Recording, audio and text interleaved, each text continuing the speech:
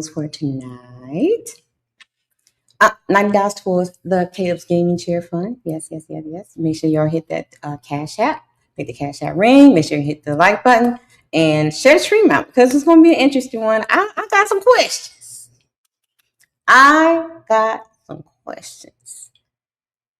But first, I need to show you guys why are we here tonight. Something happened on the panel on Monday. So I'm going to show you guys why we are here. Y'all ready? Here we go.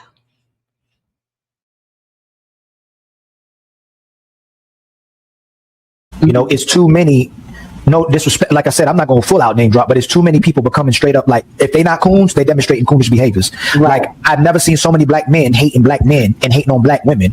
But then when we have the conversation about the black women talking about black men, we can refute everything black women say. But then how do I take that same conversation with white men and believe everything they say when it's the same thing the black women were saying because the white man said it? Is it because they're just trying to be accepted by the white man? Absolutely. A lot of what the white man says make them feel way more important than what their own brothers and sisters say because it's conditioned in us, it's socially engineered. But I didn't know it got this bad though. Look at all the black content creators, there's men, and tell me if there's support of the people that look like them. None. Yeah, even them. Homie.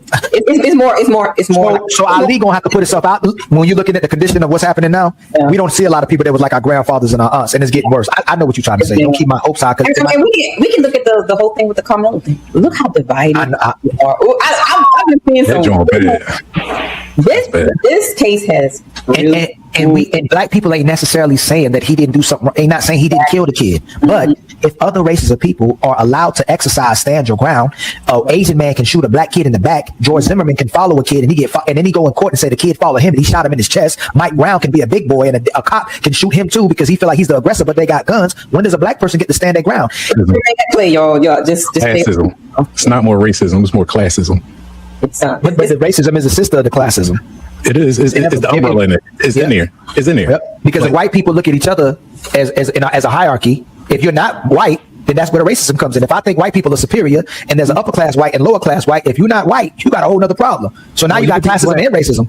You could be black with that money and act white and be accepted versus being black with that money and being black. It's like a classism thing with that money. They not.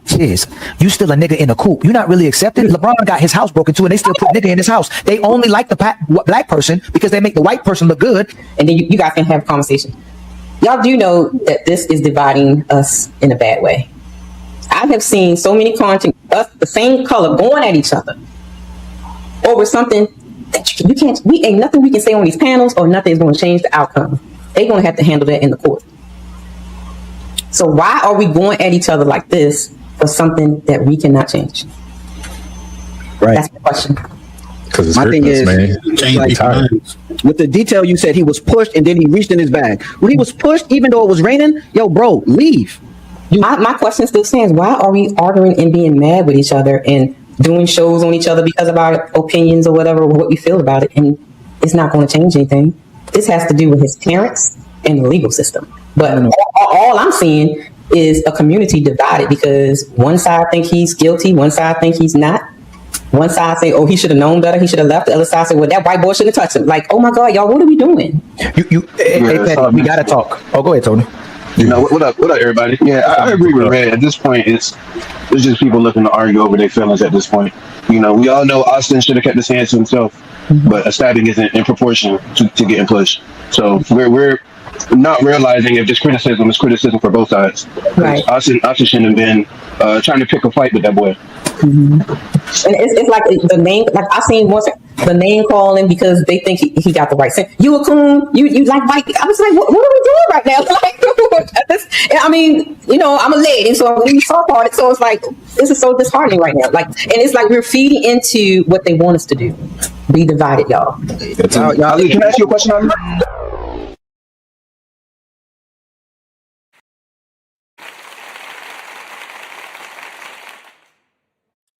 Why y'all not on the stage? Where y'all at? Oh, I need to. Oh, there y'all go. All right. I was like, why y'all not on the stage?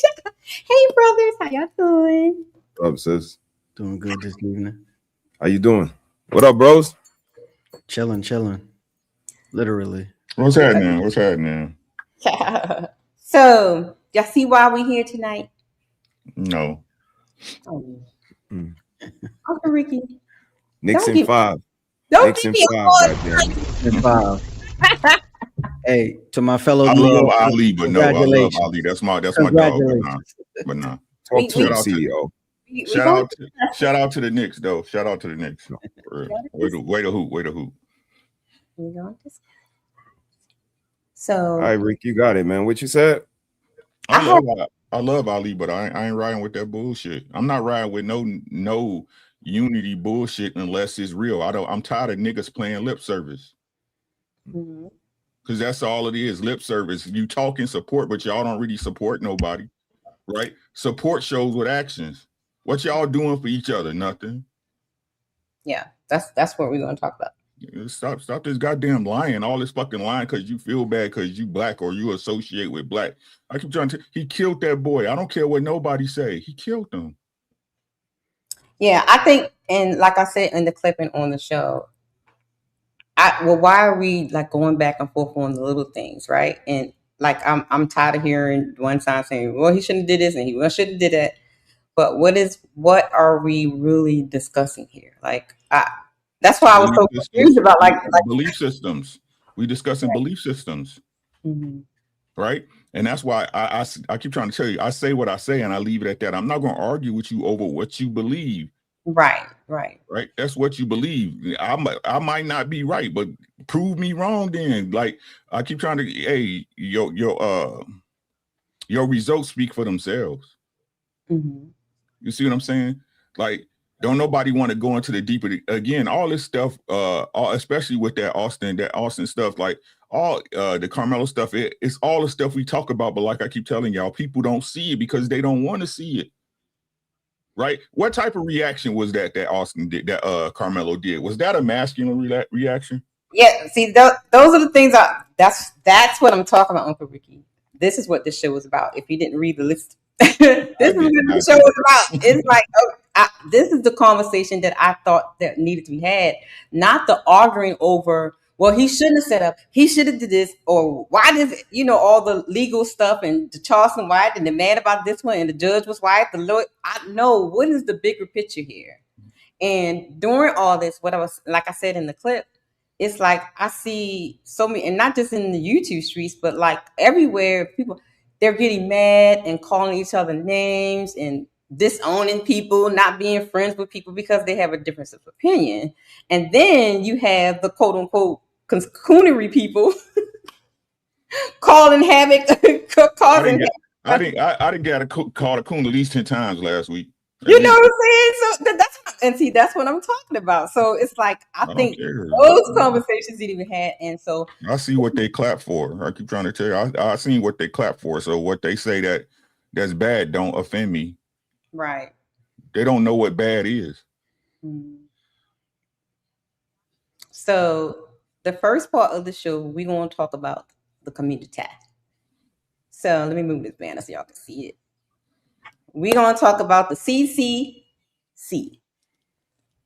With this case, and with all the cases, because we always see people, anytime something happened with a child, all of a sudden they want to talk about conscious parenting, and then the rest of the year you don't hear nothing from them. The cloud chases, cultural betrayal, and cultural Stockholm syndrome. We're going to talk about that first, because I feel, and I say I feel, not what I think, but I feel like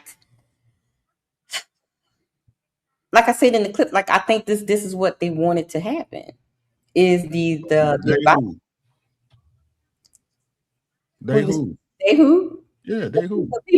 The people's in. Well, see, no, I no, because I was about to go through conspiracy theory mode. Never mind. But I'm just saying, it's just a big divide going on, brother. You know where my I was ready to pull up. I'm asking. See, you see what I'm saying? Like for real. All BS aside, right? See how automatically our minds go to that type of stuff? Well, my mind go to it for right. No, I'm talking about us. I'm talking about us as people, right? We always think there's some type of white hand involved. Who put the situation in action? Was it some man behind a curtain who just happened to make it so his mama couldn't go with him, or it rained that day and they dropped something? No. He made a bad decision. Yeah. Now, no, when I say that, I'm talking about the aftermath of what's Right. going on right So- now. It's like predictive programming. Like we know. Right, exactly. So this is my issue, sis, and I keep saying this, right? So we all grown up in here and we all understand that things don't go the way they supposed to go as far as fairness, right? We say it all the time, life ain't fair. The only fare you pay is the one you use to get on the bus or the train, right? That's the only fare you get, right? So, like I said, with me knowing that, I teach my kids to you need to minimize your contact with them people. Right? Don't be out here doing stupid stuff that don't get you locked up. And I'm letting you know, if you do it because you're not ignorant to the fact. Remember what we talked about, Mr. He said? Right. Yeah, you're moving into the second part now. Right. That conversation. Yeah. When it happened, right? If it's not something that was totally unavoidable, some stuff is unavoidable. Right? I'm not going to deny that. But when it's something that's unavoidable and you play into it knowing you're not ignorant to the fact, that's not bad parenting. That's you. Right. Right. So, I like I said, I don't know. Maybe I think weird. Maybe I process stuff differently. I don't know. Right. I'm comfortable with it, but we'll never get past this divide, because even in these cases, right, when y'all know right from wrong, when y'all know the situation, when the lies get dispelled, right, there's still somebody making an excuse. Yeah. So the first question. So first, I want to talk about the clout chasers and content creators. That's the first one on the docket, especially with everything that happened on the super panel with the what's his name? Myron Gaines. With the Myron Gaines and all that kind of stuff, right? And I've been seeing ever since this thing happened. I've just been watching and seeing how people are acting, and not just with this case, but with a lot of the cases and things. So my question to you guys is, are people reacting to the actual evidence, or they're just reacting to the race baiting and internet commentary? Jeremy's in the house. Hey, Jeremy. Hey, how y'all doing? Fine this evening. That's good, bro. So do you think that all of these journalists on these YouTube streets are just reacting to the evidence, or they're just reacting to the race baiting based on what we've been seeing so far? I think it's the race baiting, because they're saying he didn't have a fair trial, and like having a fair trial has nothing to do with anybody that's working within the courts to be black, right? And I think because he's black and the guy was white, they just feed into that race baiting stuff. Anybody else? I mean, it's definitely the race baiting part, because it's sensational to talk about. It's current events. It's everything's about race. Everything, you know. I absolutely get what everybody's saying, but I say what I say. Right. Everything from the beginning of time until today, and everything in the future, it's always going to be about race. I'm more with Ricky though. Why you put yourself at the mercy of their court? Like, I know who they are. I know how I am. So I know not to put myself at the mercy of their court. So anything, Jeremy, you want to respond to that question? No, I mean, I think it's pretty straightforward. I mean, we know that race baiting is just another way of getting clicks and likes. So yeah, I mean, on a very basic level, of course they're gonna do it. And there's no point in being mad, because the people that we expect to do what they're gonna do are gonna do it. So I guess the question would be, if you don't like it, how can you change it? Right, that was my question on Monday's show. I don't all this back and forth and crazy streaming on everybody and talk about what do we? What's the I mean, outcome? that's what they do. That's what they Yeah. do. So you know that. What'd you say, Rick? Yeah, I don't think it's about changing it. You can't change nothing but you. Right. You can't change nothing but you. People who change for you do it because they want to do that, right? What you have to do is fix yourself so you don't associate with those types. So you're not around those environments. When your eyes open, you see, hey, how many of y'all used to go out to the club when y'all was younger? I Right? The tunnel, baby. Be cutting it up, having a good old time, right? Doing y'all thing, the drinks is flowing, it's a good night, right? Mm-hmm. But when it get around a certain time, you be like, we be out of here. Well, I'm out of here, right? Or you see a certain click coming there, you be like, oh, time to go. Facts. Yeah, that was mine. Yep. Yeah, we're gonna talk about situational awareness in a little bit. I mean, but that's second nature, Rick. Again, we create atmosphere. So I definitely know when atmosphere is changing or about to develop into something that don't need to be. Like, this is something we see. And again, it's because I create an atmosphere, something we used to. So when we see the shit developing, we out of there. But again, you know, I said Saturday, weigh the scale. I don't know what scale y'all weighing. Again, maybe his mother don't cook breakfast. Maybe his house got roaches and dogs and stuff in it. Maybe when he weighed the scale, stabbing somebody might have came out on the higher end. Again, y'all talk like y'all just know everything. So, you know, we just let y'all do it. But I'm about a scale. And if mama ain't nice, if the house ain't clean, if my environment ain't respectable, if people don't respect me in my community, if I don't know where the next dollar coming from, like, this is the shit. We all know this. Some people living for today. So, you know what I mean? You got to kind of, I hear everybody. Trust me. I hear both sides. Mm-hmm. All I'm saying is, when you weighed that scale and said, you never going to get an ice cream from the ice cream truck no more. Y'all hear the shit Sabi saying, you never going to roll down the car window no more. When you weighed all of that, you said, yeah, that's fine. I'm with it. I'm going to jail. And that's why I say, I don't give a damn about this shit. Like, when you advertise death, somebody might want to buy what you selling, fam. And I'm not going to sit here talking about, I wonder why and what if. No, you was advertising death for sale. Nigga came up and want to purchase. And now he's gone and you gone forever because you're going to be in a cell or whatever, 17 years, whatever. It might sound short to y'all, but grown men wanting to go inside my booty and having to watch my back even when I'm sick and when I got the gout flare up, all of that in jail, everything goes. So when y'all say he just be home in 17 years like it ain't nothing, I know y'all niggas ain't never been nowhere. So y'all make this shit sensationalized for money. And that shit is what's deplorable because ultimately y'all just trying to make a dollar. And if that's how you make a dollar and you look in the mirror again, I'm the one that talk about the mirrors. When you go in the bathroom and look in the mirror and see a nigga make a dollar from a dead boy, that's what you about. Yeah, that's one of the things I was looking at. Even with that situation with Mr. Let Go, like how he just flipped out because MTR was the hot thing so that he can make money off of, you know what I mean? Like how people would just adapt to just flip because it's attached to a dollar. So does that mean that they don't have any integrity if you can flip? None at all. See, but this is a broken. I'm sorry, y'all. I'm so sorry when I have to do this. I apologize beforehand. Now you got it, bro. I got one rolled up. I'm waiting for you to cook. Right. I got you. Come on. This is what I be talking about, right? This is what I'm talking about. The change we want to see, people don't want to. They don't want to go through the pains to get there. Right. Like, for example, I repeat, there's no point of crying about a cop killing your kid when you okay when the check comes. Mm-hmm. Mm-hmm. Let me say that again for y'all.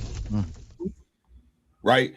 There is no point of crying and protesting about a cop or somebody deleted your child, and then when the check comes, next thing you know, we see you getting in an interview with Prada glasses and Rolexes on and a new car. So they paid you, right? You got paid for the event, correct? Mm-hmm. We've compensated you for your pain and suffering, right? Yeah. Same with his parents. Mm-hmm. Now we are supposed to act like we didn't see the numbers on the GoFundMe. Where that money at? It ain't. Oh, right? You see what I'm saying? Right? You have to move I correctly. don't want to get into the detail thingy thing because that's This what I'm is what trying I'm to saying, avoid. bro. those little, It's one of the oldest sayings people have, right? Make sure your house is clean before you criticize somebody else's, right? Don't throw stones in the glass house, right? Make sure your house is straight. Make sure that your integrity, sis, is intact before you question anyone else's. Right? Y'all keep saying this is what's crazy. Hey Sean, you remember that shit when we was on that one panel and it was like, how much would it cost for a man to do whatever to you, right? Yep. Niggas just giving off numbers, $1 million, $5 million. No, really? Are we? Yeah, compromising themselves. Absolutely. Oh Lord. Absolutely. So that's what. Listen to what I'm saying. I can't wish better for you. Right? I wish you well. Right? But we can't. That's what we wish better. Man, such we worry. It don't work like that. Improvement is it's a one-person job. The work has to be done by you. So no matter how many times we talk about it or discuss it or these things keep happening, it doesn't matter. It's just lip service. What are you actually doing? What have you actually done? Sean, tell y'all what they do. I tell you, I didn't raise kids from here to here, crackhead babies, crack babies, right? They grow up, one's a sheriff, right? I grew up to another one, he's a construction supervisor. Right? I keep trying to tell y'all, me and my mama, we was the house that kids went to. When they lights was out, when they didn't have nowhere to go, when they ain't had nowhere to eat, when they ain't had nothing to eat. I did my job. But that's not enough for our people, right? That's not enough. It's getting to the point where again, don't take care of nobody else's kids. Ain't that what they saying? How dare you, black man? How dare you take care of another man's kids? That is what they saying. But y'all keep screaming community. Facts. Talk to him, Shut the fuck up. Would y'all please? Shut the fuck up, because y'all liars. Y'all liars. And let me prove the point to y'all, right? With this situation, what did I say? It's on my channel. Y'all can go watch. I was on everybody's channel saying this. Self-defense, when you come into one of these situations like this, it has to be a reasonable response. We all know what that means, right? I'm gonna keep saying this till everybody get it, right? Y'all remember Breonna Taylor? Yes. Absolutely. Remember how the cops no-knocked her? They had a no-knock warrant, went up in the house, and her boyfriend didn't know who they was, so he shot a cop. Mm-hmm. Didn't he get off? Yep. Yeah. So somebody that you don't know, don't knock on your door, kick your door in and come in with pistols. I believe shooting back is a reasonable response. Shooting at them is a reasonable response, don't you? Absolutely. I do. Yep. That's self-defense, you dummies. That's self-defense. Someone pushing you and you stabbing them is not a reasonable response. You guys are unreasonable. So I was supposed to take an unreasonable thinking human being's opinion as fact?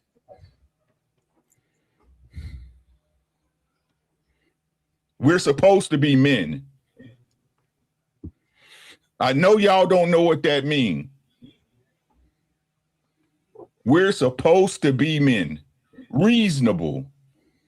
Hey, man, it's raining, man. You know, I understand this ain't my tip, but if y'all don't mind, can I please sit here till it stop raining? How would that go off with you, Sean? Batman, genius. How would that go with you? Hey, man, I understand, bro. Yeah. Yeah. And if it got hostile, I would have left. That's what I'm saying. This shit is so disgusting. I keep trying to say, I don't believe how y'all don't see this shit is disgusting. Damn. It's disgusting. Y'all are raising unreasonable children. And then when they buck up at y'all, that's when they become a problem, Sean. Damn. Talk your shit, bro. Right? When you got to call the cops on them to come to your house, right? Because they won't listen because they tearing your shit up like that, right? Then that's when that child's a problem. But for everybody else, that's not my baby. Y'all don't understand how bad this shit look. Yeah. Y'all really don't understand. Y'all, this shit look bad, bro. But they the racists. This shit. So my apologies for the rant. I'm sorry. Don't matter. So so I'm going by the temperature of the panel right now. So we want to switch gears because it seems like we really need to go to the parenting part and skip the cultural Stockholm stuff, the self-hate stuff. Let's just focus on that part. Okay, before we go real quick, Red, can I just say this part? Mm-hmm. The main reason why I didn't want to speak on it when it first happened, because let's be honest, I'm in Texas. So if anybody should have been speaking on it, it's going to be getting spoke on to be the people from Texas, all the people that's close to it, all the people that's affected. But you know what? I didn't say nothing about it. There was one thing that didn't make sense to me. I'm on a computer right now. I am connected to a app, and that app is putting it on other people's phones. And on that same app, I watch videos that people make from their phone, and I didn't see not one video. Now this is teenagers. Now I'm just looking logically, and I ain't seen not one video, not one nothing. Oh, Jeremy. Okay.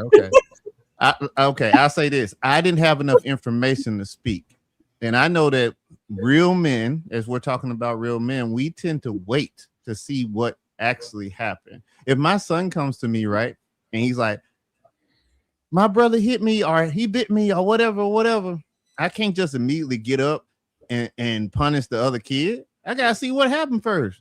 Yeah. And we didn't have enough information. So that's why I didn't say nothing about it. No rabbit hole. We're not going down the rabbit hole. Okay. No, not this show. Not the rabbit hole. That's just my view on it. So. Because I divulge some information, but I'm not. So since especially Uncle Ricky kind of tapped into it about the parenting part, which is what I thought was the big. I think when I was talking with, shout out to She's Being in House. When I was talking with Brother, and on Monday, CEO had brought up a good point, and we're going to look at that in a minute. That's what I said. It's a bigger lesson here and a bigger conversation that these panels and people arguing back and forth are not having. And I think for me, and looking at, how our young people are, don't know how to regulate their emotions. They don't have no situational awareness. They don't know they don't have any conflict resolution skills. I think that's the bigger picture. I didn't want to talk about he had a knife, he didn't. He should have been sitting, he shouldn't have been in there. What is the bigger picture here? What is the picture we need to be talking about? So that's the point of this show tonight. And so we're going to start with the parenting, okay? Since we're already there, we might as well go ahead and do it. Unprepared sons, when parents fail to prepare their sons for the real world. And in this case, I think this is exactly what happened. Let's look at the clip that I put together, and then we can talk about it. You have a father growing up? Was your father in your life? Yes. We know that Carmelo's father is in his life. I don't got my father. Okay. If y'all want to comment on anything you see, y'all just tell me. Shouts out to Ali. This was on his smoke show on on Monday, and he had a conversation with this young man, and he pointed out a few things that I was even thinking about myself. On this conversation. So shouts out to Ali. Here we go. you have a father growing up? Was your father in your life? Yes. We know that Carmelo's father is in his life. I didn't have my father in my life. Now, out of all three of us, who do you think was taught de-escalation skills and how to combat confrontation? All of us. That's where you're wrong, because I wasn't. My mom never taught me to walk away. You know what she taught me? If someone hit me. Hold on. Did you say your father was in your life? I said he wasn't in my life. Oh, I thought you said he was in your life too. I'm sorry. Now, y'all heard what he just said? The mama told him, if somebody hits you, you better hit him back. Like he wasn't taught, conflict resolution skills. Mhm. So he Okay. had to like pretty much learn it Okay. on his own when he got older. So let's listen to what you gotta say. Let me know if y'all want to chime in, okay, guys? So Okay. we didn't talk about the father and teaching Carmelo de-escalation skills or walking away or being a bigger person. He said we're not going to talk about Carmelo's father didn't teach him about the escalation skills and walking away. I definitely hear all of the stuff being said. You made a great point. But in order to do any of those three things, those just the three things that were mentioned so far, what do you gotta have? Words. You gotta have the words to be able to de-escalate. You gotta have the words to be able to, like, you gotta be able to have the words. Do these young people have the words? They can't read. Thank you, Uncle Rick. Do they parents have the words? Right, and I was about to say, to their parents. Right, like apples don't fall far from trees. Right, but yeah. Here's the thing. Like, what I saw was nobody went and got an adult. They don't see y'all as adults. That's what I said Saturday. We're gonna get to that part. We're gonna get to that part. My bad. I'm sorry. I won't say it. We're gonna get to that part. We're gonna get to that part. Okay. All right, that's point number one. De-escalation skills was not taught. Okay, now let's listen. Look at Ali face. Ali like, I don't got time for you, sir. Here we go. You didn't address that. It was, he had the right to be there. I'm not buying that. Okay, hold on. You can't go on a monologue. Hey, no. Chirac, you can't keep going. Hey, Chirac, you can't go on monologue. Hey, fam, if we're going to debate, make a statement. Let me rebuttal it or agree with you, okay? Why didn't Austin Metcalf's father teach him to walk away? Now, why? The white man didn't teach his son not to walk away too. Now we're going with why the parents ain't teach their kids what to do. Now watch his response was very interesting. Here we go. Huh? I can't hear you over the silence. Oh, my bad, that's a lag. What'd you say, bro? Oh, that's a lag. Why didn't Austin Metcalf's father teach him to walk away and not put his hands on people? Who to say he didn't? Shit. Got your ass. He put his hands on somebody, Chirac. Break no laws. The Austin Metcalf putting his hand on him, he assaulted him, he committed a crime. So Carmelo didn't commit no crimes being under somebody's tent, CEO. Right. So this is what Carmelo messed up at. Situational awareness, bro. Right? Yeah. He wasn't aware. Like, it's like he didn't. It's like, dude, you under this tent with these people. You have a knife in your bag. No one knows yet, right? Right? You got a weapon, right, bro? Leave. So let me ask Go ahead, then I'm gonna go ahead. So Rosa Parker got up out her seat. I don't know what happened with Rosa. Hey, look, this was crazy. Oh, shout out to CEO. That was crazy, CEO. I ain't gonna lie to you, bro. But He said he don't know what Rosa Parks. Hold on. What I'm saying is, what I'm saying. No, go ahead, Jeff. I only know what I was told and what I read in some books. I wasn't there. So as a matter of fact, I do not know. That is a fact. I do not know. I know what I was told and I know what I read. I do not know. Okay. You feel me? And if it's a point of should have got out of her seat, no. She had a free occupied seat. So no, she shouldn't have got out the seat. All right, here we go. Oh my God, yo. Actually, that was a thought-provoking question. Shouts out to Nino. Shout out to Nino. Because on the surface, you would think that it's obvious. Like, if a person changed their course of action. But was it her actions that we really should be focusing on? Or was it that straw that broke the camel's back? Like, I don't know if y'all ever lived in an all white town, predominantly white town. How you felt when you lived there? How you I treat did. you when you lived there? I did. So me. you know, I don't know. This It one was is weird. I It was weird. can answer that question. yeah. Come It on, was bro. weird. Come on, bro. I Help me told out. y'all before. I stay in one of the whitest towns in the United States of America. Look it up, Rochester, Minnesota. Don't you know? Don't you know? Home of the you know? world famous Mayo Clinic. Those people y'all worship, when they fucked up, they come here. Yeah.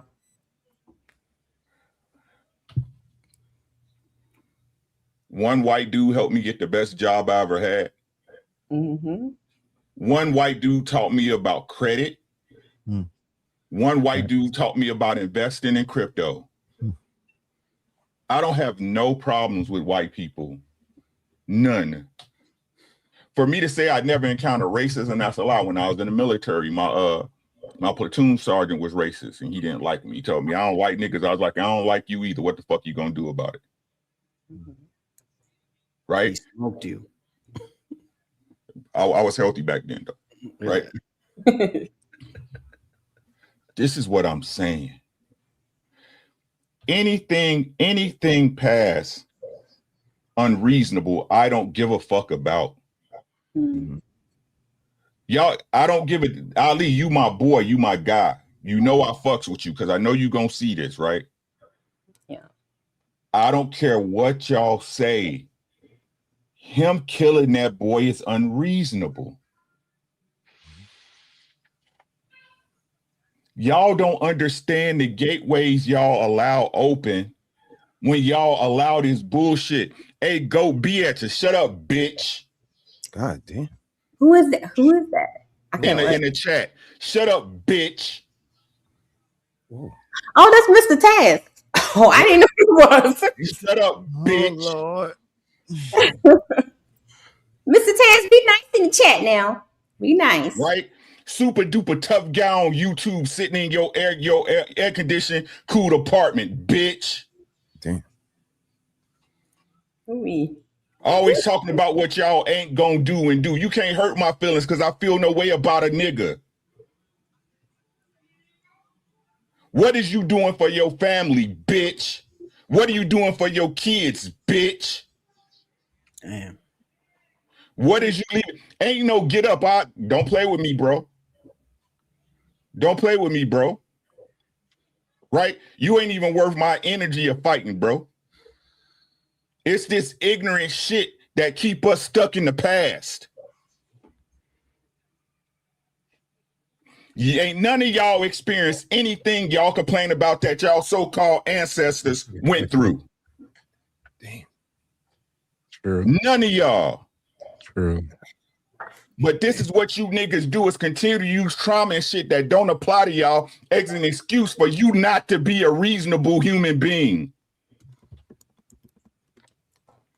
For you to not move as an adult. No matter what y'all say, no matter what y'all do, I said it last week, I said it the week before, I'm going to say it again. If it was your kid, if it was your son that got stabbed, the last thing you would be saying, well, I told him not to keep his hands to himself. Yeah, that's what this clip is about. What we're teaching our kids. Why they don't know. Y'all the worst of the worst, bro. Y'all fucking fake Black Panther ass niggas that don't do nothing for nobody but yourself. Y'all the worst of the worst, bro. You Umar Johnsons, you goddamn Willie D's, y'all the worst of the worst. You fucking grifters. Yeah, can we really talk about that though for a second? Because there's a lot of people Hey, that say now one I want to talk about the content. First I want to talk about the content creators. Now y'all want to talk about make up your mind. Shut your bitch ass up, bitch ass nigga. Sitting on the internet talking about what you gonna do. You on the internet with me, bitch ass nigga. Your ass up. What you want to talk about now? Y'all want to talk about the Yeah, I want to hear what Jeremy was building on. Jeremy, what you walking down, Jeremy? What you walking down, bro? Mess you up, Rick. I mean, go ahead, we got a lot of black folk that make money off of black folk. and don't Correct. do Yeah. nothing about it. And we got a lot of black folk that use the anger of black people to try to intimidate white folk. Can we talk about it for real? Like a few seconds. Yeah. Well, Yeah, see, go ahead.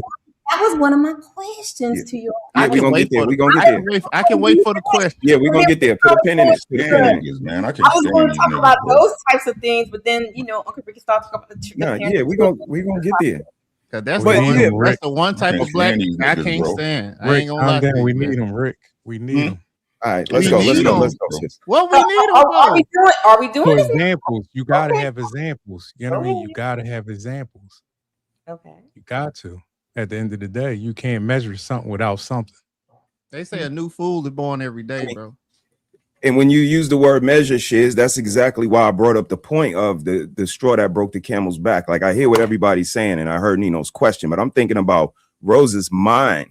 Like, that day, she was fed up that day. Maybe another day she would have moved, maybe Wednesday or third, but it was Friday. Like, she had a lot going on, and approaching that day might have been the wrong day. And that started a whole movement. So again, I'm not making excuses for anybody. I'm just saying, with that boy living in that town, in that climate, him being approached that day, maybe that wasn't the day for him. And like I said, when he weighed the scale and he ultimately decided, I'm going to do what I'm going to do and I'm going to jail, that's when I wash my hands of it, because we as men, we make choices. So when he made that choice to do what he did, he know it was on the other side of that. So I'm just asking, is it possible that sometimes just being fed up, sometimes the straw that break the camel's back is enough? Is that off or something different? Not at all. You correct. So, are we on the children still, or are we talking about content creators? Which one we know? We talking Talking about about decision making. He talking about decision making. okay. All right. Yeah. Let's what he finish, said. 'cause I gotta. I'm gonna put this. Stand these niggas, bro. I'm gonna put this question up, and I want y'all to think about it, because when I thought of this question, because not only in this situation, because I really want y'all to just focus on how the young people are moving, not just this case, but how young people are moving. They're quick to pick up a gun. They're quick to haul off and and do the most, right? They over words. They kill each other over Facebook posts. You know what I'm saying? So there's a bigger picture going on that I want to talk about, because this young man having the back and forth with Ali, he actually said some, even though Ali didn't agree with him, whatever, but he actually was kind of right. So let's finish that, and then we're gonna talk. Yo, CO, hey, I know. Listen, listen to- here we go. hold on, don't Here do we don't go. give me that. Bro, when I was his age, I used to carry a knife to school, right? In New York, we used to fight, bro. I did not pull out that knife if we were throwing blows. Like that, man. Why can't you just answer the question? What was the question? CEO, what did you say when you were at you were saying at that age? Explain that part. How old were you when you were? You muted. You mute. I was 17 and I got robbed for about like 8 carats of diamonds, right? Mm-hmm. And I started to carry a knife around, at that age, at 17. I still got into fights, but I never pulled my knife out, right? Because now it's not just assault, it's assault with a deadly weapon. You know what I mean? I was conscious enough and aware enough. If I pull that knife, I could be going in. Okay, say that again. You were what? 17. No, you were conscious. Go with that. Conscious enough to know if I pulled that knife, I'm going in. Going to jail, basically. Let's keep going. Hold that right there. Keep I said, should Rosa Parks have got up out her seat? Everything that applies with this case applies to that one. Should You weren't there. You weren't at that spot either. Rosa Parks have gotten out of her seat? Yeah. Nah, Brain fart. shouldn't Your have got brain out of her fart. seat. So why should he have left? Checkmate. And do you believe that Carmelo was in fear for his life? In fear of his life? Yes. No, I think he was in fear of the boy seriously harming him. Did they prevent him from leaving? No, no. We already talked about this. Why didn't? So no. Hey, Shirek. Why is all of y'all? Hey, Shirek, you a black man, yo. You black. Right? Let me finish. Why, hey, Shirek, why didn't they just leave the black boy alone? It was raining. He got under the tent. He didn't come there to stab nobody. He didn't come there to hurt nobody. Does that not sound weird to you that a black kid went under a tent and all of a sudden they saying he's the aggressor? And while you left, Shirek, the Texas law says the aggressor is the one who becomes physical. No, it ain't no. Come on, you didn't even know. I responded. If the boy walked, why did they walk away from him? Yes or no, Ali? I said, did they prevent him from leaving? Yes or no? No, it didn't prevent him from leaving. No. So if he felt threatened, why didn't he go get some authorities? Answer that. Shouts out to Mr. He said. That's what you said earlier, right? Why didn't you go get somebody, right? Listen, I'm gonna say it again, right? No. Listen again. Sis, and not only why did they not go and get anybody? The adults there, they're not aware. They're not.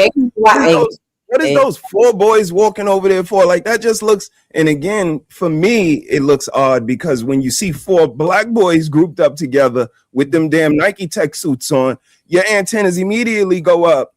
Yeah. So why is these 6 boys, 4 boys, whatever it was, approaching this boy like nobody's aware? No, there's no consciousness. And that's why I said they didn't even see them as, they don't even see y'all as adults. Like, y'all kids like them. They like go to them for what? They gonna do what? Right.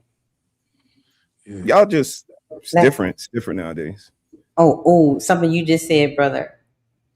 Yeah, we're about to get to it. Here we go. Somebody, if he felt threatened or he felt like he needed help, why he didn't get no help? Because he wasn't taught that. He was taught times when you can get help and there's times when you don't got help. You never did. Okay, how many times have you called the cops when you in an altercation? I don't be in an altercation no more, so I don't have to. But if I do, I'm calling the cops. Shit. Got your ass. That's why we got to teach our young black brothers, man. You don't call. Every altercation doesn't have to turn physical. We got to learn to be the bigger man sometimes, walk away. It's okay to protect yourself. Hey, Direct. It's crazy. You can't do that while I'm talking to you. You can't do it while I'm talking to you. You can ask that to me. It's crazy that you're more supportive of the kid walking away instead of addressing the fact that kid, when he pushed him, assaulted him. You don't address that. Once that kid pushed him, let me finish.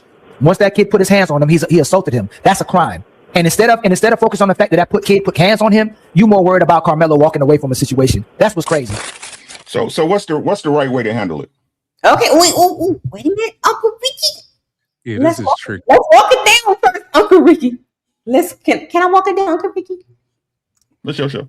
Okay. All right. So here's the thing, and brother, you kind of sussed on it. Here's where I have a problem. CEO, you said he didn't have situational awareness, right? Right. My mic too low? Yeah. I hear you. I'm listening.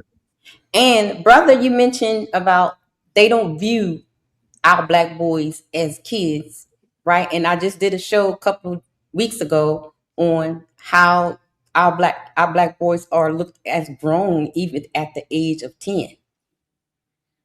So my question to you men and in the men in the chat, as black men, black fathers, should black parents give their sons a different conflict survival code because of the higher stakes? No, why? Let me play the niggas game. No, why? The law works for the niggas just like you work for black folks, just like you do for white people, right? The cops gonna treat you the same way they treat the white boys, right? No. What? Right. So again, so again, I'm asking the question: if things are so extreme, why are we not instructing our children in extreme cases? Why do our people not move extremely cautious in these things? Right. That's the question. So I don't understand how y'all keep saying it's racist, but y'all move around ignorant as fuck, thinking y'all nothing gonna happen to y'all. Right.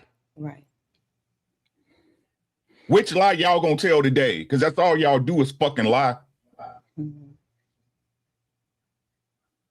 Oh, he gonna get off. Don't tell me it's not fair when I just told y'all Breonna Taylor, a boyfriend, shot a cop and went home. Y'all keep moving past the point. Yes, he shouldn't have shoved him. We understand that. But what usually happens is fisticuffs. We fight. Right.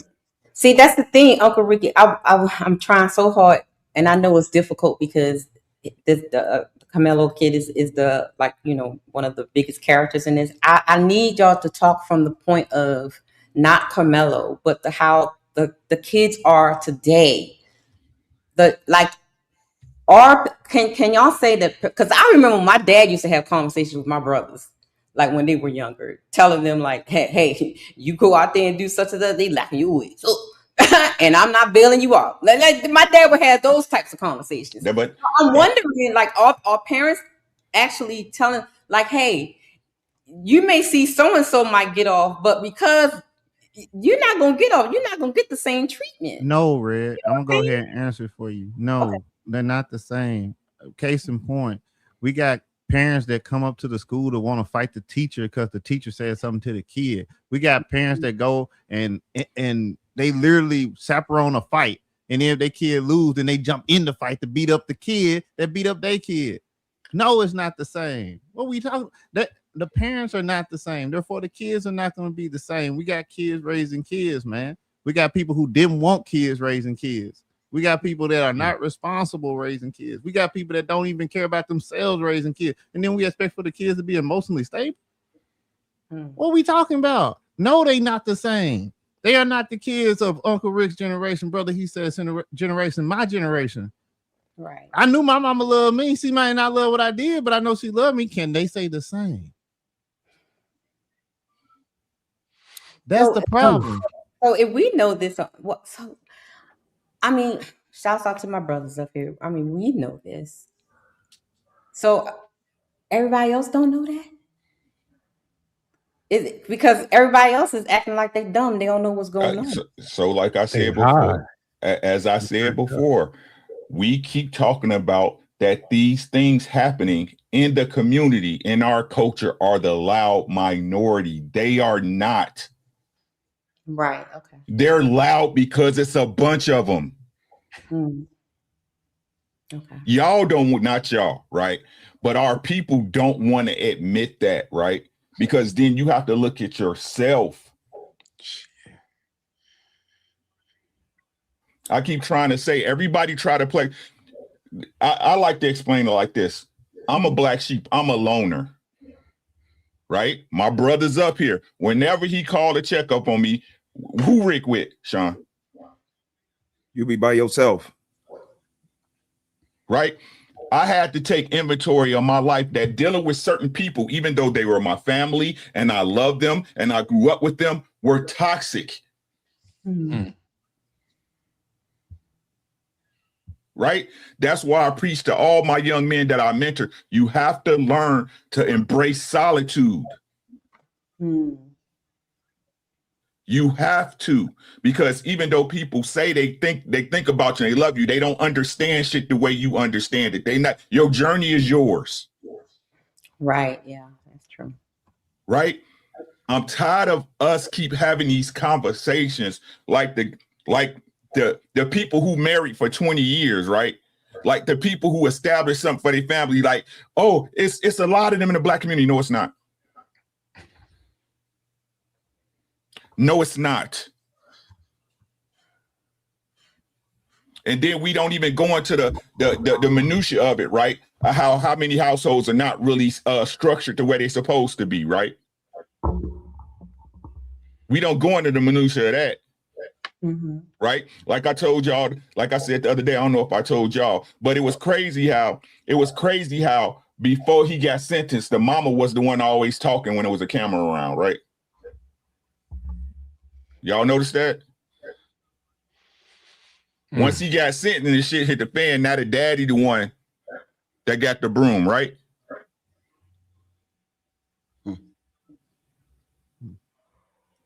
Right?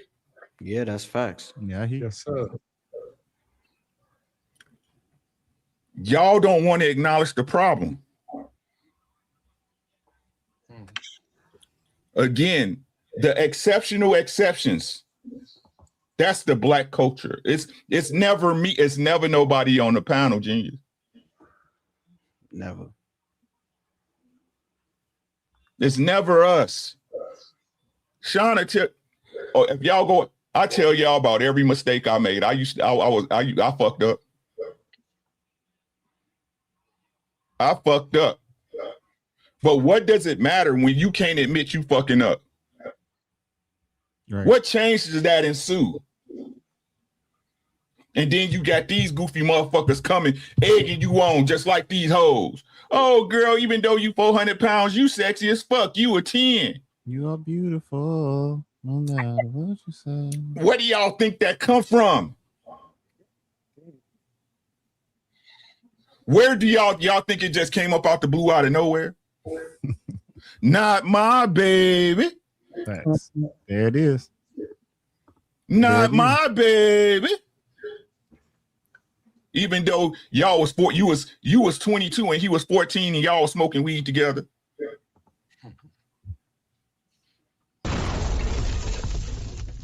They didn't have to go out and drink because the excuse you used was, well, at least if I know he drinking here, at least I know they safe type shit. But I guess that's just me though. I guess I'm the only one who did that, right? Like I'm the only one who fucked the fat bitch at 3 a.m. because I wanted some pussy at the club, right? Jesus. Where is we going right? Do you know you're a little whore? I cannot, Uncle Ricky. I'm just keeping it thorough with y'all. Y'all say y'all want the truth, but y'all don't really. Facts. You don't. Y'all the bitches y'all complain about. Oh, Lord. They doing all this, that pointing shit. And what I tell you, she is, this is my saying, right? If you ever hear somebody say this, they got it from me. That's why I point like this. I make sure all my shit straight before I even say anything. Before I even say something. Ain't gonna be none of this shit. I'll point at you like this. Because I didn't assess and deal what I'm supposed to do as a man to make sure I had a right to complain.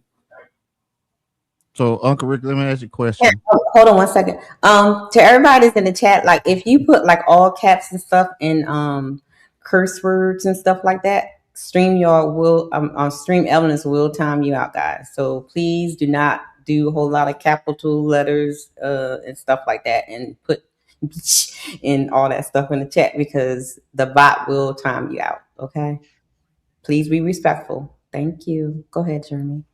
So, Uncle Rick, let me ask you a question. Let's get to some actionable things, right?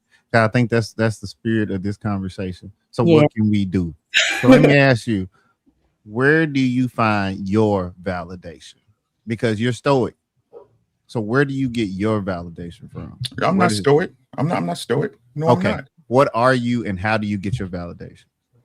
What do you explain to me? Clarify to what you mean when you say validation. When I say validation, I mean your sense of self-worth, where you should be, the ability to maintain frame as a man. Your validation. What do you mean frame? Okay, so how you can have your point of view like you have right now, where it's like, I have dealt with my situation. I'm good with my situation. I've learned, and I'm not going to be swayed either left or right from what I got to do. But appreciate that for the clarification, because I just want to make sure we understand. No, we good. Right. If I was to use the word validation, right, I would say it's within my family structure. Right? It's within my family structure. Even though I come on here to talk to you, I really don't care what these people say. Right? I really don't. As a man, this is y'all too, right? Especially you, Batman, because I know you still have hope for this bullshit, right? But it's gonna come a time where it clicks, right? Where it clicks to every person, especially if you look at life or the things you want in life to be. I ain't gonna say positive or negative because things happen, right? But when you're looking to get your life to a certain piece. I got it. Yeah, I'm tracking. Right? You gonna realize the only real thing you can affect are the things that you can affect. Does that make sense? I don't want to go off into no dark hole tangent, right? Yeah. I can only control what I can control. I control the controllables, right? And what that means as a man, if I don't want the burden and have to deal with some shit that come down the line that I can prevent, I have to do my due diligence. Got it. right? So everything. I hate to use this example, but it makes sense, and it's gonna make sense when I tell y'all. It's like Batman. You know how Batman have a contingency for his contingencies? Facts on that. Right? As a man, you have to learn to have contingencies for your contingencies, because even if you love them, listen to what I'm saying, fellas. I need y'all to listen. You love them. You believe they love you, right? If the shit ever goes bad, you're going to be the one who have to fix it. Facts. Doesn't matter. The rest of the shit's not gonna. All those data boys, every single foundation you built, everything you did to make it right is not gonna matter. You're still gonna be the one to fix it. CEO, same question, man. Cause we're trying to give some actionable items, man. We're trying to give some people something to hold on to, and they can't read something that they ain't never seen. So how do you do that? Find validation in yourself. Find validation in myself. Mm-hmm. What's that thing that makes you stay on your square? It's routine for me. I like to build a routine to keep myself busy. And I try to stick to that, and then I hold myself accountable when I don't stick to it. Right? Like right now, I'm struggling to stay on my workout routine. So to supplement that, I just been eating healthier. Okay. Right? So it's like I didn't do 100 push-ups today, but I had salmon and salad. You feel me? So it's just like set goals, obtainable goals, like realistic goals, and just like stick to them. Try to do them. Try to get those done every day. And if you don't get it done, the punishment should be something to replenish what you missed. Okay. Mr. Yappin. I don't want to say your first name because I got this country slur and it's gonna sound wrong. So where do you find your validation? What's something that you can tell somebody that could be actionable?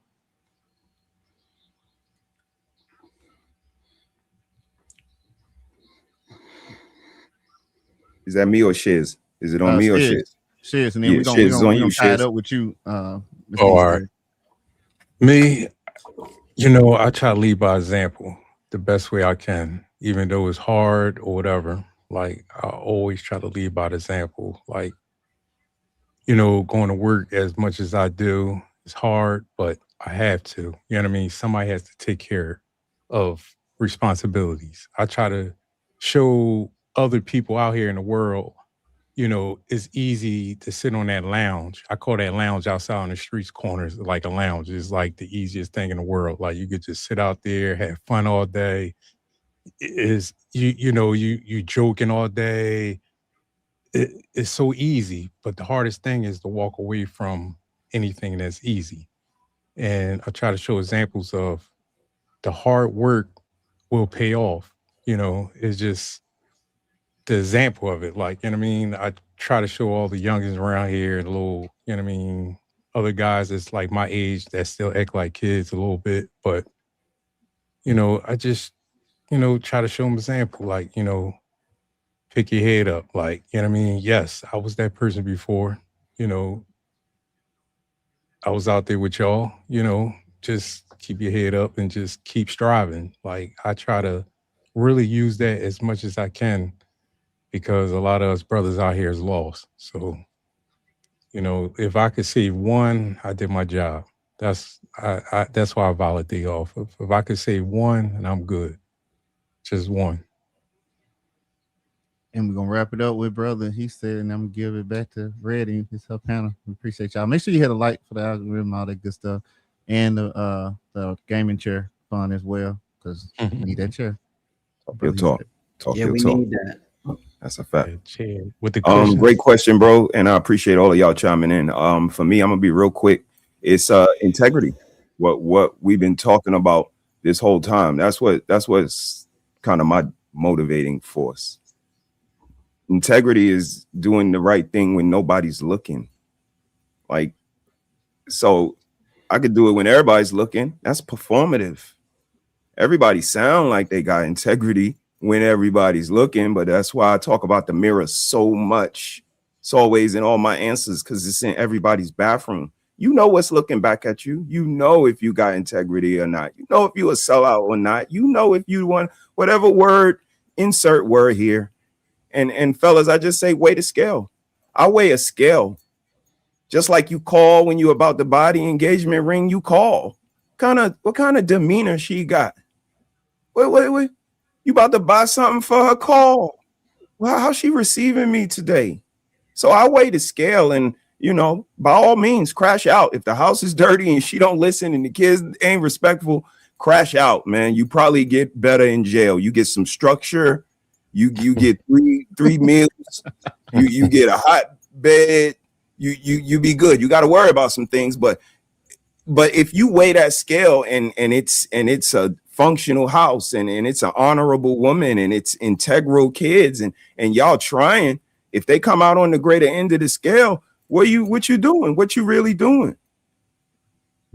Again, for me, it's mathematics. I might not be quick. If you can't fight, how the fuck you shooting somebody and going to jail? You gonna have to fight there.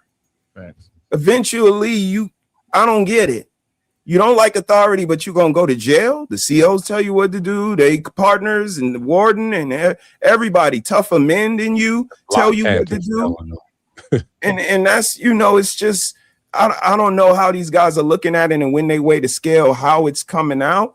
But my suggestion to you fellas is weigh the scale, man. And if it comes out that, you need to have freedom in order to do the things you want to do, you need to have integrity in order to do the things you want to do, then make the necessary changes. But if not, crash out. I don't care. I ain't got to go through jail. Got to have somebody in it, and it ain't going to be me. Dang. Mathematical on that one. That's true. Yeah, ain't lying though. Yeah, and to the question you asked with what are we about the sons? What was the question again? Can you pull it up? Which one? Should black parents? Well, it basically should black parents be teaching their sons a different type of survival because of how they're viewed in the community, right? Yeah. Like different type of lessons. Because I'm listening to everything you guys say that to Jeremy's question. So was that taught, those things that you guys are saying? Was that taught to you, or did you kind of develop those things yourself? Well, yeah. Well, let me speak on that real quick. I kind of had to develop it, right? Coming from Bed-Stuy, Brooklyn, right? In elementary school and junior high school, I used to get into a fights a lot, right? But like when we're out in the world, you went to CEO? What junior high school you went to? I went to Jackie Robb. Shout out to you, but okay. I went to Satellite East. Yeah, then I went to Boys and Girls High School. Shout out to the High. Mickens. That was my crew up there. They just named Stuyvesant and Fulton after him, Mr. Mickens Way. Yeah, rest in peace, Mick. Rest in peace. Great guy. What I had to teach myself is flight till I had to fight. Right? Try to get away from the danger until you're losing ground, and then you have to fight. Right? Because even with that type of structure, right, the law is on my side because I tried to get away. And you taught yourself this. That wasn't a conversation that you had with your mom, your dad. My dad wasn't there, so it was just me, my mom, and my sisters. Mm-hmm. So I had to make sure I made it home, right? Mm-hmm. So it's like a self-defense case for Carmelo would have been weak because he had every opportunity to leave. Mm-hmm. You understand what I'm saying? That's why I go so hard saying he should have left, because he had multiple opportunities to leave. You know what I'm saying? Leave, right? You have a weapon, definitely leave, right? Just because you have a weapon don't mean you should use it in that moment. And now he's learning the hard way that he used that weapon because he had it, and now he got to go sit down. And like he said that those 17 years is not going to be easy. So my question is to, when you said that, what if he's one of the ones that was taught You don't back down for nothing. Like I said, You better not be no punk. I was taught that as well, right? It's situational awareness. I'm surrounded by the enemy. You keep saying that. So who asked? So I hear that a lot, guys. Now, for girls, it's a little bit different. So I want to hear what it is like for the boys. Situational awareness. Like, what does that look like? How is that explained? How is that conveyed in boys' situations? I can speak on it from my point of view. Go ahead. I Yeah, had I'll go to next. I had to learn how to read people's mannerisms. Sometimes you can tell if somebody on some BS, right? They're belligerent, or either they're unnecessarily quiet. They don't want to be messed with. You poke and prod, then they're gonna be ready to do something. I was taught that you had to pay attention to your environment. I was taught that you needed to have an exit plan on how to get out if you were by yourself, and if you were with a whole bunch of people, you need to have an exit plan, like your family, not like 12 people. Like you can't do nothing with that, but like your family, your immediate family, like your kids or your wife or something like that. How can you see it before it affects you? Kind of like what Uncle Ricky was saying. Like, okay, if we go to a restaurant, right? And men tell me if y'all the same way, I do not want my back to the door. Right. Malcolm X. Yeah. I want to be either on the side where I can see, or if I can be in an area where I can literally see the door and see people moving around. Because I get to see what's happening ahead of time. So I mean, that's something that wasn't taught to me as a child. That was learned experience. And that's because clumsy me was taking care of horses by myself and got kicked in the chest by one, and then wake up to a couple hours later because I didn't pay attention to my surroundings. Right? So I had to learn real quick after that. If I'm going to be doing this by myself, I better start paying attention to what's going on, because the horse wasn't trying to do nothing to me. But I was in the wrong place. It didn't see me. It got spooked. So I had to learn, okay, I need to start paying attention. And then the military really drilled it into my head after that. Just being 100% honest with you. Like, I learned more about how to conduct myself as a man in the military. I was fortunate enough to have a drill sergeant named Smalls. He's a little short black man with a bald head. So, you know, he had an issue. And I was tall. So that's all it took. Oh my goodness. And he stayed on me.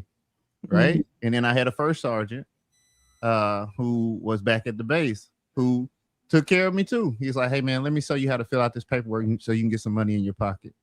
At the end of the month, they're gonna have extra monies, right? And then at the end of the year, they're gonna have extra money. They're gonna have you doing all type of crazy stuff, like pulling insulation out of the roof, but it's gonna be money. That's when I understand the value of keeping my bank account at a certain amount.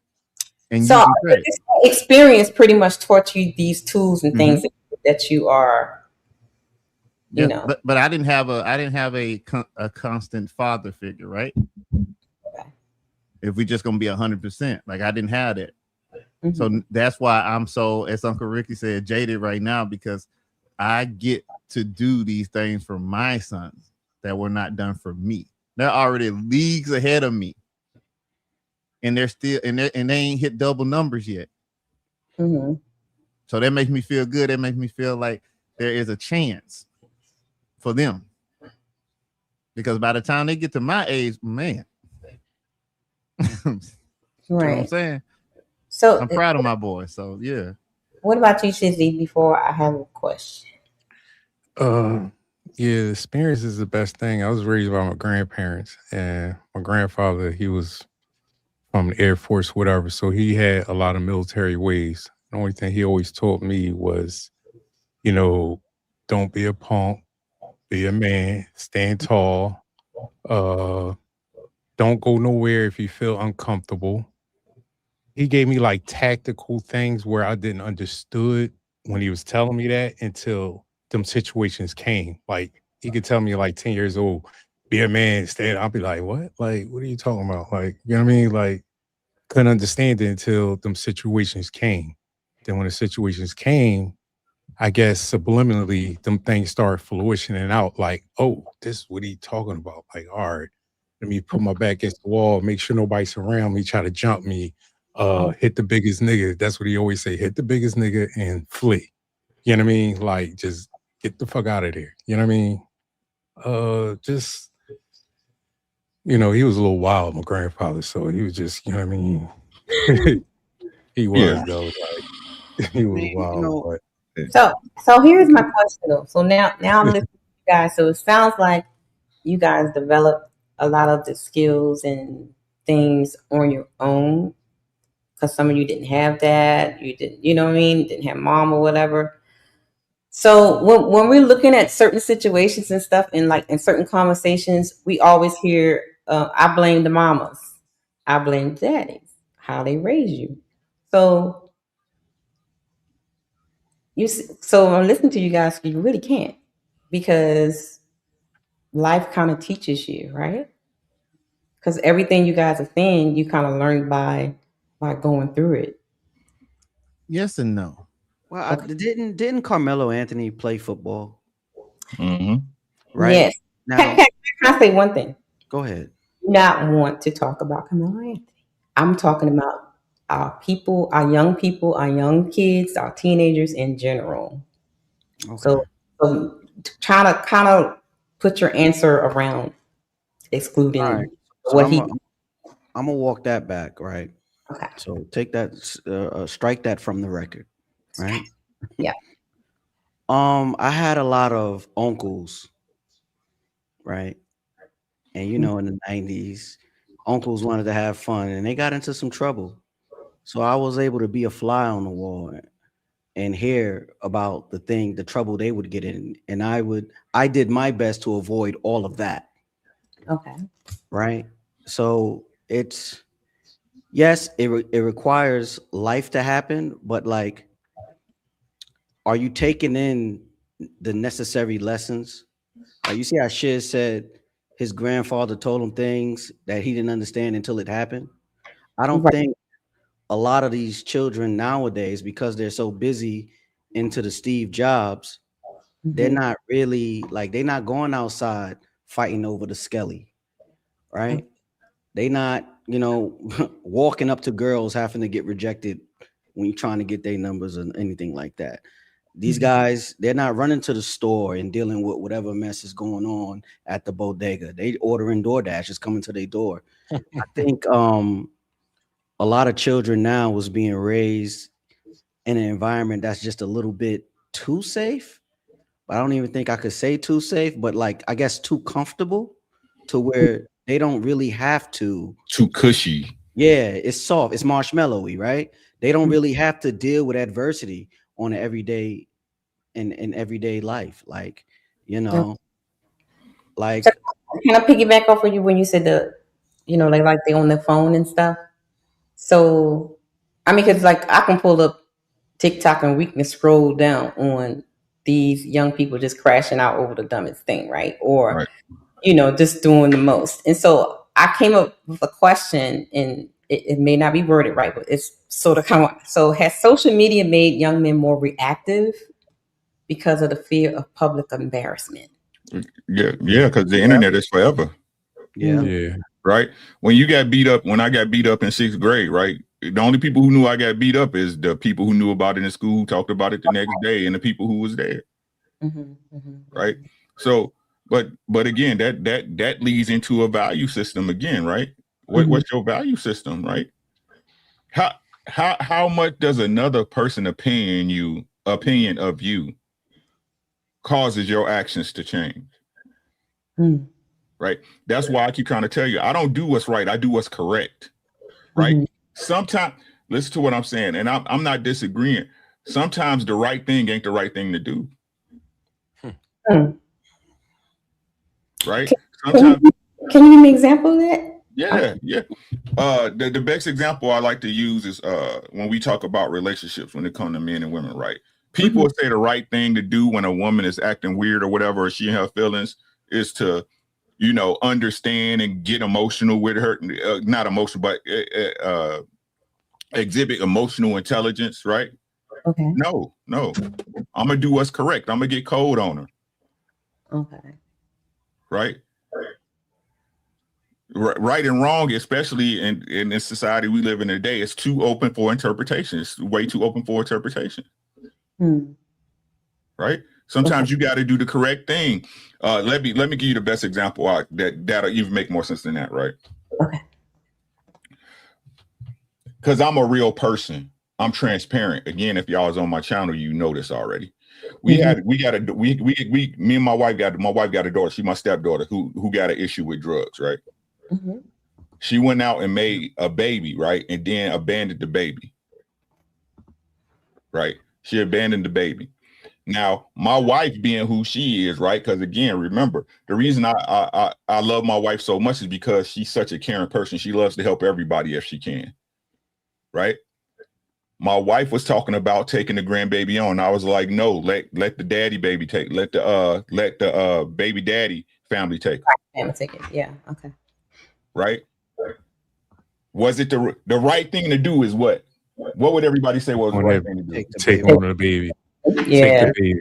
Yeah. Right? No, the correct thing to do for us was to tell, hey, y'all take care of that baby. Right? We 50 something years, we're about to be 50 years old. We done raised our kids. Y'all still young, y'all got a family with y'all. This is my reason. I don't care what nobody else's reason was. Right? But now I can look back and hear with my wife and say I made the right decision at the time. Right. Okay. Somebody got to be the bad guy. I'll do it. That's what it means being a leader of your family, being a man. Every decision you make, she ain't gonna be comfortable with. Okay, I understand. I get it. So, Like the Joker. I'm thinking. Okay, let's talk about the Camelo real quick. I ain't want to talk about it. I want to talk about it. So, in the clip that we just had with Ali and that young man, and I kind of was on the guy's side a little bit because, like, I heard when like CEO was saying like why didn't you just walk away, but then when I started like looking up other videos of other situations and stuff, they're like, you're not taught to walk away, because I've even heard people, family members say, you never run from a fight, you better fight, or if you see your cousin jumping, you better jump in too. So right, so you know what I mean? So it's like it's like mixed messaging here. You know what I mean? It's not what's a fight? Everybody putting hands on each other. Right. When you fight, fellas, have you fought before, right? You nice with your hands or not? Absolutely, yeah. Right. Does that involve a weapon? Does a fair one involve a weapon? Not at all. No. Yeah. You see what I'm saying? Right. And I agree with that. But could it be that not just in this case, but a whole lot of cases, and I see these on the streets where these young boys don't know how to fight. All they know is to pick up a gun. What did we say? What did I tell you the other day? Right? I don't understand that, Sean. Right? Fighting for men. Every man should have an understanding that fighting is a life skill. I don't understand. Is that a failure part there? I'm sorry. Is that a failure part there on the part? Because they're not teaching the kids how to protect He's not doing his job as a father. Yeah. You got to do your job. If I do my job, listen. Right. Yeah. I keep trying to tell y'all keep, not y'all. I say y'all know how I talk, right? General, I know what you're saying. Right. No matter what y'all say, right? If there's a problem between two parties, you have to be able to assign blame. You have to, because if I'm wrong and you wrong, let's say I make the effort to fix whatever, right? But I'm not wrong, but you still doing the wrong thing. Is the problem fixed? No. No, not at all. right? But that again, what everyone plays a part in. Yeah, okay, fine, yeah. But like I said, was it reasonable? Right. Like I said, we fight. It's a fight. Y'all watch boxing, right? Shout out to Floyd Mayweather, Bud Crawford. Mm-hmm. You know what I'm saying? Yeah. Right? It's a fight. It's fisticuffs. You live to fight another day. Mm-hmm. Y'all is not gonna help me. Y'all is not gonna reason away to the fact that this man, they had an altercation between the two of them, these young men, and he killed them. If he'd have punched the boy and he fell and bust his head, hey, shit happens. Y'all understand what I'm saying? Yeah. Right. Is that the case? Right. If was a fifth, we'd all be drunk. Mm-hmm. Y'all know what happened. Stop. So what do you say when people say, because I hear this a lot of times, you can't dictate how I'm going to respond to you. You can't. Listen to what I'm saying. You can't. But don't play like it is what it is then. Okay. Right? Oh, he got 35 years. They lucky they didn't give him the DP then, right? Yeah. They're lucky they right. Don't sit up there and don't try to justify his consequence. Mm-hmm. And like I said, and what I'm saying is, and when it happens to your kid, I don't want to hear nothing. Right. The only reason people talk this way because it's not at their doorstep, sis. Mm-hmm. Right. Yeah. Because it's not their kid. Right. That's the only reason they talk the way they do. Imagine these niggas coming on like just imagine the live streams we see if something like this happened to these niggas that's talking all this shit kids. Hey man, all my kid did was push him. Right. All my kid did was ask him to move and he killed my since I'm the one crying. Mm-hmm. Y'all hypocrites. Yeah. That's I'm not no hypocrite. I'm right. A lot of things. I'm not no hypocrite. Right. That's the part when I want to talk about the circus that's on the internet, right? To me, it's like you're saying, nobody is looking at from the other person's shoes. It's because of their race.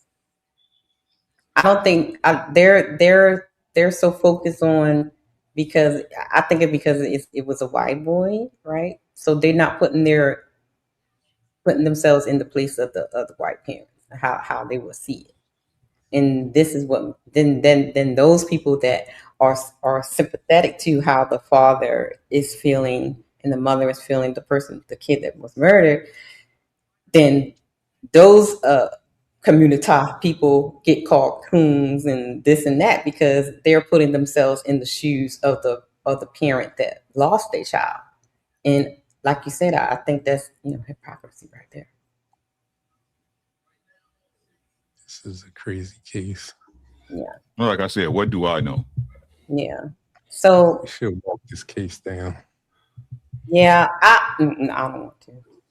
Because like if you walk it down and really put it in layman terms on people, I guess some people start understanding like no, they not. No, they won't, because that's one of the things I want to talk about earlier on. Because what's happening is they're not looking at logic. They're not looking at it logically. Everybody is moving on. They just using this. They just using this poor kid. The whole thing is emotional. They just using this point kid basically. It doesn't they don't matter. even care about the case. It gives them an argument point of how they really feel. Right. Yeah, all right. I get it. All right. And this like one side, you're catering to the people that want to look good to the whites, right? They need their validation from the other side, so they're gonna, how y'all say bootlicking? Yeah, bootlicking, that kind of stuff.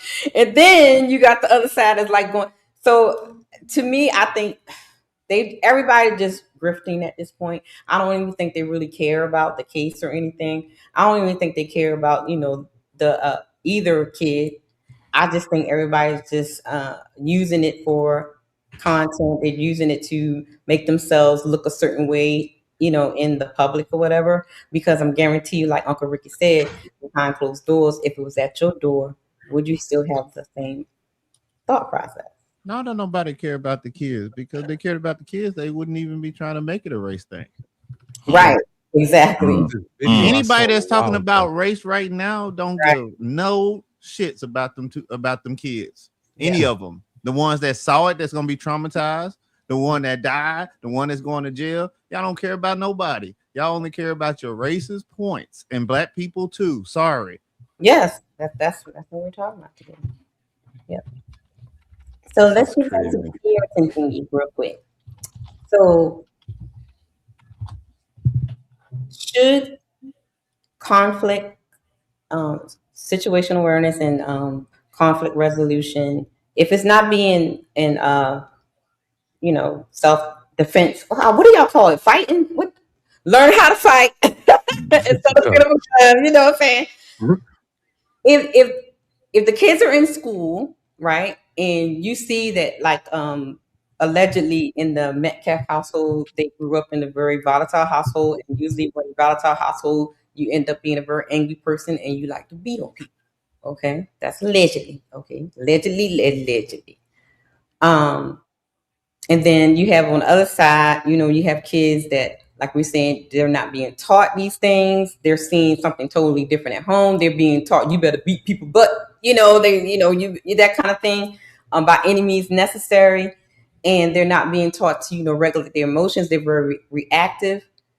If the parenting households and the environment they're in is so disarray, should the schools step in to teach these teenagers? Hell No. You don't want no schools raising these kids. Big problem, sis. Okay. Big problem. See, that's the problem, right? Mm-hmm. These institutions are not responsible for your children. Right. That's right. I this is so frustrating. I'm sorry. They're your children. Mm-hmm. That's the problem, is everybody wants to export their responsibilities. Those are your kids. Like I said, they don't want to. Our people, I'm gonna say people, don't want to take care of their kids, but when something go wrong, they the first ones to try to say, "Ooh, we cry." No. Yeah. No. Right? You can't take the good. You can't take the good and leave the bad on the floor. Mm-hmm. All these institutions exist, from car insurance to all this stuff, school, because people shirk their responsibilities.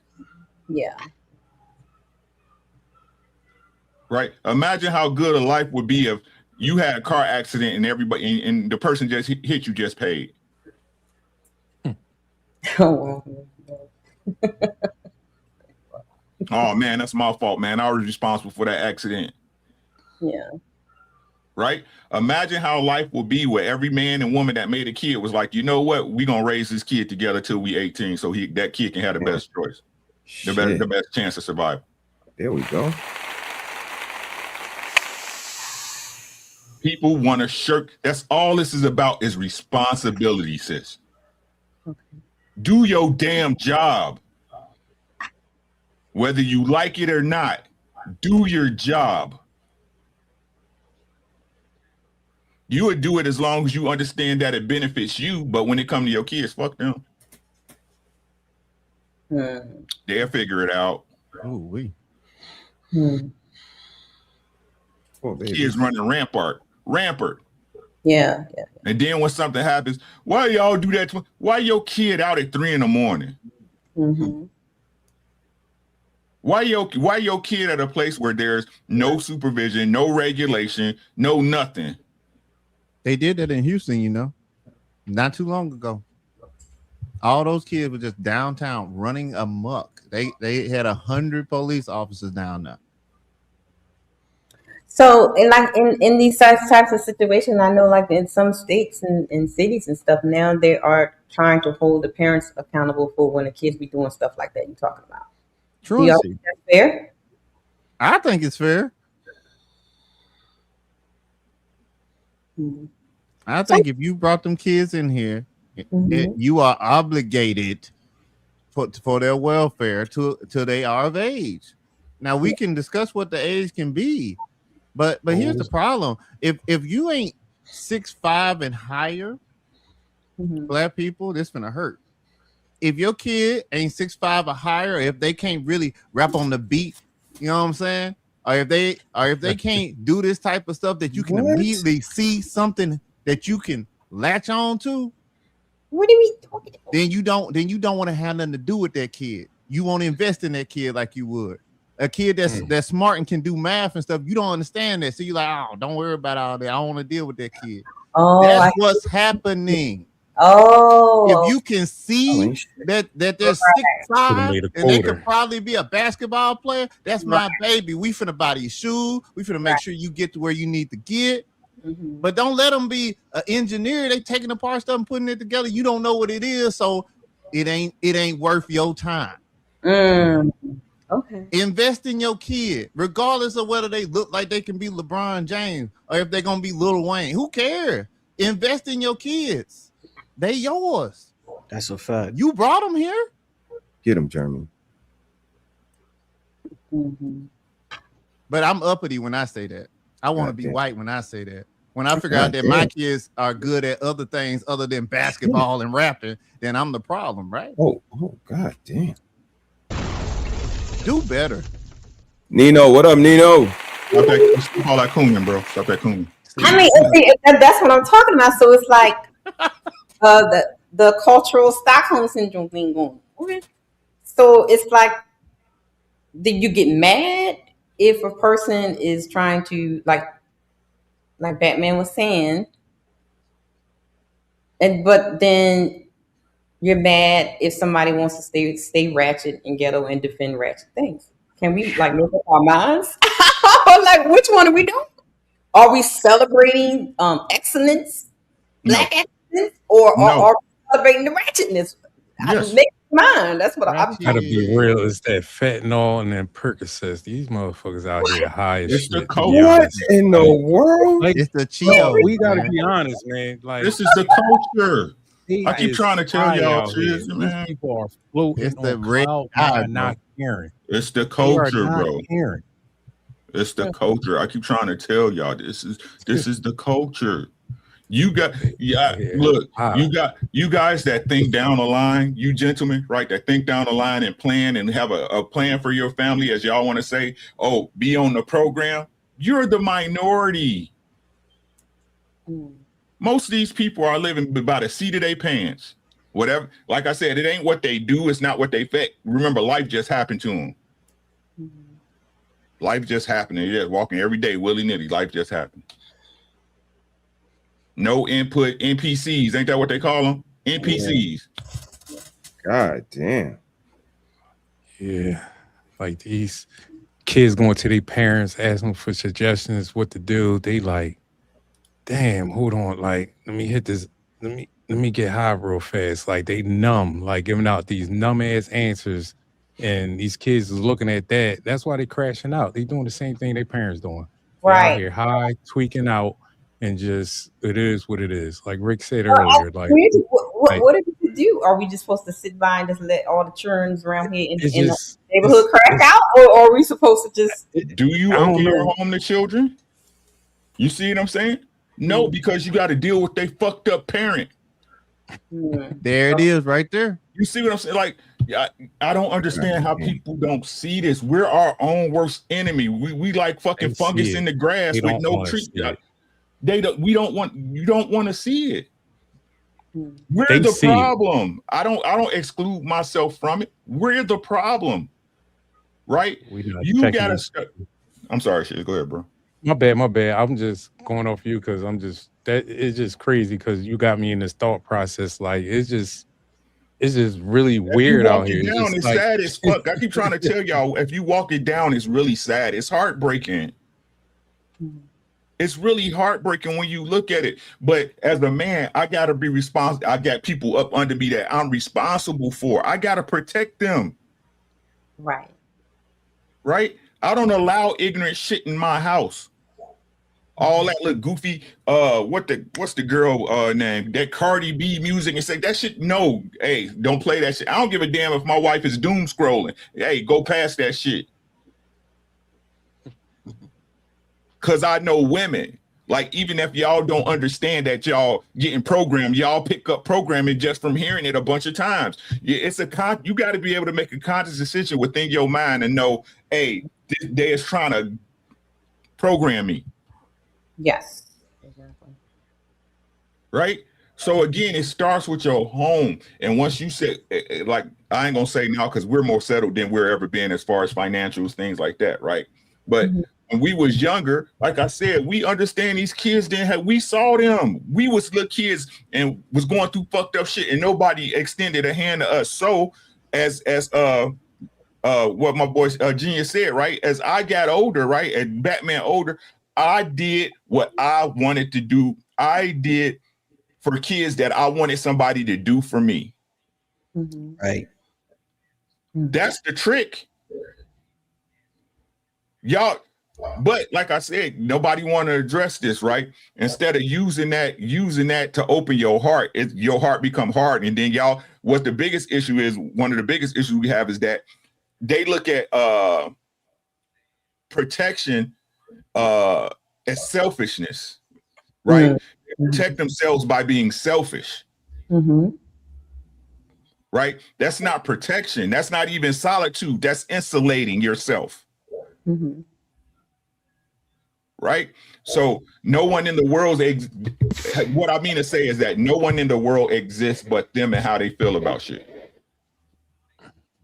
Everything else is secondary to that. It's survival mode on steroids.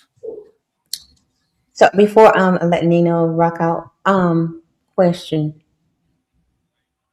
Like you said something like because they're not people turn the blind eye to it. So when I hear, like, I hate saying the word, the cooning word. I hate saying that. But the other side, people want, the people like that.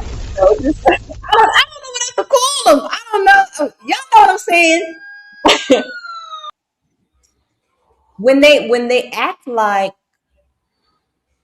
nothing is wrong, like when they, you know what I mean? Like they just act like, oh, nothing's wrong, nothing really going on. Everything's lovely and hunky dory and stuff. But every time you turn on the TV or whatever, that's all you hear is everything that's wrong. How can people do that? Like I don't even know how to do that. Like to turn a blind eye to what you actually see just because you want to look. You got integrity. Because it's not what they see. That's not their life. That ain't they struggle. They kids fine. They say that, like you know how when the ladies be on the parent, not my friends, because we don't act like that. You know what I mean? Like not me. You know what I mean? But like you can just literally go outside, go to Walmart or Target. You'll see exactly what we are talking about. But when you're having conversations with them, when they want to sound like they are above, or they want to sound like they have it all together, or they want to like right, nobody has it together. They don't see nothing. You know what I mean? They're lying. Nobody has it 100% together. It's impossible. It's impossible. They're in denial. Elon Musk got issues, and he's a trillionaire. Yeah, right. Yeah, there's Steve Jobs was a millionaire. He died. Like, you know what I'm saying? It's just, we could go down case by case by everybody that you think with money is impossible. Everybody got issues. We just know how to handle the issues, but we got it. You know what I mean? That's where all the things come to play. You know what I mean? But everybody got issues. If somebody say they don't got no issues, I don't even want to be around you. I can't learn. We can't build. We can't do nothing because you just Mr. Know-it-all or Mrs. Right or whatever. Like, you know what I mean? Yeah. I like the selfish word that y'all used. I definitely would rock with that. But the thing about it is that makes a shitty ass parent. Selfish and parent don't go together. Yeah, not at all. No, it does not. We know the answer to this question that we're talking about tonight. Yeah. Being a parent is selfless. It is. Once those 10 fingers and toes touch the ground, and that's why we be talking the way we do. Like, you let them fingers and toes touch the ground. They here now, so you gotta. It's not about you no more, fam. And it's so many parents like y'all shitty parents. Y'all don't care about y'all kids. Y'all don't care if they know how to read. Y'all don't talk to them. Y'all don't teach them that they're not gonna always be children. One day they're gonna be adults and have to leave. And when you leave, you ain't nothing but another nigga out there in the street. Daddy, how could you? Easy. Let me tell you again. You my princess. But the minute you cross this threshold, you ain't nothing but another nigga in the street, fam. And you better wrap your mind around that. Because all I could give you is the truth. We was poor parents. All we could give our kids was the truth at one point, and we gave it to them. And to see, somebody in the chat put, I'm trying to find it, but I can't. Both lost kids. Both those parents, they lost kids, y'all. Yeah. But I'm looking at it from a different angle. They lost kids. Was that necessary? Not at all. They give their kids the tools necessary to make it to the next day.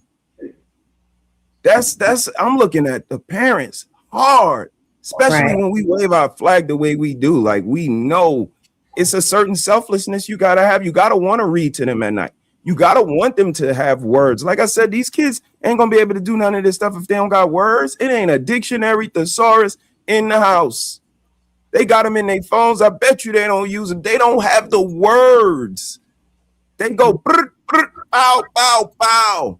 Most of these grown people, if you use a word with more than 3 syllables in it, they get upset, especially on the panels. Ooh, like y'all just like loquacious, cantankerous, like any of that. I feel the chat it just right start getting curate. Like some people got words. I don't like y'all that. don't like Now I'm gonna words. get loud and overtalk you because I'm mad. And that shit, Jeremy, what kills me is like you said, they want him to be rappers, but he don't got the words. Rapping consists of words, double entendres, similes, metaphors. All of that need to be in there, and the nigga don't know words. They don't read past 3rd grade, and the parents maybe 4th grade. They can't help with no 11th grade homework. It wasn't nobody in my house that could help me with 11th grade algebra. They was like, what the fuck? I was like, yeah, I got to get away from this family. I got to start a new family, a trajectory of we're going to know stuff. We're going to be able to help the kids with their schoolwork so that they can get through school. Actually, we could teach them at home. You know what I'm getting ready to say right now? What they was doing at school. Right. Y'all stay giving y'all kids to these people. Like, take them 3 years old, take them 4 years old, take them all the way up to 20. Take my child. Shit, niggas get shot up. The food is nasty, bullies, them phones, and that's when I was in there. So I know it's worse now, and it ain't changed. Some of the names are still in the textbooks. If you look, your daddy name is in the textbook in your school. These shits ain't changed. They baby prisons, and y'all still send y'all kids there. Somebody tell y'all to homeschool y'all kids, y'all act like I said something bought from Yalzabub himself. We'll go crazy. But all y'all stay at home people, like y'all kill me because y'all say my wife stay at home. She stay at home doing what? She don't even teach her own kids. She don't read to her own kids. It ain't no book, bottle, bath. Y'all don't have no school in y'all. Not old school, not new school. Need to learn though. None of it. Y'all don't have none of it in y'all. So like I said, sis, when we first, I don't care. When you advertise death, sooner or later, somebody gonna wanna buy what you're selling. And that's the best thing that y'all young people do. Y'all get killed. Y'all drop y'all locations and get killed. Y'all get killed on y'all birthday. Y'all get killed in front of y'all kids. Y'all get killed with y'all mama. Y'all get killed. That's the best thing y'all do. Because y'all damn sure don't make no good music. Y'all don't make no art. Y'all don't make no friends. Y'all don't have no marriages. Y'all don't make no relationships. Y'all say y'all make money, but y'all to steal the 99%, so you're lying. Damn. So again, you know, to some people, you just talking. But when I talk, it's offensive. Sorry, my bad. But we judge trees by their fruit over here. And I don't listen to fruitless trees tell me about growth. Damn, I like that one. Shout out to Nina on the panel. Hey, Nina. Yo, what's going on? What you got on the subjects? I know we've been all over the place. What was the question? Oh, Nina. Oh, Nina. Well, we were talking about the parenting. Like, where does the blame the accountability for the parents of the outcomes that the kids are having? Not just with the case, but we see that these things happen all the time where kids are just reactive. They're ready to pick up a weapon. They don't know how to fight. Like CEO situational awareness. What's the other thing? Conflict resolution skills. All these things. And when I was talking to the guys, and they were saying the things that they have learned, but they learned through experience. And so my counter was can we still blame parents if all these things can be learned through experience? So it's like, we kind of minded that part out. Oh, I think you can blame parents for some things, not all things, because children are sentient beings and they can make their own choices. Even when they know right from wrong, they still can decide to do the wrong thing. Mm-hmm. And I don't know, like, I know y'all don't want to talk about the case, but I'm just sitting there, like, I'm thinking about it, right? And I'm like, the kid was on the honor roll, I guess a star athlete. If he didn't do what he did, people would see that resume and say, he must got some good parents because he's coming along right. And he makes one bad choice, and now they are pieces of shit. He's a watermelon felon. You know what I'm saying? Like, they're the most horrible thing on the planet. Now, all the youth is fucked up. That's what I'm hearing. It might not be what's being said, but that's what it feels like. Yeah, that's what we saying. I don't think all the youth is fucked up. I mean, like, the majority of kids out here are acting a fool. They are I don't even think it's the majority, because that would be like any school I go to, majority of the kids are killers. Well, I know not necessarily killers, but they're different. Yeah, they're different. I would even say the ones I know are kind of soft. Oh, somebody said that. Somebody who said that the kid they're soft, that they're like softer. Somebody said it on the panel. But I don't know a lot of young kids, you know what I'm saying? So it's like, and I'm not a parent, so take what I'm saying with a grain of salt. I don't care. I'm just giving my opinion, right? Uh-huh. I do, come across me. I got a younger cousin. He about 21, you know what I'm saying? He's a little lazy, you know what I'm saying? He's a little soft, you know what I'm saying? But he's a good kid. He ain't out here stabbing people and selling drugs and stuff like that. He just he kind of well kept, and he need to kind of get his hands dirty out here, in my opinion, Cammie's young, you know what I'm saying? She not, out there. She might be a anomaly, you know what I'm saying? But when I see a lot of young kids, I do see the bad ones, you know what I'm saying?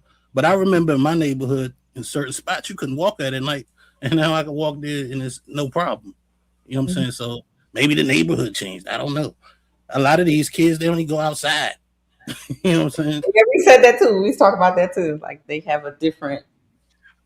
I don't know. These kids is kind of outside though. I mean, I think we got to stop using that. This is what I mean by them not being outside, right?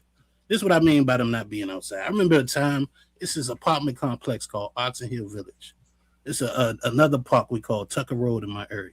Those basketball courts used to be filled. Like, you have to wait to get a game in. You know what I'm saying? It will always be football games. You know what I'm saying? People playing football games in random fields. You rarely see that shit now. Where they at? That's true. They in the wrong areas. Like, they in the areas where, is not kiddyish. They want to be grown. Like, they out here thinking they adults. So they outside near, clubs or areas. Like the other day, like, it was a bunch of kids just shooting up South Street. It's a little spot down South Philly, whatever. Like, kids just fighting and just want to just shoot up South Street. It's just like, come on, like.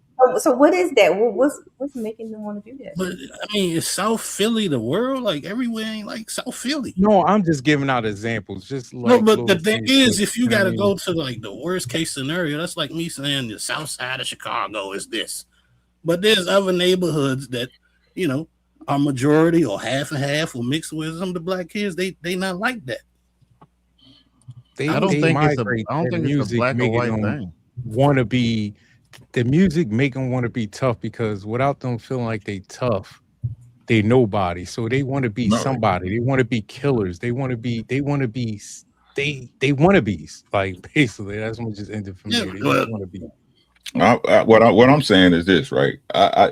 And shout out to what's good, bro. It's like I hear what he's saying, and I agree, right? Even back then, we wanted to be tough. We wanted to be grown. You see what I'm saying? I think that's universal across eras. I just think the understanding of consequences are different. Right. Yeah, I can see that. Yeah, it's that. You know what I'm saying? I think that's really what it is. I said this before. I'm about to get off here because I just repeat myself. Right. Again, they did certain things that, again, I'm Gen X, and if you Gen X, we was latchkey kids. We were held responsible at an early age for not only yourself but your siblings, things of that nature. That house better be clean before your mama get home. You know what I'm saying? We had to cook for ourselves, stuff like that, right? The very things that made us responsible are no longer apply. Right? You're compared. I'm willing to bet any one of y'all steak dinner at your favorite spot, right? Compared to your childhood, your child's life is cushy. Yeah. Your childhood, right? But nobody understands that childhood that you hated so much, right? The one you got problems with and traumas and stuff you had to overcome, either bury or deal with them, right? Whatever you had to do to get where you are now. Those are the things that made you the person you are today. You know that, right? Mm-hmm. Absolutely. And when your children don't have milestones, you know what I'm saying? They don't have those life events to teach them lessons, right? Even when you keep talking, right? That's what you said, Batman, or who said that? Hey, put your back to the corner, right? So don't nobody jump you, right? You don't realize it. You don't realize it till it happened. Mm-hmm. Right? What if those events never happen and you don't know, you don't have the information to deal with it in an adequate way? Yeah. And not only that, right? You get outside forces telling you that the consequences aren't going to be that severe. When all of us know, if it comes down to it, right, it's going to play different than what you think, right? Always. So again, gentlemen, ladies, do your fucking job. Yep. Do it. Again, regard your children the way you regard your paycheck. No, regard your children the way you regard your social media, and them kids will be golden. How about that? Right? Yeah. So with that being said, I love y'all. Y'all have a great night. Stay safe. Okay. Peace, Hey, Red, did you figure that out? Did you figure that out yet? No, they can't hear certain. I tried it. Hey, I'm gonna call you tomorrow, okay? Okay. I'll call you tomorrow. Y'all be easy, man. Stay safe, y'all. Thank you. Yes, sir. But also, I was going to say what Ricky was saying. The institutions kind of got in the kids' ears too. Don't listen to your parents, like, and I mean, like they took the disciplinary type of tactic away from us. A little, not as much, and the kids are running with it. No, I agree with you, and that's why I got to do a little pushback with the actual schools try to do this type of like emotional regulation, because I don't know if we know this or not, but some of these kids are letting your kid come to school and be a cat. Right, yeah. God damn. Yeah. A whole cat. They can be whatever they want to be, yeah. Yeah, they could be whatever they want to be, and Halloween. No, like for real, like they identify as a cat, bro. Whatever they identify as. Yeah. like if you discipline your child, not really hit them or whatever, like take away their phone or PlayStation. These kids will go to these schools and tell them like, "Damn, my dad took my PlayStation and phone away because of homework. Oh, it's okay. Don't worry about the homework because that homework ain't gonna really give you that job that you're gonna be looking for when you get older. Like, what kind of shit is that to say?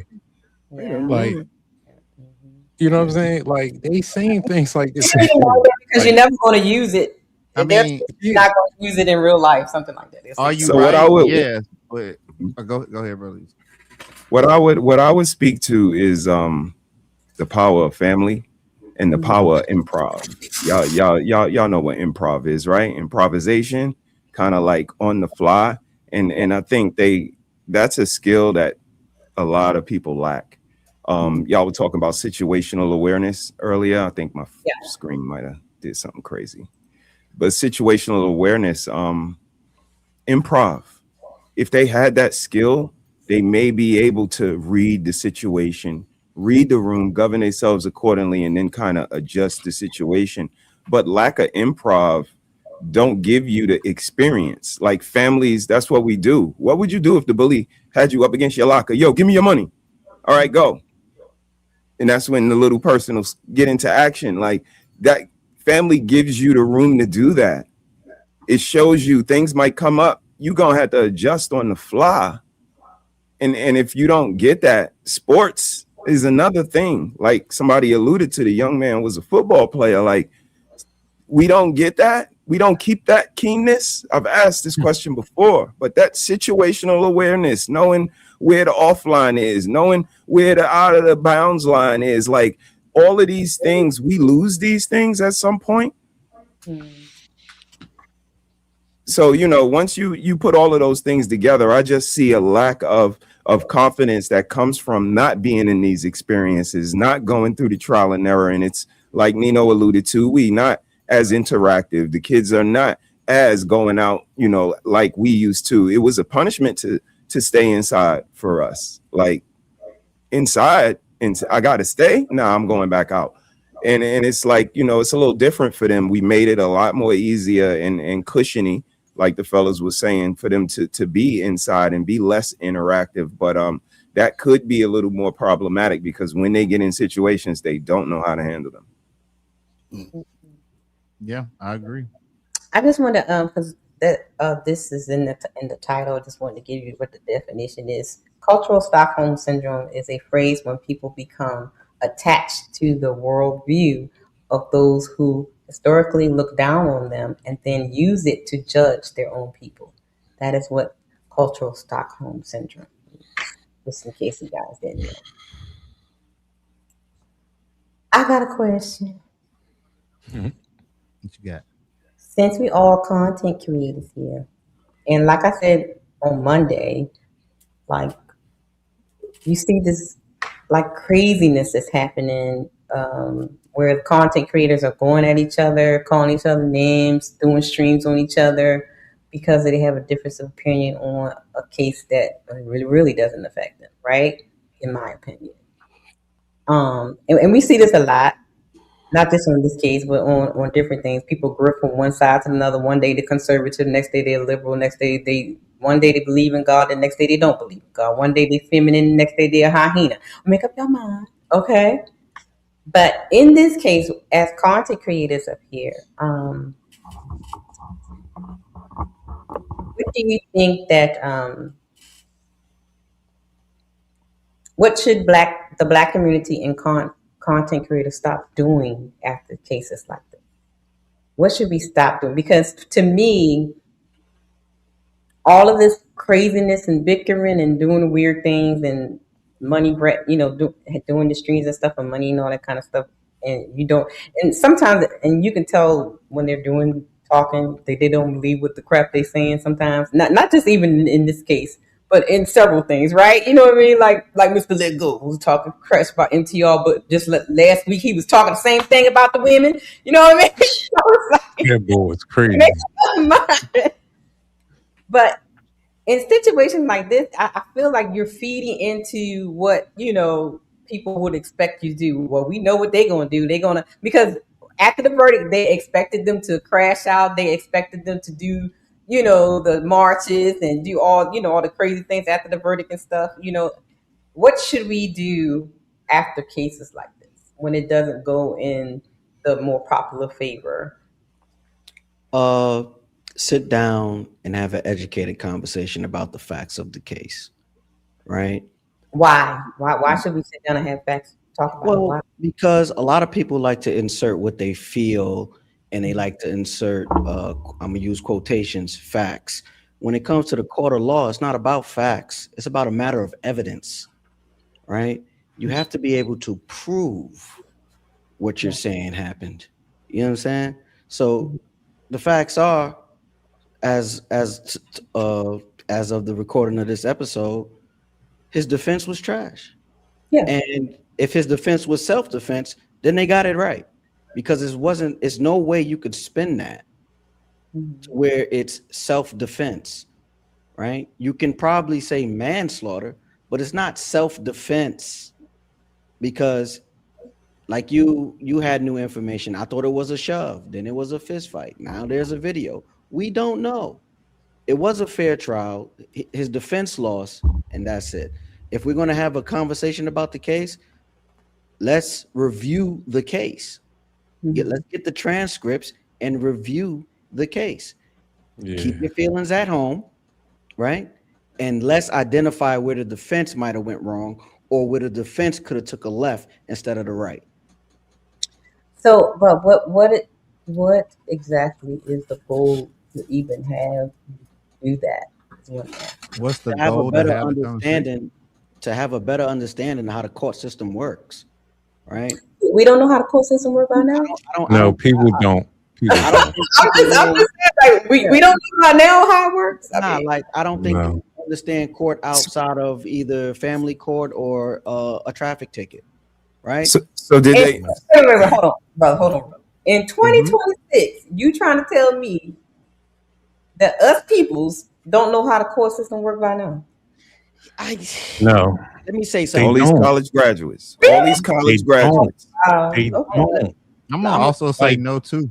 I'm listening. I ain't judging. Look, I'm gonna Like say this. CO said, they don't know. CO I- said it perfectly. People don't understand is not facts. People going, well, the facts is this, the facts is this. It's all about persuasion and how to persuade jury. How can you prove? Not the truth. How can you prove? So it's like a little gimme game in that whole law system. Like, you know what I mean? You gotta know how to finesse it. It's like them judges and lawyers and all that, they eat lunch together. They all friends. Right. It's like a battle of how can I get over on you? It's like a slick debate. Like, you know, you got to know the game a little bit. Like, they don't understand the game of it. They just want to hear the facts. Well, he shot him. That be the He should be killed. conversation? You Shouldn't know what that I be mean? the conversation and not all this bickering and calling each other coons because they have a difference of opinions or whatnot? I mean, like, shouldn't that They have stuck been in the the conversation? facts. All They I stuck in need the to be facts. right. The need to be right. I need to look good in the white people eyes. Or I need to look good in the black community eyes. It's a Shouldn't catch that have been the 22, conversation? Red, because mind you, this is when it comes to the YouTube space, this is the business of content creation, right? And Right. then we have people who love to hear themselves talk, right?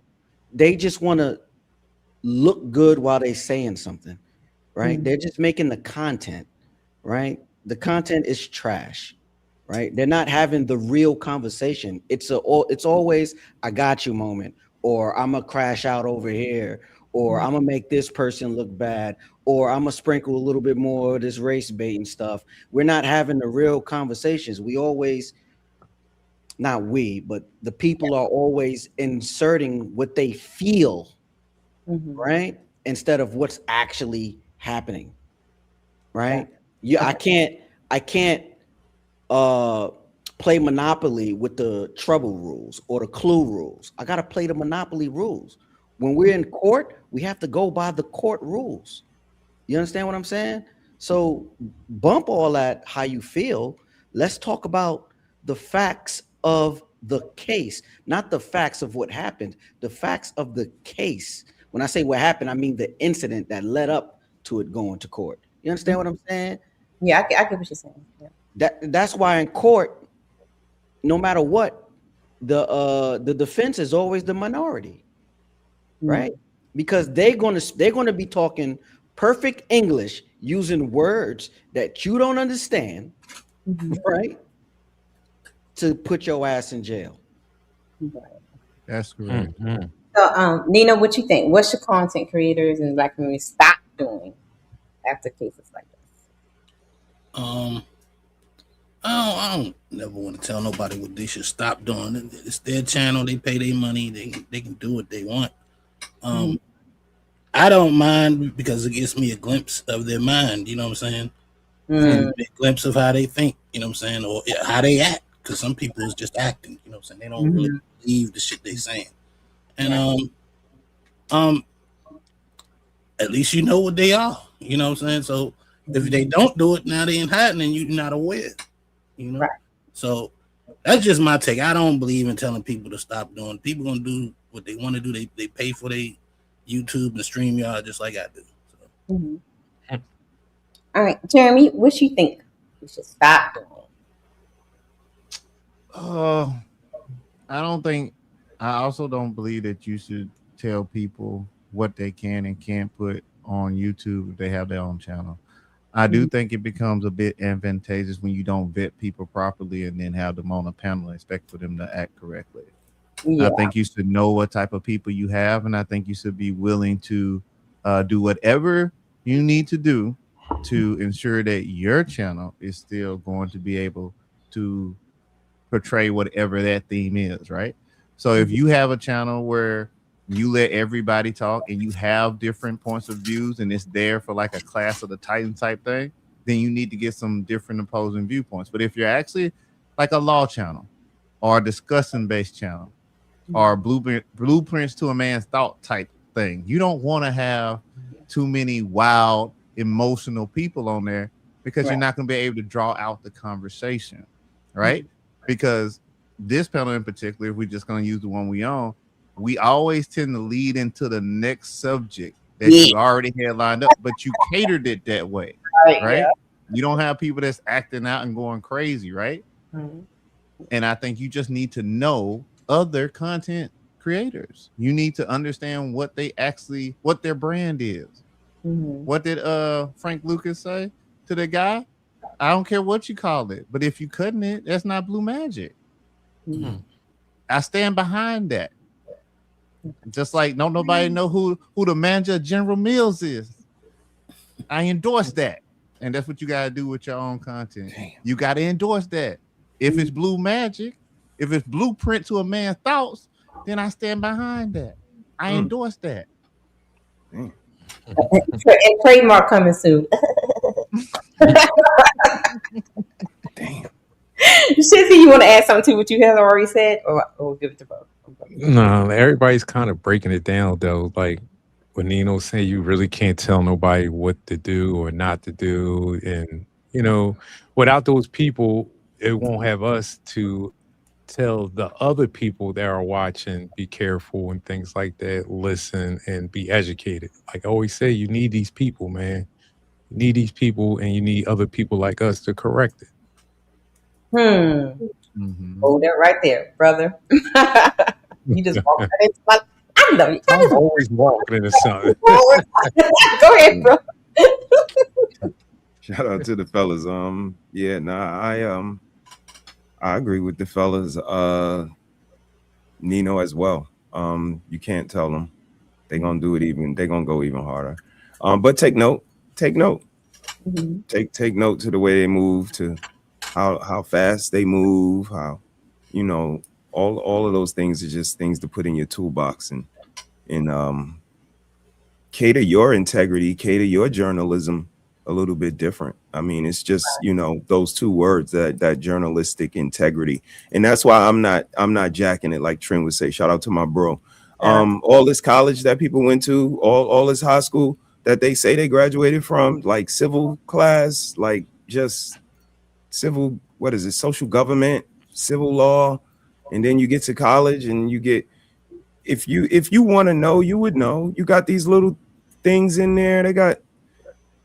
If you want to know, you would know. I don't get the people that brag about being so smart and graduating from so much college, and seems like y'all ain't pay attention to nothing. Because again, the first year they give you pamphlets with all types of information, statistics, and how to find this and that. Like, that's the first year. That's like the first seminar when they say, look to the left, look to the right. And for everybody to say they went through all of that and graduated and they retained shit, that shit is that's the damn shame. Mm-hmm. But let's break that down a little bit. So, brother, he said, you agree. Let's just swing back to the case really quick. So you agree that it was not a good strategy to use self-defense, right? No. Right. Okay. So this is why. No. Okay. So this is why a panel that breaks it down would make sense, because then we could talk about the other things that Texas actually has, like reckless manslaughter, right? That would have worked. Or sudden passion. That would have worked. That actually would have cut his years down by half. Or we could have went the imperfect self-defense, which people don't even know about, right? It's not an actual law, but it's a strategy. All right. We also could have went for the character developmental one, seeing that he was only 17 years old when he did it. He probably could have got probation. What do they call it when they put the ankle on you? Yeah, he could have got probation and some guidance counseling for that one. So, they used the worst one possible. And that's let me ask you, Jeremy, why we need to talk about this? Yeah, because okay, now here's my reasoning for this. Because it educates you for if that worst situation were to happen. Because see, I always gotta bring it back to home, right? And my son called me bawling because that's what that kid was doing, right? Like he ran straight to the nearest adult crying. Sure So did. my son called me and said, Daddy, these X and X and whatever, they got all on me. And I took out that pocket knife that I done had since I was 9 years old because you gave it to me on my 9-year birthday. He 9, right? We tied it all back together. And I took it out and I hit him and I ran off. But when I looked at my knife, I had blood all on it. Dad, I don't know what I'm doing.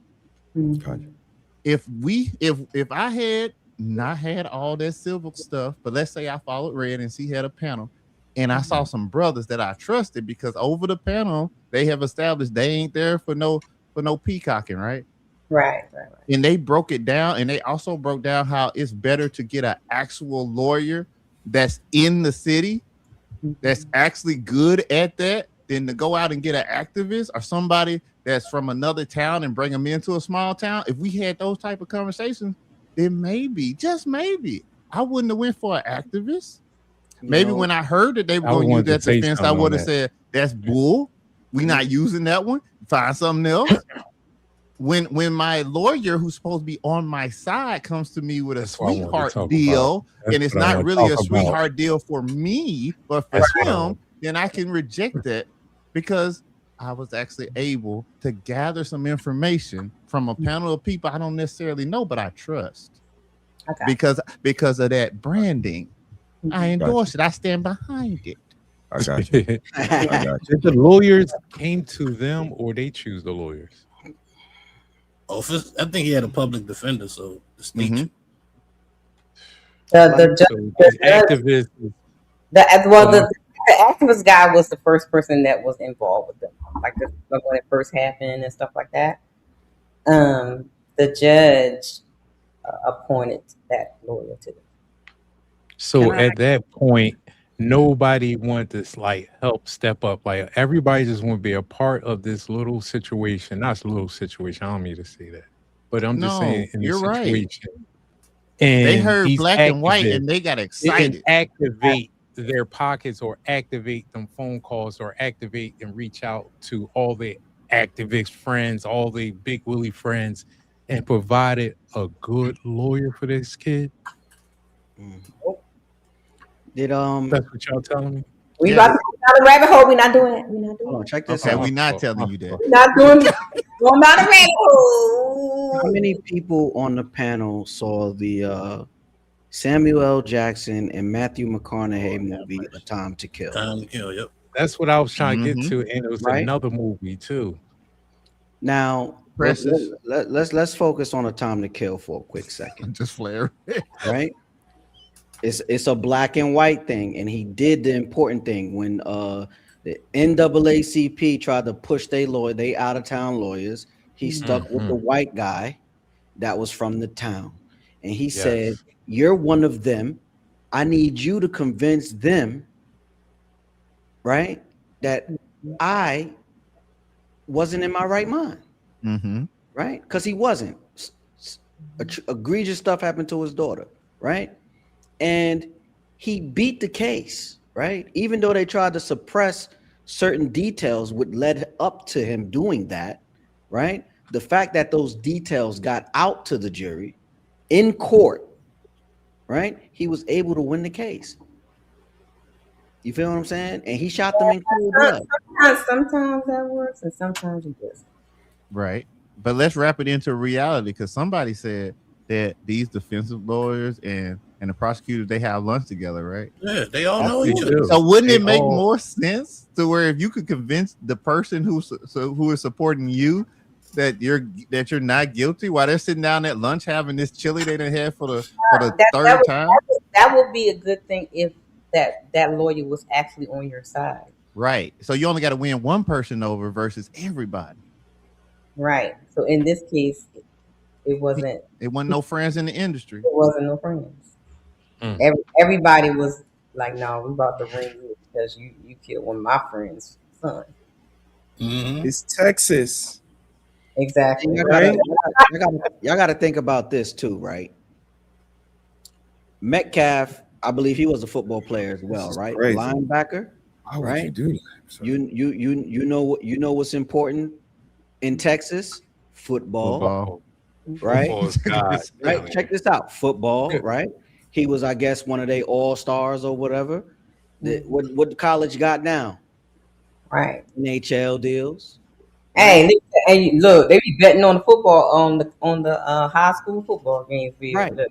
So not only did you take life, lost their money, baby. They made. You took their money train away. You feel what I'm saying? You trying to steal from Frank Lucas, right? So you're gonna have to go sit down, especially if you're talking about self-defense. Right.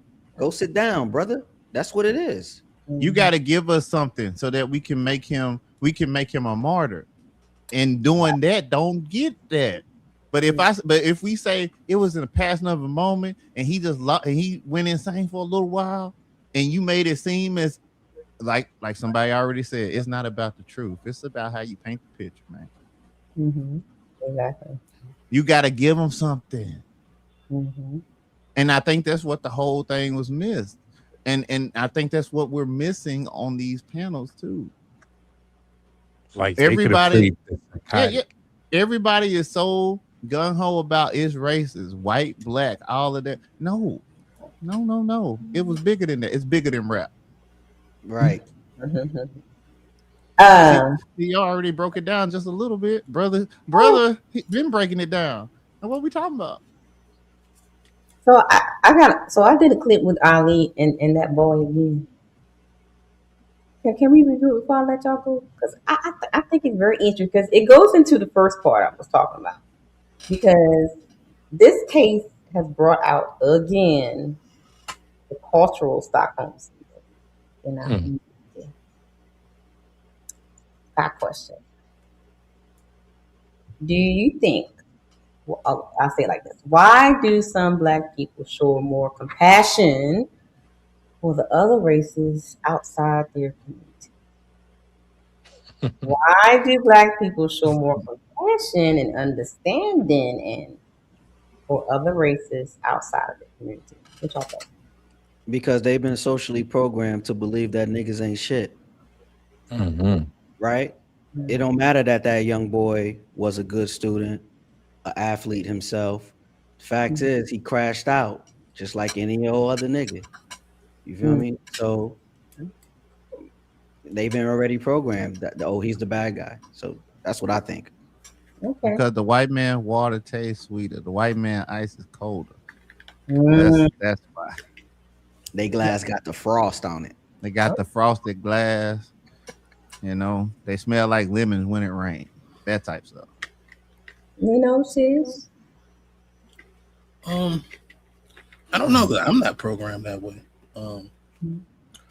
I thought, especially when I first heard about it, I thought it was unfortunate for both people involved. You know what I'm saying? Mm-hmm. But I don't do that. I don't agree with that. I don't agree with being sympathetic for a different race than your own. You know what I'm saying? I think, my loyalty resides with the people that I look like, just like everybody else's. I mean, because in my opinion, I think if the thing was flipped, he wouldn't be doing 35 years. Nobody would be talking about how bad. I mean, maybe some people would, but I think the people that's on this boy neck right now would be on the boy's bullying neck. Why are they messing with people? Da da da da da. And the other side would be like that. So I don't know, man. I don't know why things are the way they are. I wish you could change it. I don't know why. I get tired of seeing videos of them fucking with people, man. Yes. Yes. Long here, you know what I'm saying? And then we got this same situation and he reacted the way he did, wrong as it was. That's all we want to focus on, and they neglect the fact that this is another situation of some white folks with no authority telling a black person they don't belong here. Correct. Y'all don't think the judge was already sympathetic by allowing bail? No, I think that's a procedure. The court works a certain way. Like I hear what you're saying, right? But I think sometimes we neglect to understand that the justice system is not perfect. Didn't that judge have to go into hiding though? Oh no! It gets better, baby. Ooh, shouts out to him. He retired. Ooh. He retired, huh? Yeah. Because with the child case, child was in jail those 3 years. You feel me? And went through 4 different lawyer teams till he found that one that was going to sell that story. You know what I'm saying? I was trying to get at with this case, like when you got to get a different lawyer, maybe he would have got less of years, and that lawyer would have did what Jeremy said: go for this, don't go for self-defense, go for this. You know what I mean? Go for psychotic, like you had a psychotic break. You're a good student, we could sell this. You know what I mean? You're a good student, you just didn't know how to handle yourself. You just had a psychotic break. Didn't that boy use it all the time? Wait a minute. Didn't he literally save somebody else's life? He did. A baby when he was younger. So I mean, it could have been worked so differently, right? And that's why I feel the conversations to be had, because we can be mad all day. Okay, did he kill somebody? Yes. Okay, he did. All right. Now, whether we can say that was an act of passion, self-defense, or whatever, we know that one thing for certain and 2 things for sure. The thing that's for certain is that a young man has also died. 2 things for sure is that it wasn't handled right and it could have been handled better. I'm not saying that he shouldn't be held accountable, right? Right. You took somebody's life. But at the same time, just like what everybody has said on this panel, representation, knowing what you need to do, right? Brother, he say it all the time about money. You got to know what to do with it. That's why when I get my money, I'm coming to him. Can I ask a question? Right? Go ahead. It was kind of like 2 questions. Didn't they raise money for him, like when the incident first happened? Yeah. That's how they was able to bail him out? No. So the money They did. held. They took the money. They took the money. They withheld. See, that's another thing. Like when Uncle Ricky said that, I was like, and that's why I was like, I'm not going down the rabbit hole. They did not get that money. Oh, okay. The money was there, but they never received it yet. Before they received it, they took it. Yep. Yeah, because I'm thinking maybe they couldn't afford to get a lawyer because they had to pay so much money. That's what I thought. Exactly. That's why they've been buying Cadillacs and new houses. Yeah. No. That's the narrative that the internet spun. They did not. Okay. Because they did not get that money. Yeah, if you going to jail, especially for that case with a public defender, man, it's a wrap. Yeah. When I heard he had a public defender, I was like, yeah, he done. And that's why I asked that question in the beginning. Like, are people mad about the evidence, or they mad about what's being spun in the internet, in the YouTube streets and stuff? Because the evidence and things being spun in the YouTube streets, and then you got things that people know that stuff or whatever, and then it's a lot of. I think people are acting off of emotions and not logic or evidence or information that they may have or whatever. So I think that's why it's like this big, hoopla or whatever. But I got this clip, and I want y'all to react to this clip, okay? Because Ali and this young man went at it again. He came on the panel the first time, and him and Ali was talking about, the parenting thing, but he brought something up, and it has something to do with the cultural Stockholm syndrome. Let's listen to that, and then I'm gonna let y'all go. We just told y'all, and you just won't accept it. Just like y'all didn't want to accept his context that he gave of why he said what he said. So why if we were so disingenuous? He felt like y'all couldn't get what Andrew was trying to explain to y'all. Mm-hmm. So like I said, he felt like y'all. So let's get a little bit of context. So this is the beginning of the show when the guy came up, and because Ali was talking about how what's that book? Myron and Andrew was acting on what was the super panel, when they did the crash out thing, right? So this young guy, he came up twice and started to go at Ali for his opinion on what happened. So just to give y'all some context on it. We just told y'all, and you just won't accept it. Just like y'all didn't want to accept his context that he gave of why he said what he said. So why if we were so disingenuous? He felt like y'all couldn't get what Andrew was trying to explain to y'all. Mm-hmm. So like I said, he felt like y'all was being unreasonable. And black people tend to have that unreasonable attitude. Like they already got this narrative. It's Chirac, you still going, Chirac, you did it again. You're comparing why do you like me and Fatty? Because we're reasonable or unreasonable? I like y'all because y'all reasonable. Shit. Got your ass. You see what?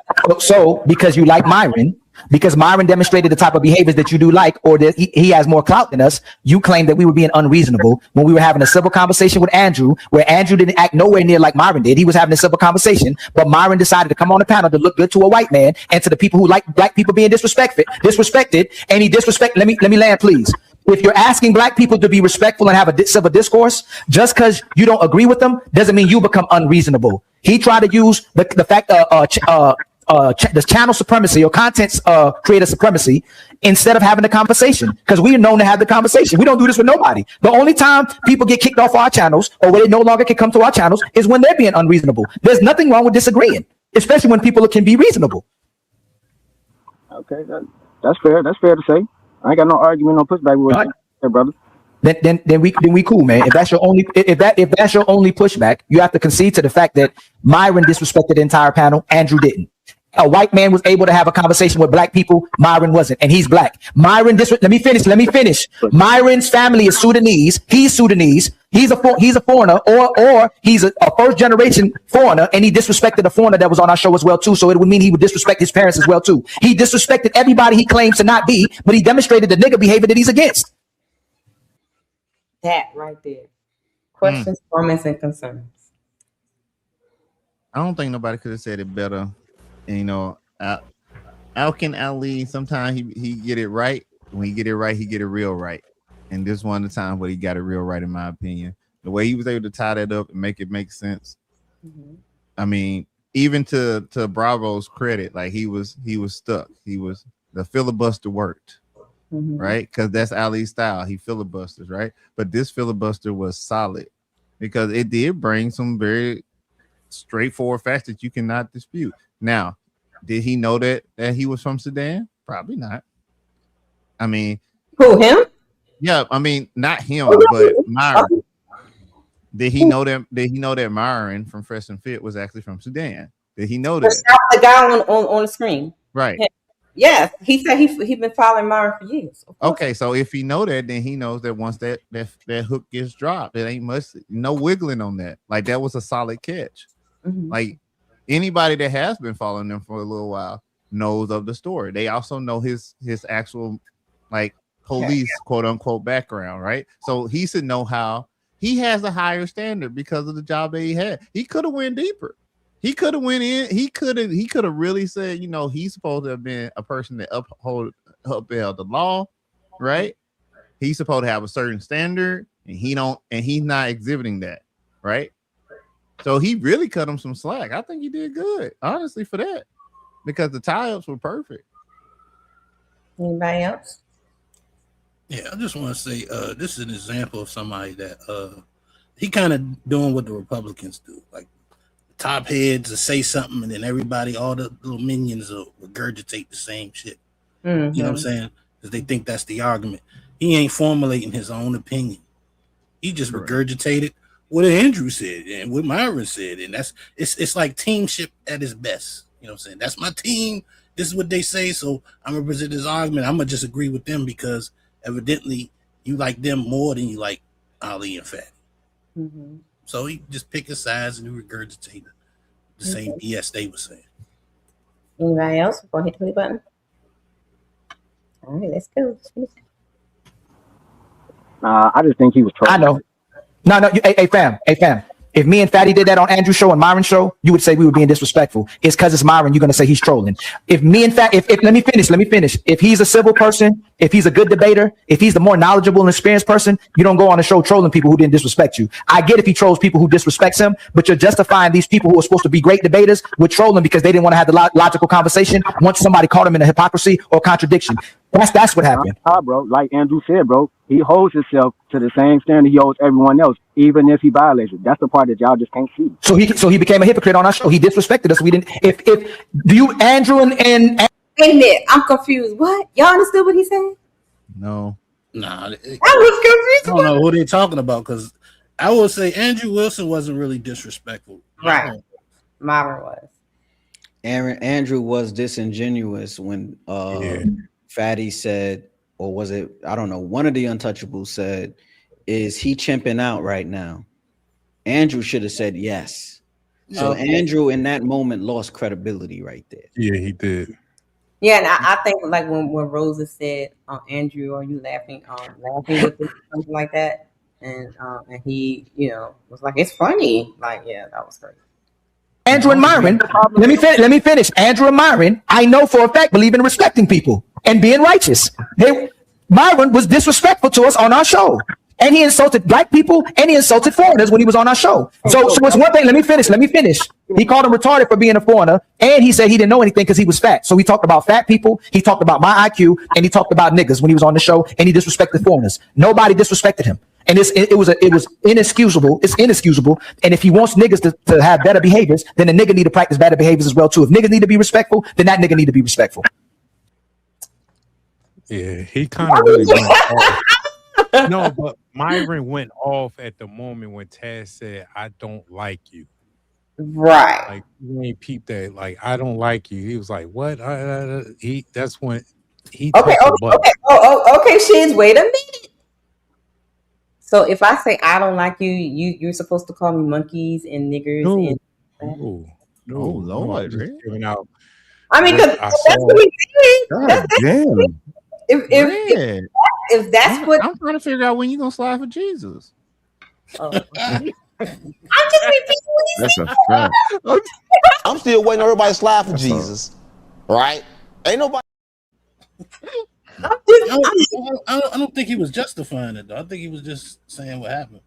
I could be wrong, but he sounded like he was just saying what was happening. Yeah, no. I was just thinking because in my mind I'm saying like, okay. But no, here's the part okay, let's look at the full timeline with abbreviated messages. All right. So the guy, Anthony, that's his name, right? Whatever. Andrew. Yeah, Andrew. Hey, Andrew. Because we know you're gonna watch. He started his stream on time, right? He was upset because we were running behind. The Empire was running behind, right? He was going live. His chat was going crazy about it being late. So he was DJing, right? But he already had that angst. So his team was already like feeding him, right? So then he gets up there, right? And he tries to do his normal thing. He can't do it though. He can't get it off. One, because Fatty was on him. Two, Ali was in the cut waiting. And then we had the super black man on the panel that kept cutting them off at every cut, right? So he couldn't get it off. Now, happening at the exact same time, Myron figures out that there is a stream going on and his buddy can't get his stuff off. So he pull it up and he going in on Super Black Man, right? he calling Super Black Man all type of stuff before he even get on the panel with him, and that's what really happened. So when he pull up, he already knew what type of energy dude was on. Okay. Yeah. So as soon as dude said something that allowed the door to open up just a little bit, he's like, "Oh, I got you." Peeped all He that. walks right through it. Peeped all Oh, that. okay. I peeped all that. I peeped all that. It was the energy was towards the black man more than anything, but Yeah, everybody just quit the bullets. So he He straight up just said, sprayed "I the don't room. like you," and he knew he didn't like him. Right. Okay. Let's listen. And he was calling him. And that's all, fam. If that's is that your only pushback, fam? That's my only pushback, Ali. Like I said, man, I rock with you and Fatty, man. I support the content, man. I'm becoming a member real shit quick, man. I got put something on my little card and shit, man. But other than that, man, I support you, bro. Hey, no doubt. No doubt. Hey, but fam, man, I know I like the smoke show, man. That's why I said I just want to be out. But let's put the way we treat each other, the standards that we uphold. We should all be making sure our favorite content creators, including me and Fatty, should practice that. If we believe people should respect each other, regardless of our beliefs, regardless of our sex, regardless of our race, then when you have a conversation with somebody, instead of trolling them and disrespecting them, have the logical conversation, man. Be reasonable instead of unreasonable. I gotta clear something up. I'm not a fan of Myron because he got more clout and all that. That's wrong. I fuck with Myron because he's educational. That brother's smart. I've learned a lot from watching that brother. He don't just talk about women and relationships all day, even though that's cool and all. But now, here's the part that people don't like. He's actually telling the truth. Myron does have educational things that happen throughout the week. It's just it's not as popular as the don't watch that. Yeah. So I mean, it's probably true. like the girls and all that, like or his college little things. That He little taught me about a segment. secure credit card. I didn't even know what that was. Yeah, she carried credit card, then put the money out, then put it back in, and wait 6 months. And Yeah, he saw how to flip it. Like, Oh, and see that right there opened us up. Now, brother, I think you probably going where I think you're going to go. Go right ahead. I'll be right I back. didn't know you didn't, brothers. I'm sorry. Yeah, nah, that's all good. I'm not even, you know, Because you finna tell me that was wrong. I should've done Nah, it I different. just that whole interaction was crazy work. I don't see anything respectful or polite about it at all on Andrew's part. Only for the fact that, you know, again, that's his man. You know what your man was about to do. Yep. And once he started to act out like that, just to ask him, you know, can you say he was kind of acting outside his character or being kind of like the people that he described, to not give that some credence, at least like it was valid, to make it seem like it was invalid was a little insensitive and disingenuous to me, which now it makes everything off because y'all from the same street, you know what I mean? Like it kind of looks weird to me. And the way that Myron is being looked at, I see the aggression and why it comes out the way it does because of the way he wants to be viewed. And you can't control that, sir. You can't control that. I'll show y'all in a little bit. We'll get through this first. No, hold on, bro. Now I will say I would have respected him a lot more if he had pulled out that 2K energy on him. He's like, yeah, he was acting crazy. So what? If he had done something like that, how 2K was, then okay. I mean, I again, could respect just that more. the astuteness and the fairness and how everybody's so equal opportunity. Again, if you couldn't see a little bit of credence and validity in that question, that's where again it all rubs me the wrong way when they sit up there being so informative and instructional and breaking down all of these words. Well, let's see what emotional means, because that means like who the fuck y'all think y'all is to be like y'all?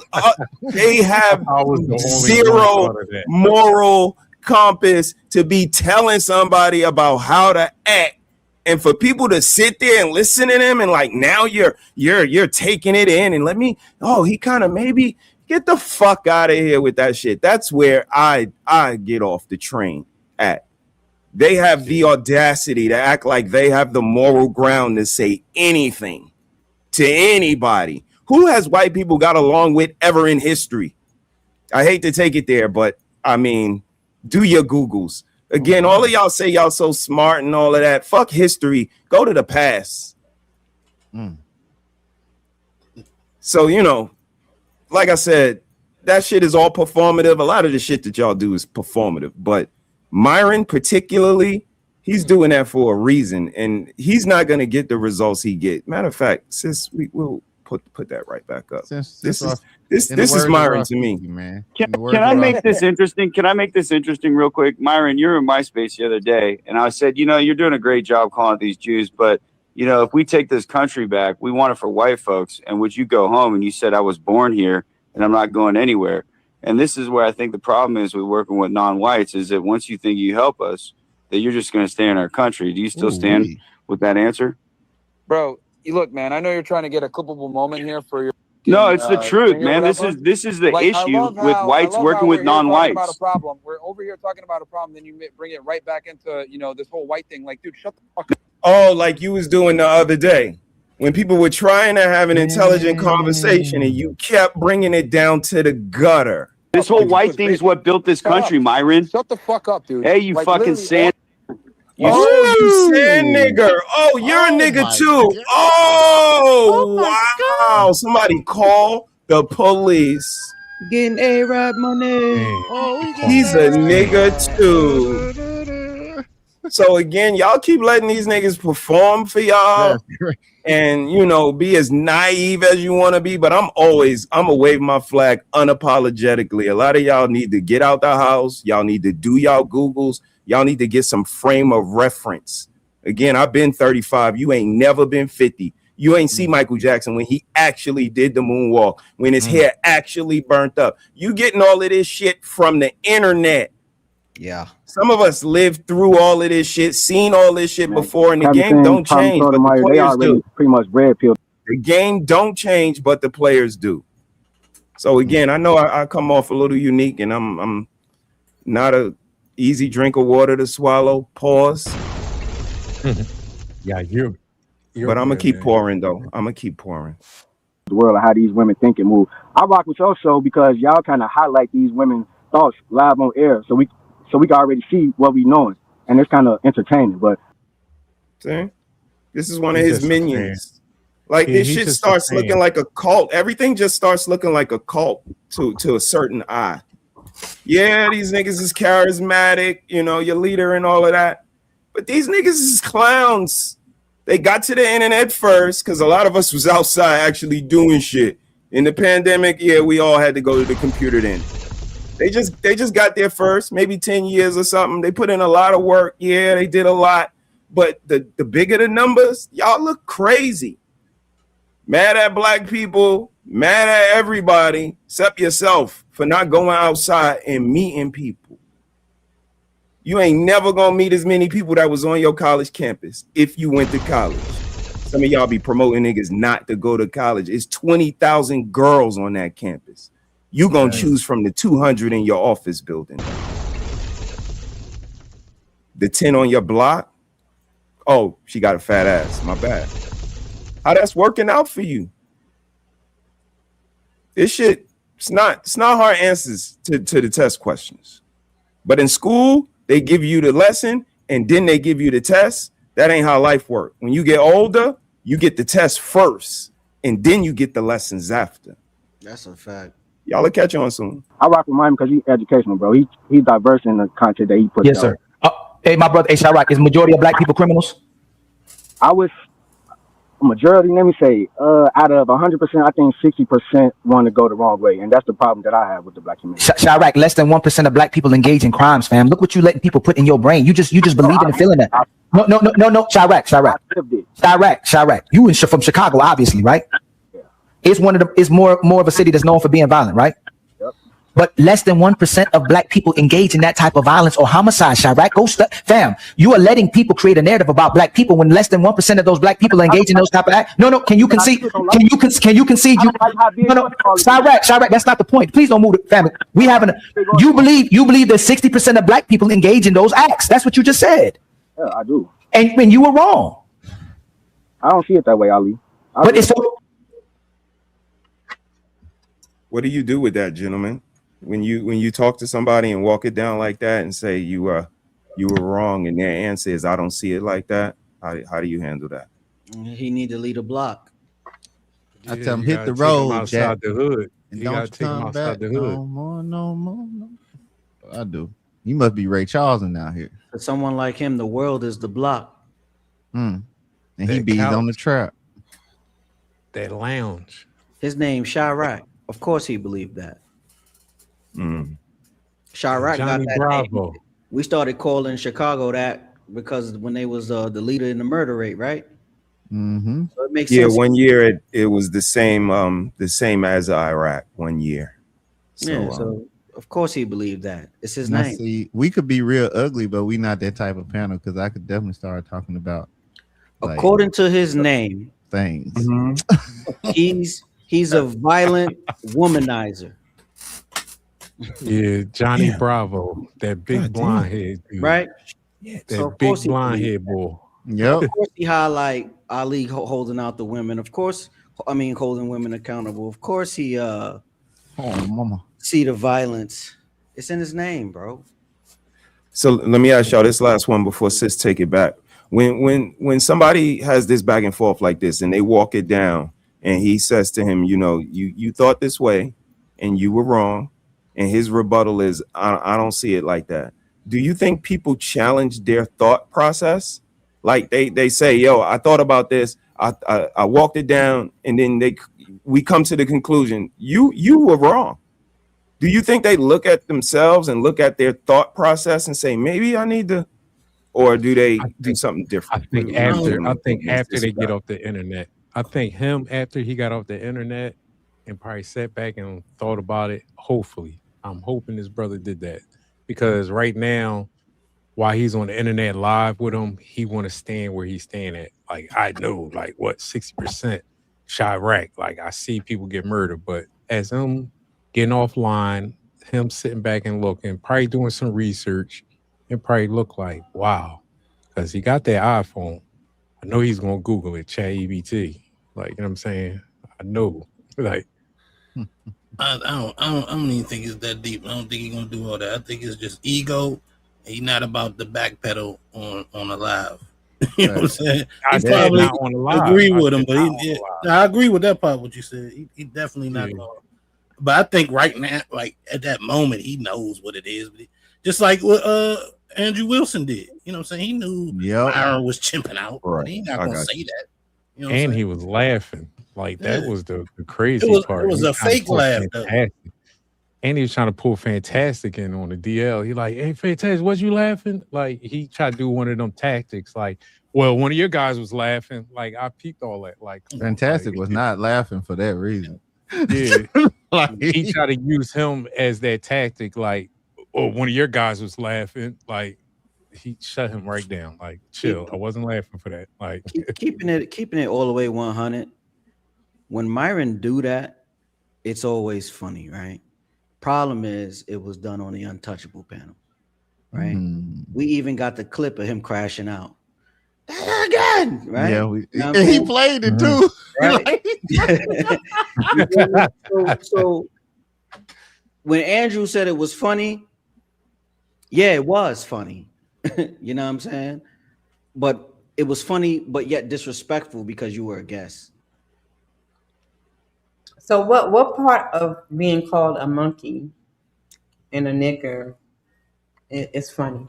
It's see, I'm not looking at it from that perspective, right? I'm looking at it like I'm home watching on the screen. I'm watching Myron crash out, right? As entertainment, right? Because that's what he does, right?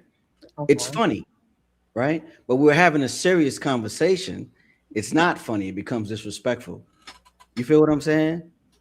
So No, it was but- kind of both. No, you don't. Well, No, because So- I don't see anything funny of what he said, what he was saying as he was crashing out. he wasn't funny to me at all. He was crashing out saying, you know, y'all Like, crazy. you y'all crash out one or two but times, to sit but there and say, you know, keep crashing it. racially Keep charged things on a crashing. almost all black panel. What I don't understand what was funny about that. I mean, it was other viewers on the other side of the spectrum that found that entertaining and delightful for the most part. So again, you know what I mean? We were looking from one lens. They were playing to a whole nother lens. Right. Again, like Andrew has a certain thought process about Myron. He might not have told him. They might not have had that. Like, this thing goes a certain way. Sis, what was the name of my show Saturday? It always is. It always was. It always will be about race. Yep. Forever. I'm sorry. You got money. Okay. Congratulations. You made it. I got a little bit too. Not that much because we all are 99%. But I ain't never called nobody and asked them to let me hold nothing. I'm all right. All right. But that don't give us the right to be insensitive. Me and my wife, we talk our talk, but we talk from a place of we love our people. That's indubitably, unequivocally, do better. We want to see you better. The kids will benefit from it. But when it's like the blacks, like that's crazy coming from what? Wait, what he say? Like now we borderline insensitive, borderline. And when we start doubling down and tripling down, like fuck you and your people and y'all and your Malcolm X and he was a follower. Again, I can go down the line. Martin Luther King a cheater. All of this stuff is a little like we've come to a place where we talk crazy about the dead. We talk crazy about like it's nothing. We smoking on packs. But let me say something to a girl about her manufactured body she got from Miami. Now I need to be. You got to step in front of her like Neo, because she's sleeping with multiple men and got a daughter, and now you stepping in front. Oh, why you saying that? And then again, fast forward to today, as late as today, you can't tell nobody what to say about their channel. But it was a lot of people saying that we shouldn't be saying what we say over here, and we were saying the answers to the questions y'all asking today. Promote conscious fucking parenting. Shout out to the people who don't have no kids that consciously said, I'm not bringing none of them into this world because they require attention and assertiveness and resourcefulness and empathy and sympathy and education. The people who said, nah, I'm not going to do it, kudos to y'all. But the people who said I am going to do it and y'all ain't shit. Like we had a saying, shitty mom gang, that ain't go viral. Bet you that. Nothing we say over here. Nobody don't hear shit we say over here till it inspires them to do 2 weeks worth of shows or until they want to talk about us and call us everything but the child of God. When all we trying to tell y'all is what y'all asking today. Why the parents don't give them no tools? Why the parents don't show no maturity? Why they not even together no more? Y'all act like this shit is rocket science, and it's not. You got to care about somebody other than yourself. That's when real character shines through.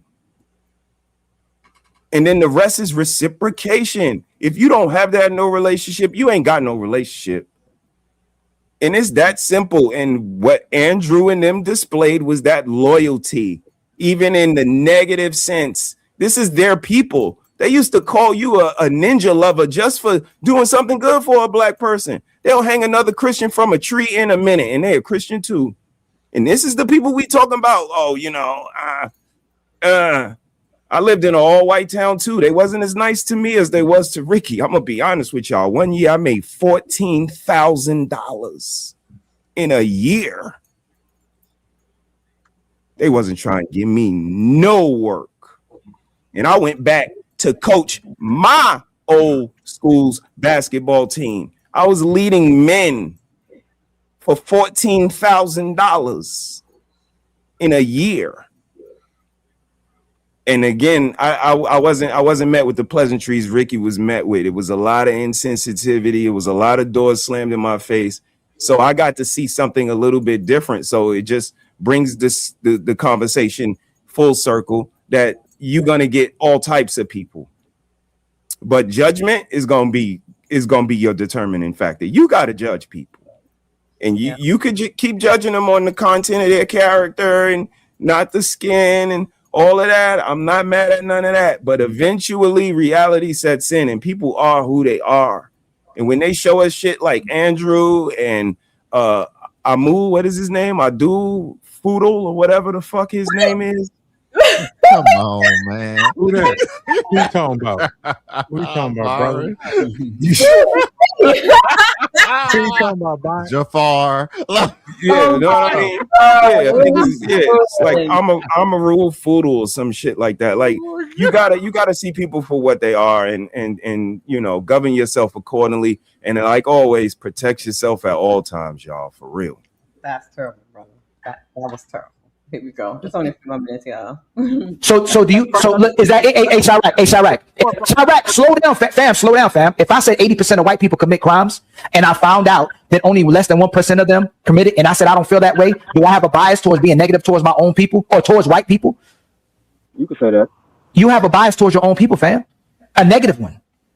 There's a self-reflection you need to do about your own people because of what people are teaching you because of experiences that you had. Your anecdotal experience is you putting it to all black people when less than 1% of black people engage in that behavior. Do you know that 70% of all the rest of white people? We ain't got to talk about white people. I'm trying to fix our problem. You get what I'm saying? No, but you get what I'm. You see how? Oh, God damn, sir. All right. hey. You just make sure you get their packages there on time. I tried not to say it, Nino. I tried. That's what I thought when I said. I was like, "Is he work for Amazon?" I tried not to, bro. The Amazon driver. You don't get there and get my Prime where it's supposed to be. That is crazy. crazy. Why you on the phone anyway, sir? And you see how you Pay for that 3-hour flex joint. You've been parked for 15 minutes. I need you to get on that road. You see how quickly he didn't want to talk about the white people? Yeah, I don't get that because the white people like talking about us. No, because he's working for him. He's in the car. He got the logo. Yeah, and I mean he on company time. He mess around and say the wrong thing. It's over for him. Ain't trying to lose that job. That job was hard for him to get. I mean, so again, what he doing there? What he doing there? This is no different than the ladies that we talk about. Fuck he doing on Ali's show? Like, do your shift. Like, y'all niggas don't got no discernment. Like, niggas don't got discernment in 2026. Do your job, sir. You couldn't save this. This couldn't wait. And that's, same thing with the reaction to these little dead people. Like, this shit can't wait. Like, y'all, that press. This shit is nuts. It just looks weird. You ain't got nothing else that you could chime in on today. And don't even have your own opinion on this shit. You got 8, 9 other motherfuckers to come up so y'all can make like one legitimate opinion. Like, run down, do your journalistic integrity, get the information you want to present and spark a thought. Shit looks like gossip when it's just 9 motherfuckers up there talking about this little dead baby. And I ain't seen none of y'all do nothing for the babies in y'all stream. Where's the book bag drive stream? Where's the library stream? Where's the kitchen stream where you teaching the little motherfuckers how to nailed it? Pause. That's a baking show. If you're not nasty. But again, this is what I be talking about. Since it ain't no fucking versatility, they only know how to teach these young people negative stuff. How to be grown early, how to activate them coochies and them little peens, how to do a lot of negative shit. This is what the people see. This is what Homeboy sees in his lens, that 60%. It's the way we glorify this shit. Dang. I just, I'm going to land my plane. It ain't no Huxtable houses. Like, y'all ain't shit as adults. Y'all house is probably not clean. Can't get no cran apple juice in there. Probably can't get nothing but soda or something processed. Like, y'all are horrible adults. A lot of coochies is stink. They can't sit between your legs to get their hair done. Like, y'all not cool like that. Men don't buy cologne like that. Y'all not like that. Button on my joint. I wouldn't want to be around y'all. Y'all don't have the articulation to talk and explain things to me as a young person, to tell me how things are gonna go. You talk about what up, shout it, and scoot, bow, bow, bow, bow. Kids aren't going to learn from that. Tell him, brother. Yeah, brother. But this is what we be talking about, sitting in these boxes. Y'all take these little things and use them as like purses. They cute when they small. They cute when they new. It's cute. But when they get older, and it's what we see out here in these streets, these 16, 17-year-olds that y'all want to have conversations with about for weeks, these kids are manipulative. They're conniving. They learn from their mamas. She get it from my mom. So, you know, I hear what everybody's saying, but y'all gotta wake up, man, because we're in a unique time. And if we keep on acting like women aren't humans and kids aren't humans, and oh my God, everybody lost some kids, everybody with some bad parents sound like to me. So we gotta, you know, kind of get our priorities back straight and stop worrying about all of this nonsense that don't make better families and better people.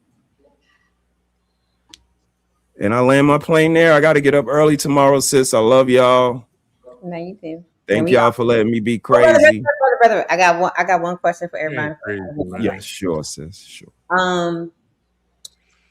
What lesson would every parent take from this case? And then turn it around and say, what lesson should every teenage boy take from this case? It's an easy one. No parent should bury their child. If it's not natural causes, no parent should bury their child. If everybody think like that, we might do a little bit better. Parents will be a little more sensitive, informative, empathetic. Kids would be a little more empathetic, respectful to their parents, the elders, the plight that they had to go through to get them to be the selfish, entitled little asshole that they are today. Everybody need to look at themselves, play their part. So no parent should bury their child, y'all. So blessings to all of those that do. I couldn't imagine the pain that you feel. And everybody else, govern yourself accordingly and protect yourself at all times. I love y'all. Thank you, sis. I got to get up early tomorrow, y'all. Brother. Be safe. All right, Shizzy. What should every parent take from this case, and what should every teenage boy learn from the case? What should every parent take from this case?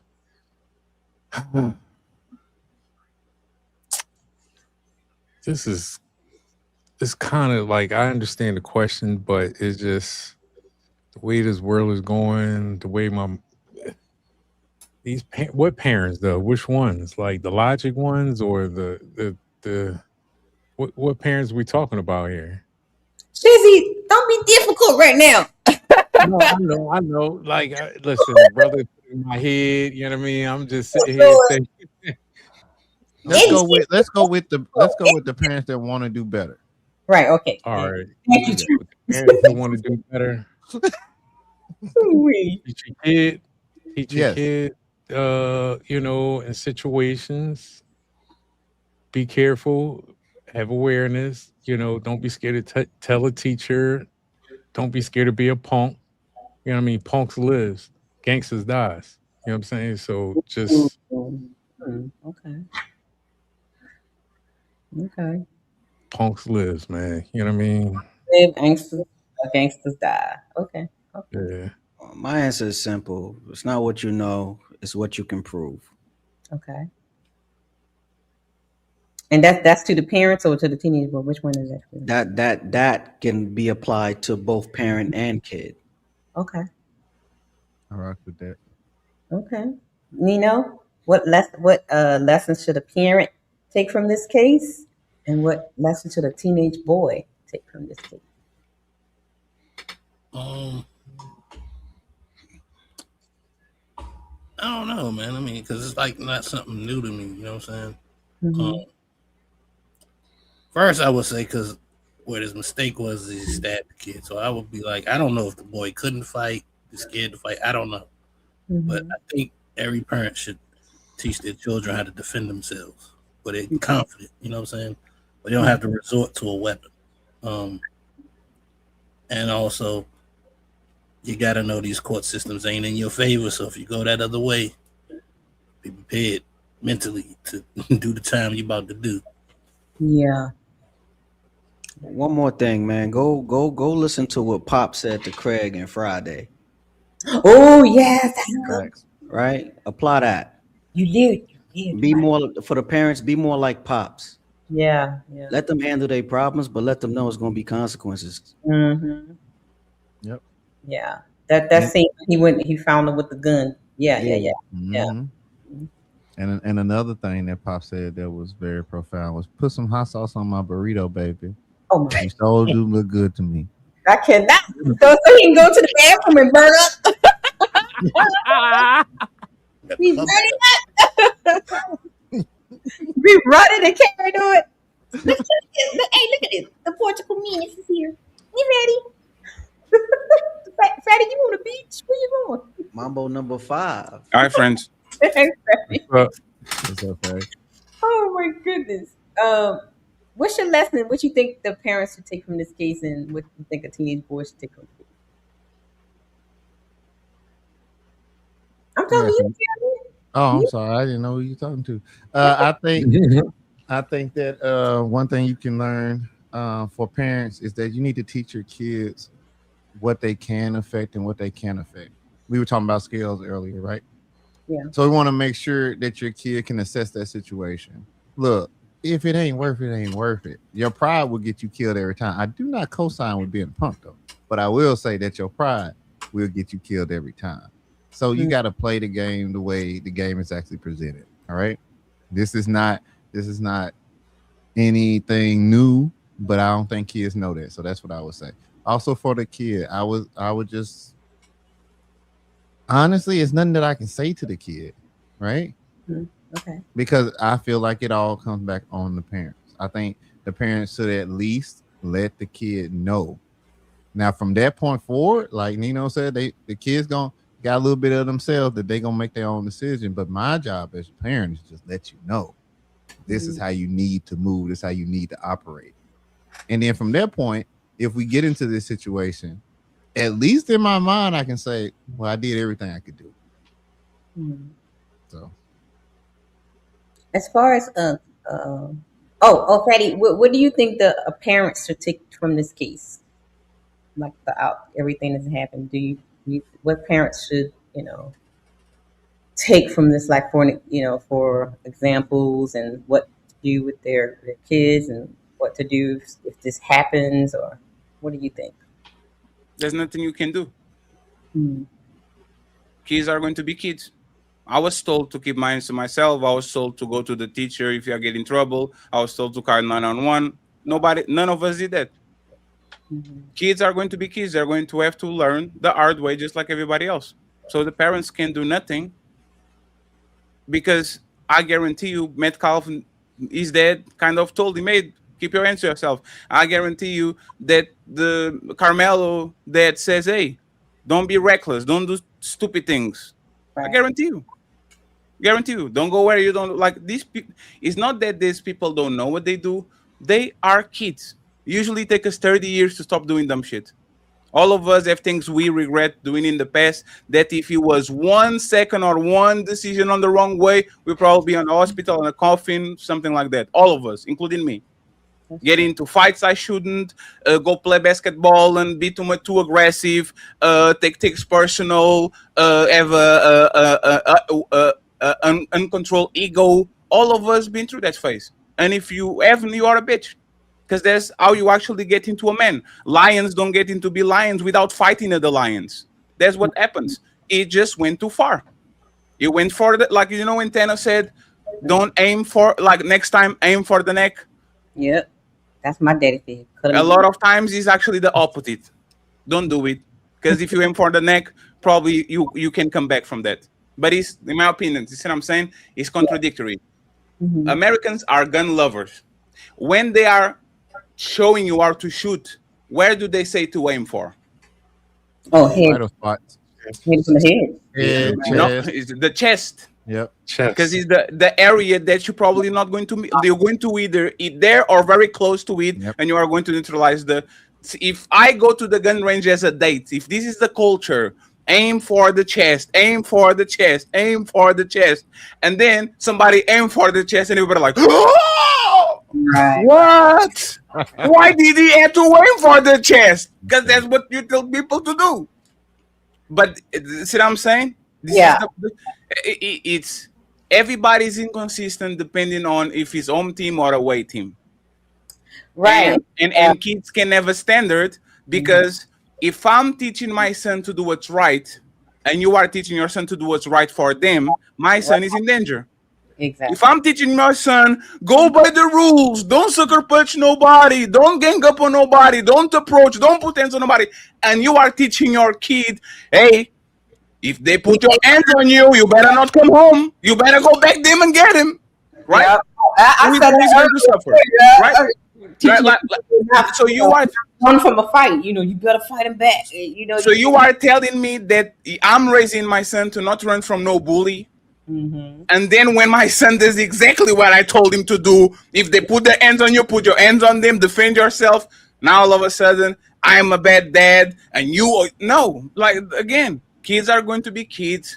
There's nothing you can do to save a kid from himself, because usually on situations of adrenaline, he's going to do what he feels like it, not what you told him on a very calm situation with no noise, no aggressiveness, no danger, no nothing. So it's kind of ridiculous. Like today, like the guys from the other side are talking about Chuck the Builder, and they did a 180. Now all of a sudden, self-defense. He had the right to shoot him 6 times. I hope he gets scot-free. Base, Judy's base. Why are you getting mad about words? Even though if he's instigated, he shouldn't have the. See what I'm saying? Right. And this is the problem we're dealing with. Like the same people that complain about the lopsided court when it comes to family issues. And they cried at the man. Oh my God, look at how the man treat the courts treat the man. They have a lopsided public opinion about who has the monopoly on violence. They don't want everybody to have a monopoly, access to violence. They want a specific group to have a monopoly on violence and racism, because everybody was for pro guns until the Black Panthers got some guns. Right. All of these people are very okay with racism, because you can see in the comments they're okay with racism until Taz decides to be racist. Taz should be your hero. You should shake on and says, that's the type of discourse I love. I am on the chat. I see 10,000 comments, racist comments, zookeeper, zoo, chimpy, all these comments. Taz does exactly the same brand of comment. And instead of saying, shout out to my boy Taz, he's racist just like me. Oh, he called him a white boy. See, they are racist. You should celebrate racists. You celebrate Myron. You celebrate Chet the Builder. Taz should be your hero. But you know why he's not? Rules for me, but not for thee. And I can say that is hypocritical. Not because I don't understand language, because that's exactly what is on the dictionary, but because 2 motherfucking assholes decide to do debate tactics when words on the dictionary don't mean words. As long as I do, I can say I'm a vegan save world, and people that are not vegan are evil. But if you catch me eating Burger King, I'm still not hypocritical because I was honest about it. I'm consistent in being inconsistent. So now I can do rules for thee, but not for me, and walk scot-free, because the dictionary definition actually saved me from consequences and from actually the definition on the dictionary. This game is rigged. We didn't do nothing, and we still got the same consequences of people that actually do. So are you going to tell your kids to fight back, or you tell your kids to go to the back of the bus and to kind of respectfully? Shouldn't the dude deserves to die? Absolutely not.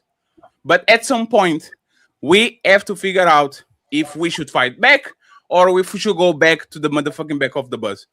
So just say it. Nino was brilliant on that post. Should Rosa Parks go back to the back of the bus because she wasn't supposed to be there? Yeah, but she's a hero. She's a hero, right? Pick a side. Now, speaking of, like, what do you think about the? Because we kind of talked about it, like when it's not just the other side, the Valhalla, right?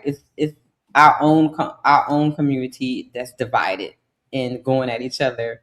because they're choosing sides too. What do you think about that? Like, calling the coons and you're conservative today, but you're liberal tomorrow, and then just because this is fitting you, now you want to go at everybody else. That craziness. What do you think about when it's infighting? It's brainwashing, because you don't see the Chinese fighting each other, you don't see the Jews fighting each other, you don't see they fight each other when they close the door and nobody watching. Right. The Italians with the mafia, they don't let you. They like these people have one of the most criminals. The Yakuza in Japan, mafia in Italia, Chinese is full of, like I said, I'm saying, all of these communities have the worst people of the worst, just like black people. But the difference is, in front of the cameras, in front of everybody, they say, who are you to be talking about us again? I know we have our problems, but what we're going to do? These people, unfortunately, and again, sorry to mention this, Django was not a fiction. Django was a satire on real times in 2026. You have house Negroes like Samuel L. Jackson that rather be accepted by massa as long as they get to be the main black boy and have the money and tell people what to do, than actually think for himself and defending him and people that look just like him. That's the reality. These people have no leg to stand. The only reason why they do this is money and attention and being contrarians, because they think they are better than they think they are house Negroes, then they are better than actually the people that are on the field. You're not. You're just lucky. You're just lucky. Because the same thing would happen if you learn how to read. Same thing would happen to you and to me. Oh, you learn how to read, Negro? I got you. They just think they're better because they get lesser whips. But when Myron goes to talk with those white supremacists, what happens to him? Get called. Brother played that. Yeah.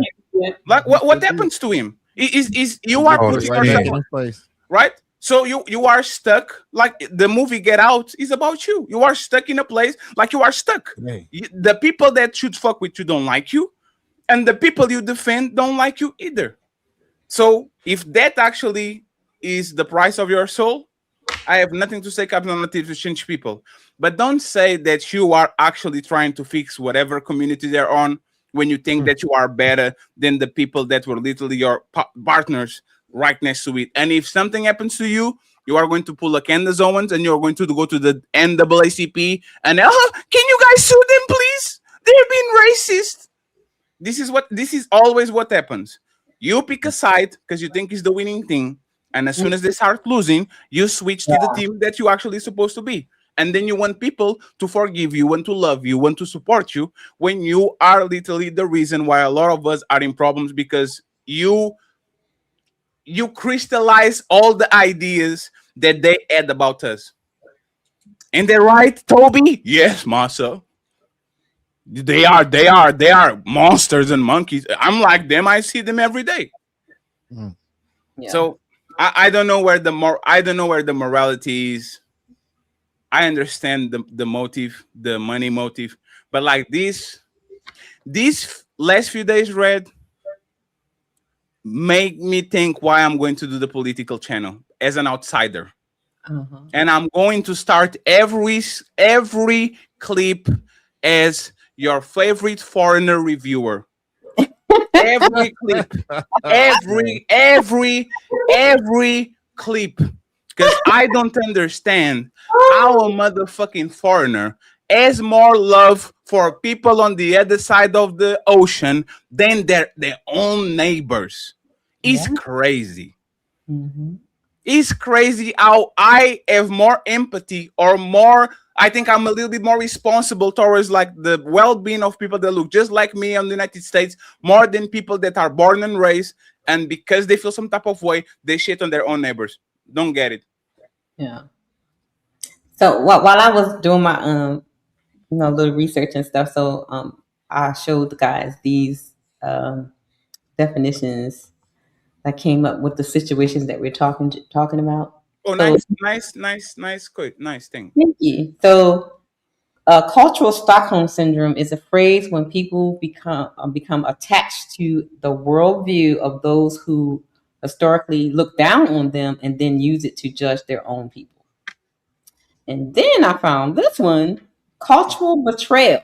Cultural betrayal happens when our pain becomes content, our youth becomes talking points, and our people become props for approval. And this one is and that young man that Ali was talking to, I will tag him with this one. Internalized oppression. When oppressed people absorb the negative beliefs about their own group and then begin repeating them as if it was true. So right, you know why this is not problematic? Do it across the board. Right. But they don't target a specific group. Like you know what is the perfect example? The manosphere. Talk about women when they do something dumb, but when a man does something dumb, use the same standard and put him on the Summer Jam screen. But you know what happens? Woman. He cheated on her. She probably deserved it. He put his hands on her. She probably did something. He fucked the dog. Maybe the dog was looking at it. Maybe he didn't have sex in 6 weeks. See what I'm saying? It's exactly the same thing. I know you get more money or more views by always targeting woman and saying a woman is terrible, and every Instagram gossip that is not verified, you come in and you say, see, prove that such and such woman did this to this man, and then it never happened. But you just be consistent. If a man does something wrong, you call him out. If a woman does something wrong, you call him out. These people do the same thing with race. They have an incentive into talking shit about certain groups, but as soon as their group does the same behavior they condone, all of a sudden I can't believe that Myron was doing no, I actually believe it. Myron, www. And then Tess does the same thing. See? Disgraceful. Right. This shows why I have black fatigue. Should I have white fatigue after the last 5 days? Been calling all type of money. Right. I didn't do nothing to I didn't do nothing to nobody. I think I'm one of the most racially conscious people on this place, to the point where I will welcome white people, I'll welcome black people, as long as you're cool and good to go. The Untouchable Empire is one of the most diversified groups that you ever have. Asian people, black people, Latino people, Brazilians, Portuguese, like you can find half Turkish, you can find everybody. You're going to be judged by what you do, not by how you look. But these people, unfortunately, there's no money in criticizing your own. So that actually, I got that wrong. I got that wrong. It's the opposite. There's no money in going against the people that actually pay your bills. There you go. And if I'm there to get red meat about the J community, and one day you say, you know what? I actually agree with this thing that Netanyahu did. That gets you no money. You get 7 views. So again, this is all money driven. Like 90%. This is entertainment. People kind of are using the tragedy of some people to make sure that they get their pockets full. And if something goes the opposite way, like we literally have in a overlap of the Carmelo Anthony trial and on the Chud the Builder trial, they will literally flip-flop in front of you, 3 days in difference, and they will feel nothing about it. They won't feel, hey, Red, you can do it, right? Like, you can do it. You can say, that was not self-defense. Right. He has the right to put his hands on him, hostile environment, being taller and bigger and all that. And then flip it. Hey, he was right shooting him 6 times, even though he instigated everything and all that. And these people have no shame. They go to sleep like a baby. That's the part that I can't believe. How are y'all the good guys, the righteous guys, the conservative guys, the religious guys? Oh, we have to put moral. And as soon as this happens, you show how immoral you are. Exactly. I don't know, man.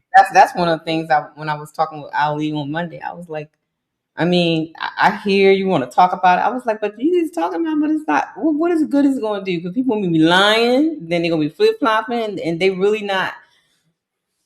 I don't know. That's why I never did do a show on it and go break down the evidence and stuff. Like, what's the point? Because is me and Ali a lot of times struggle with are these people just not aware of what happened? Like when they see the highlight and they're like, black panel. Right, and in our head, because we were there and we were careful and we were polite, we are like, maybe if I explain to this person that we actually don't think he's innocent, we think he's guilty, we just went against Andrew because he was defending the chair, maybe this person is going to say, oh, so that's a misunderstanding. I get it now. You know what? Now I understand. If only I could explain that Andrew already knew exactly that he was going to be the antagonistic person of the show, and there was no push whatsoever because he actually was ready for the fight, and he was not one of in 7 because Roses was quiet, SH was quiet, Taz is the only extremist on the other side, and everybody kind of, if I can explain that to him, they are going to say, oh, now I like you because I understand it. We are stuck on the 12-year-old jokes. If I only can understand that was a joke and show you the rest of the video so we can show you laughing and drinking, we are going to be okay. And then they see it and they double down on it. It's just with a different clip. And they cut the laughing track of it. They cut the so it actually looks like you mean what you say, and they make $1 million out of it. It's our fault that we still think that these people actually believe in what they say. And you know one, Red, just to land the plane? Yeah. Remember the conversation I was having with Andrew on Saturday about how the internet a lot of times is going to turn you into a monster and you kind of not a monster? Yeah. Y'all see. Yeah. And he was disagreeing, and I was like, will you turn into a see? after this weekend, today was more for monkey panels. Yeah. Like crazy. like I never saw some like people deliberately, right, grabbing something they know is wrong and then flip it and then like say, see? Y'all think this doesn't affect people until Ferry go back to be Majin Buu. And then when I say I am behaving the way I do because I try to be nice to the group and I try to be Fat Boo, which is the good one, the kind one, the funny one, and y'all turn me into motherfucking evil Boo, right? Or Kid Boo, and I go out that I'm married to destroy. Now all of a sudden I'm chimping out. Now all of a sudden, oh, why is Ferry not the moral police anymore? Because y'all made me do it. I can't be myself and still be punished by being kind to people that wouldn't spit on me if I was on fire. So what should I do? And this ties with the question that you ask. What should the parents do? Yeah. Should I raise my kid to be a goody two shoes and then he gets slapped by one of these motherfuckers kids? Punked, bullied, develop trauma so he can be an inadequate adult for the rest of his life because I told him to not defend himself because shit might happen. Right? It's the same thing with us. What should we do? Should we still love these people and we should care for them and we should defend? Like next time a white person comes on my panel, should I defend their right to be offended? Because nobody defends mine. Nobody defends us. They actually champion that. If Andrew next time comes to our shows, right? If y'all don't want me to defend him to defend Myron, why should I defend him? I shouldn't, right? It's only fair. Right. It's only fair. But that's the thing. Damn if you do. Because now you're creating an uneven playground where they can hurt us, but you can hurt us back, which is what is happening with the kids. Yeah. Or I tell these people to go ahead and smack them upside down, and now Mr. Fantastic and Taz and Ferry and all these people are on the thumbnail because I let Mr. Fantastic go Hulk on them, and they never understood that shit. I am sparing you.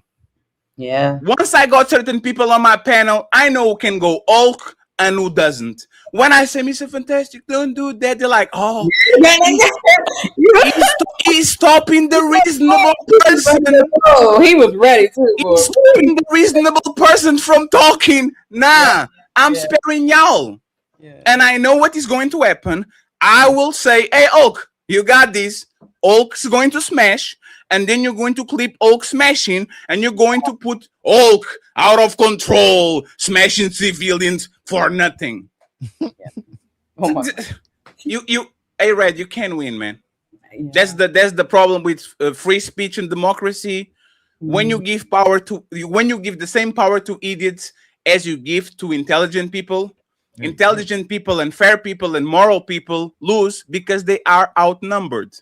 For every person that is actually honest and fair and righteous, there's going to be 100 motherfuckers saying www.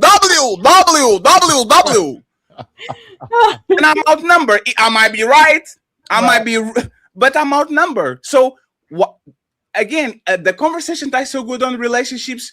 Why should I be nice when the bad guy is rewarded? Why should I tell this woman the truth when Mr. Let Go will lie to them and get them home? Right. That person is clearly lying and getting the results, and I'm not. So, what should I do? I'm going to start to befriending married woman like CEO. Oh my God. Yo, what? CEO, you need to stop. CEO, we are going to stop you, CEO. I'm going to sue you one day. You better watch it. I'm going to sue you one day. Oh my God. We're trained Cammy as an attack dog. You better. Your time is coming. Oh my God. Oh, the ankles is gone, son. What's wrong with folding clothes, man? Ain't nothing wrong with Hey, that. man, hey, you know what's funny? Hey, CEO, I will tell you this, right? I kind of had a change of mind. Like, Mr. Let Go send me a message like this. Hey, man, y'all were trying to embarrass me and all that, and they still picked me. And I was right. I actually think about you, CEO. I was like, you know what's right? If they choosing to go, what the fuck am I to tell it? They choose the winner. You go ahead. Hey. Actually, I apologize, CEO. It's all good. Yeah, like made them fold the stinking drawers and the socks. Patty, you're gonna be a moral person in an immoral space, bro. Like, you absolutely right. It is going to be 100 immoral people for every moral person here, bro. Yo, you just described the content creation game. No matter what you do, they're going to flip it and turn it into content, right? For the dollar, and you get that part. So don't get too attached to it, bro. Just keep putting on the show. Just keep putting on the show. Yeah. So CEO, I have 7 years of detaching myself from woman. And I'm kind of finally doing it in the last 2 years. Like, it doesn't bother me.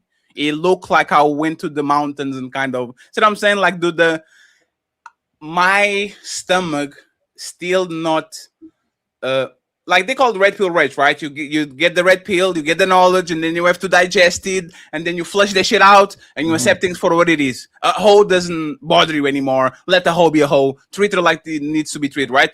With the social issues and the politics and the racial stuff, the red pill is still on my stomach. I still didn't have time to digest, right? So, because I have a lot of like dope, like white friends. You see what I'm saying? People that will cry on my funeral like I was their brother and all that shit. And I was raised around people that I actually consider friends. English is not my first language. It's not devastating. It's like cataclysmic disappointment to see so many people that look exactly like them doing the most egregious, like the zoo shit really bothers me, man. Yeah, I got you. Calling him a zookeeper. Yeah. Like, and these people are bank tellers. They will approve your loan. They will rent to you. They will be teachers of your kids. They will be managing money. They will be in positions of power. They will be politicians. Like, these people are eating in plain sight. Yeah, They are literally around you in every sphere, able to affect your life in any way, and you have no idea that the person that is supposed to approve your loan saw your face, and because in reality is www's in the chat avatar on YouTube. That's his name, the @ Now all of a sudden, you that's supposed to actually be the first person escaping generational poverty. You should be the first to graduate. You should be the first to have living conditions way better than your parents. Now all of a sudden your life is fucked up or derailed because one of these people got to be the politician of your area, got to be the school district, whatever, got to be the bank teller, and all of a sudden your life is ruined just because you look a certain type of way. Or your name is not Richard, your name is Johnson. Gio, it still was funny. I don't know what you're getting at. And anything Myron did on the panel was not outside of Myron's brand, so you could chill with that. Hey, you know what's hilarious? What's up? Y'all know me. I love like dark racism. I just think you have to be funny.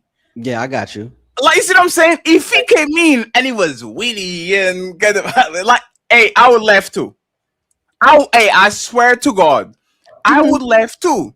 The problem is, it was not funny.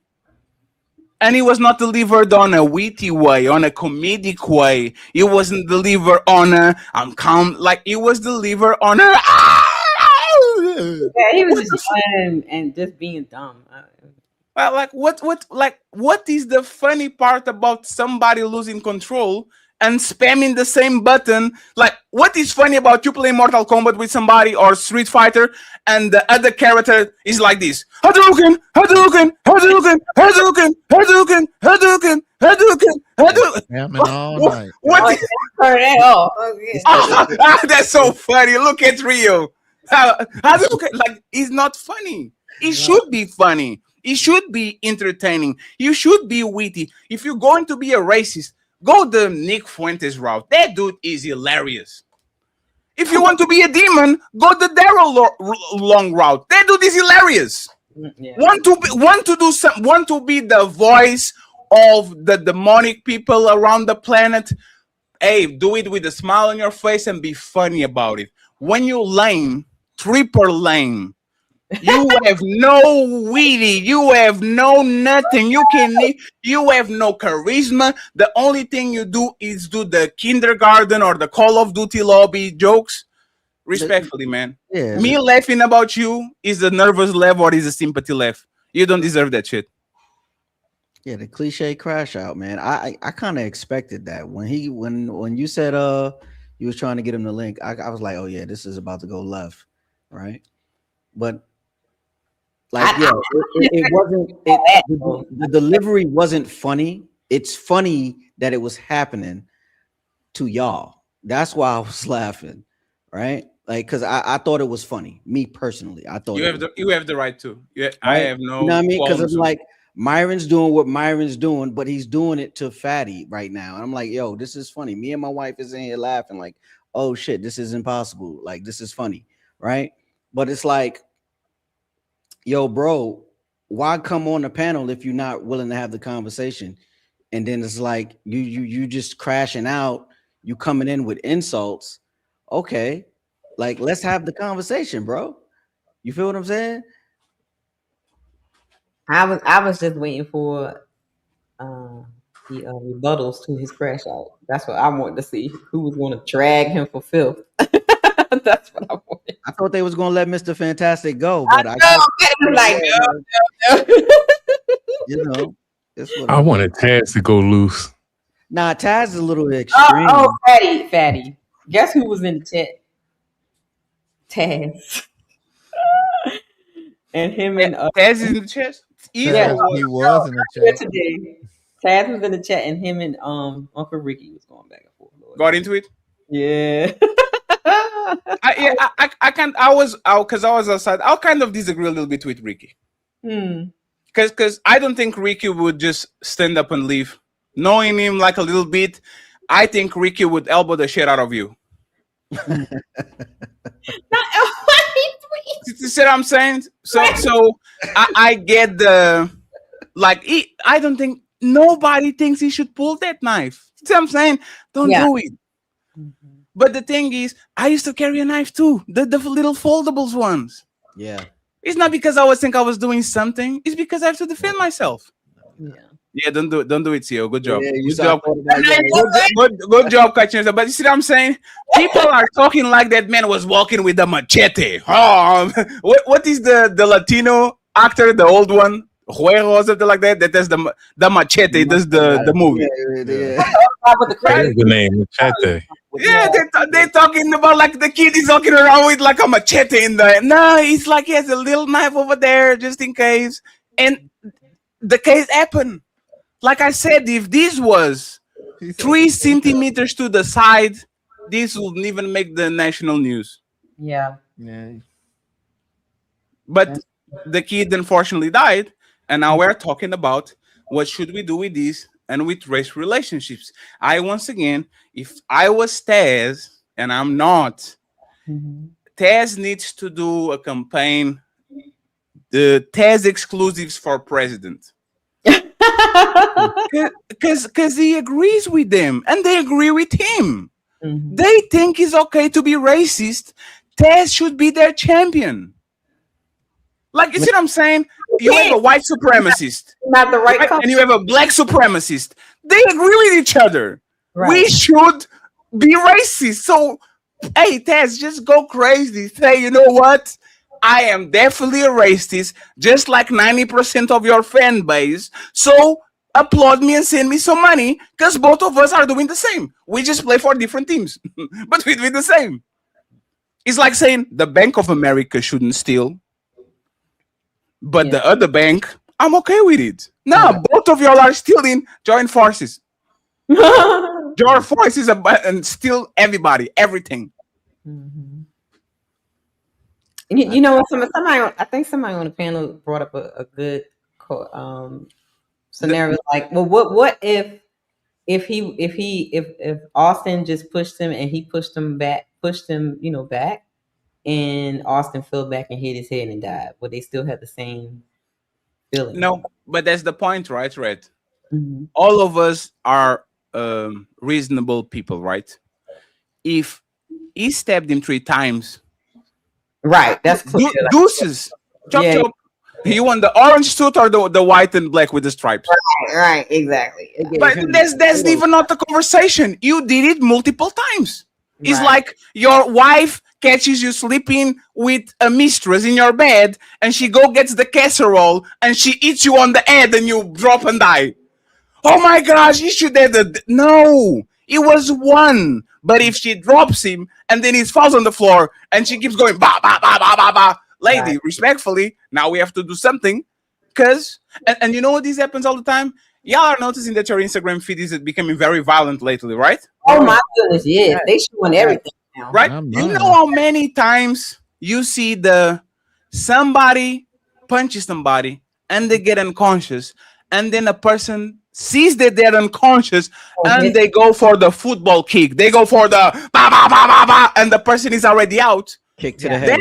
Yes, is the football punt. These people should definitely go to jail because you neutralized the threat and you decided to go Conan on him. You went Ultimate Warrior. But if I eat you, you feel and you die because you eat your head, we kind of understand there's plausible deniability to say, hey, was this person actually doing this on purpose, or he did it and he was once and he was unlucky and he died? For Chuck the Builder, we have to have nuance. For Zimmerman, we have to have nuance. For Kyle Rittenhauser, we have to have nuance. For a 17-year-old Carmelo Anthony, that nigga's a thug. Yeah. Give him the chair. Whoop, whoop. Yeah, Andrew was wilding when he When said we said that, I was like, what? Oh my God, sir. You that's wild. that gaslighting, right? Yeah. And I think that's what set Taz off with that too. And I think it did. When Taz was getting a little racial, Andrew realized he's like, dang, I can't play at his level because then my career might be over, right? You know what the gaslighting is? Yes. And this happens a lot of time. It's like this, right? You go to a woman and you say, you should be submissive and traditional, and you should cook and clean and want to be a stay-at-home mom. And she says, I actually agree with that, but I have my dreams too. I want to pursue a little bit of my career, and I want to play basketball because I like basketball. And the person says, I knew you were against traditionalism. I knew you were a modern woman. No. Just because the person doesn't agree with you 100% doesn't mean she's your enemy. Just because you don't want the death penalty of the kid doesn't mean that he's innocent. And you know what they do? That's how they frame it. See, Andrew fighting for morals and for civility, and all these baboons that don't know nothing saying that the kid is free and fighting because he's black. Nobody's saying that. So why are we being reasonable when these people are literally looking for the most unreasonable take on the group to actually go ahead and do something? Yeah. And by the way, Grey Pill, the blade was 3.5 inches in Texas.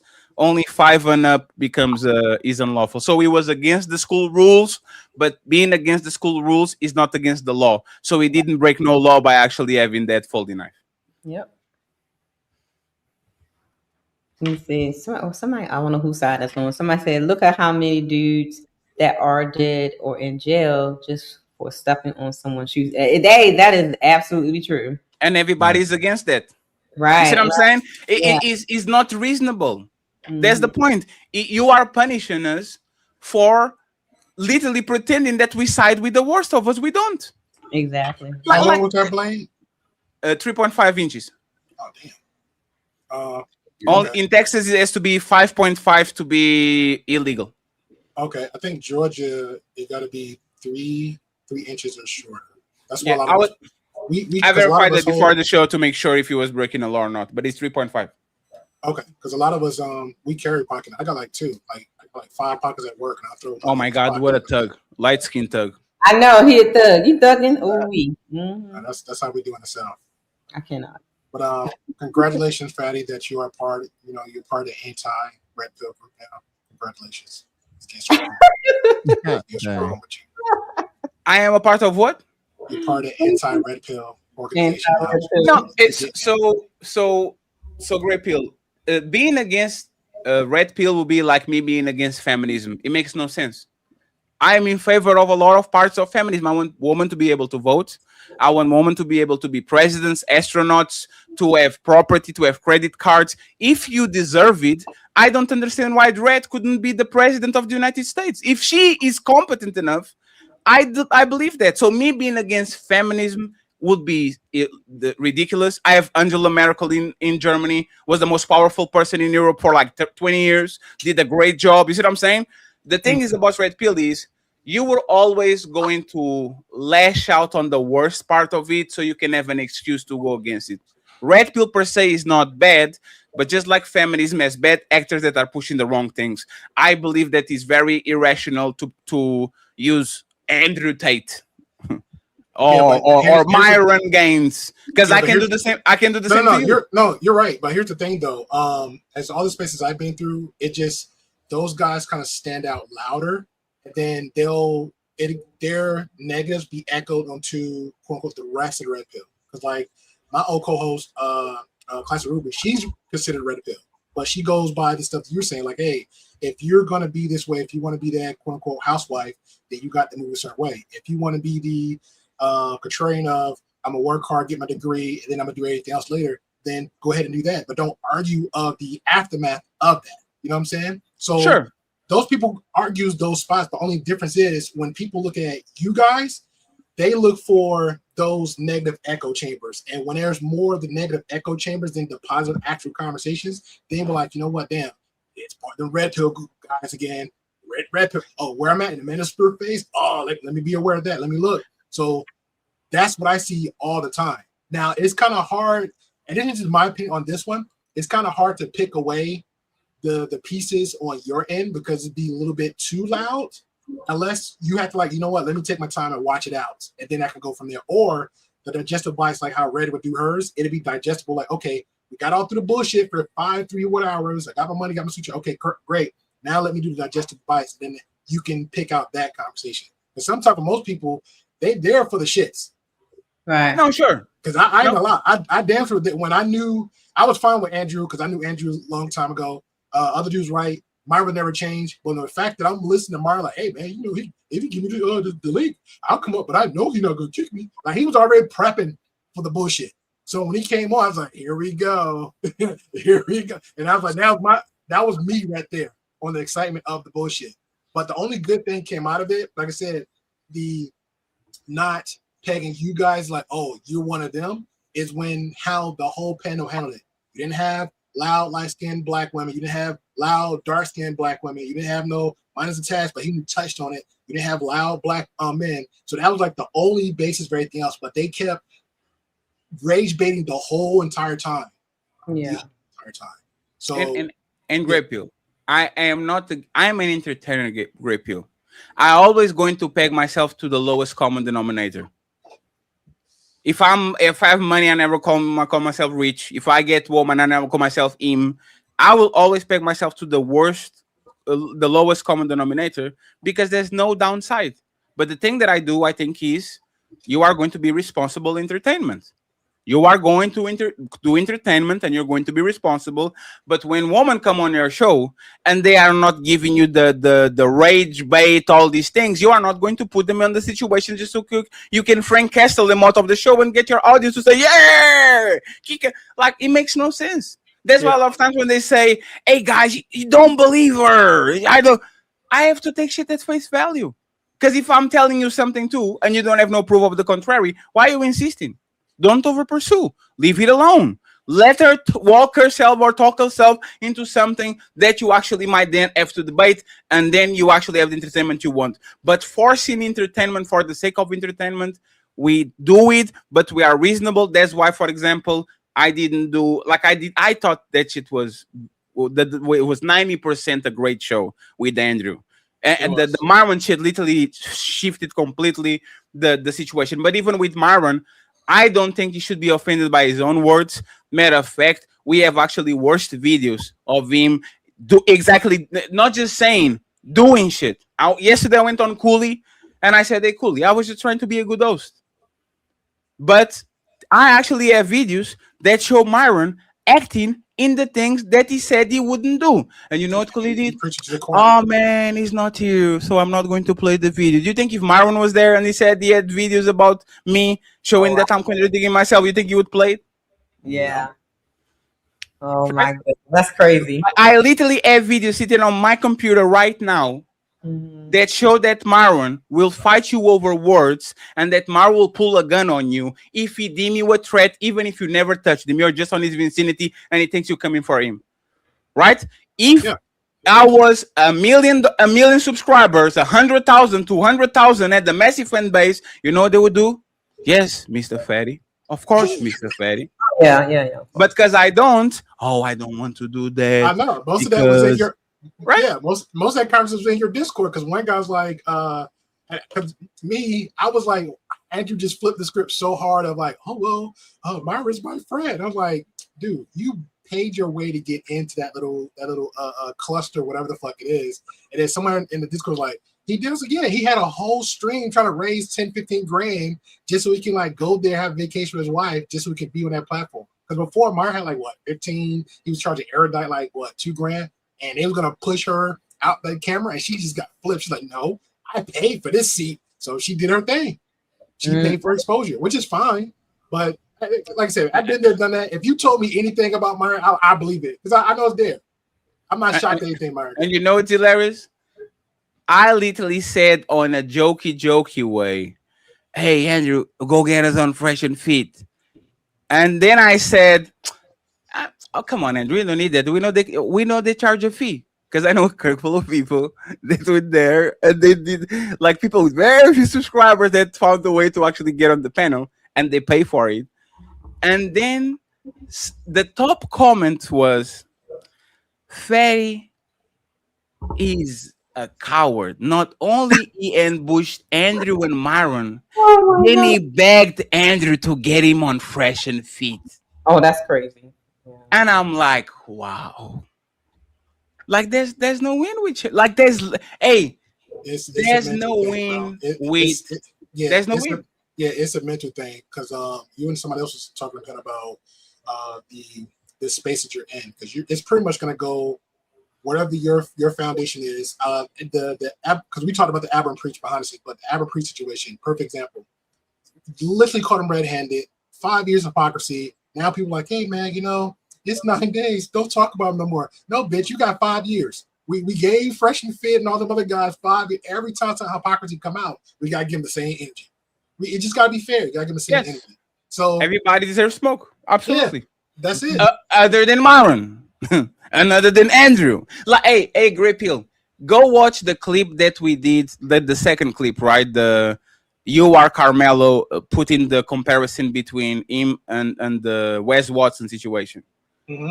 He defeated himself. Like, if you clearly listen to that clip over and over again, he says, man, but Andrew is big. So was Metcalf compared with Carmelo. Oh, but it was on an hostile environment. So guns were over there. So was Carmelo Anthony, was on the opposite end of the opposite team with people that don't like him. Oh, but like all the things that he said, Red, get him out of here, please. Yeah, that's what I'm good to hear. Yes, Like, what in the world? Yes, thank you very much. I appreciate that. Yeah. So like Andrew is the king of, I will catch you with your own words. All the scenarios he did, I couldn't leave. Yes, you could. Nobody was grabbing you. It's a stage. You can just walk out and say, my life is not going to be threatened by nobody. I'm leaving. Like, all the statements that he did was actually statements that would then turn it against him. And the same crowd that is the WWW is the March the Debater and all that. Man, Andrew, whoop your ass. How? Yeah, it's that foundation he built, man. He got his cultists, he got his fascists, he has his racists, It's NPCs. Yeah, A Great Pill. I really thought they were intelligent people, but I forget that like most of people are not that intelligent. So if somebody tells you the sky is red, and you have a cult following of 100 people that say the sky is red too, how many people drink the Kool-Aid exactly? And how many of them? 1,000, something like that. How can you see people in front of you drop and die, and you say next? So, I think this was kind of necessary. See what I'm saying? I like this is going to be like a canonic event on our growth as people. Like, he had to happen. I read the happen right now. So now I'm not go as silly, naive. How he just hey. Do you think that it's gonna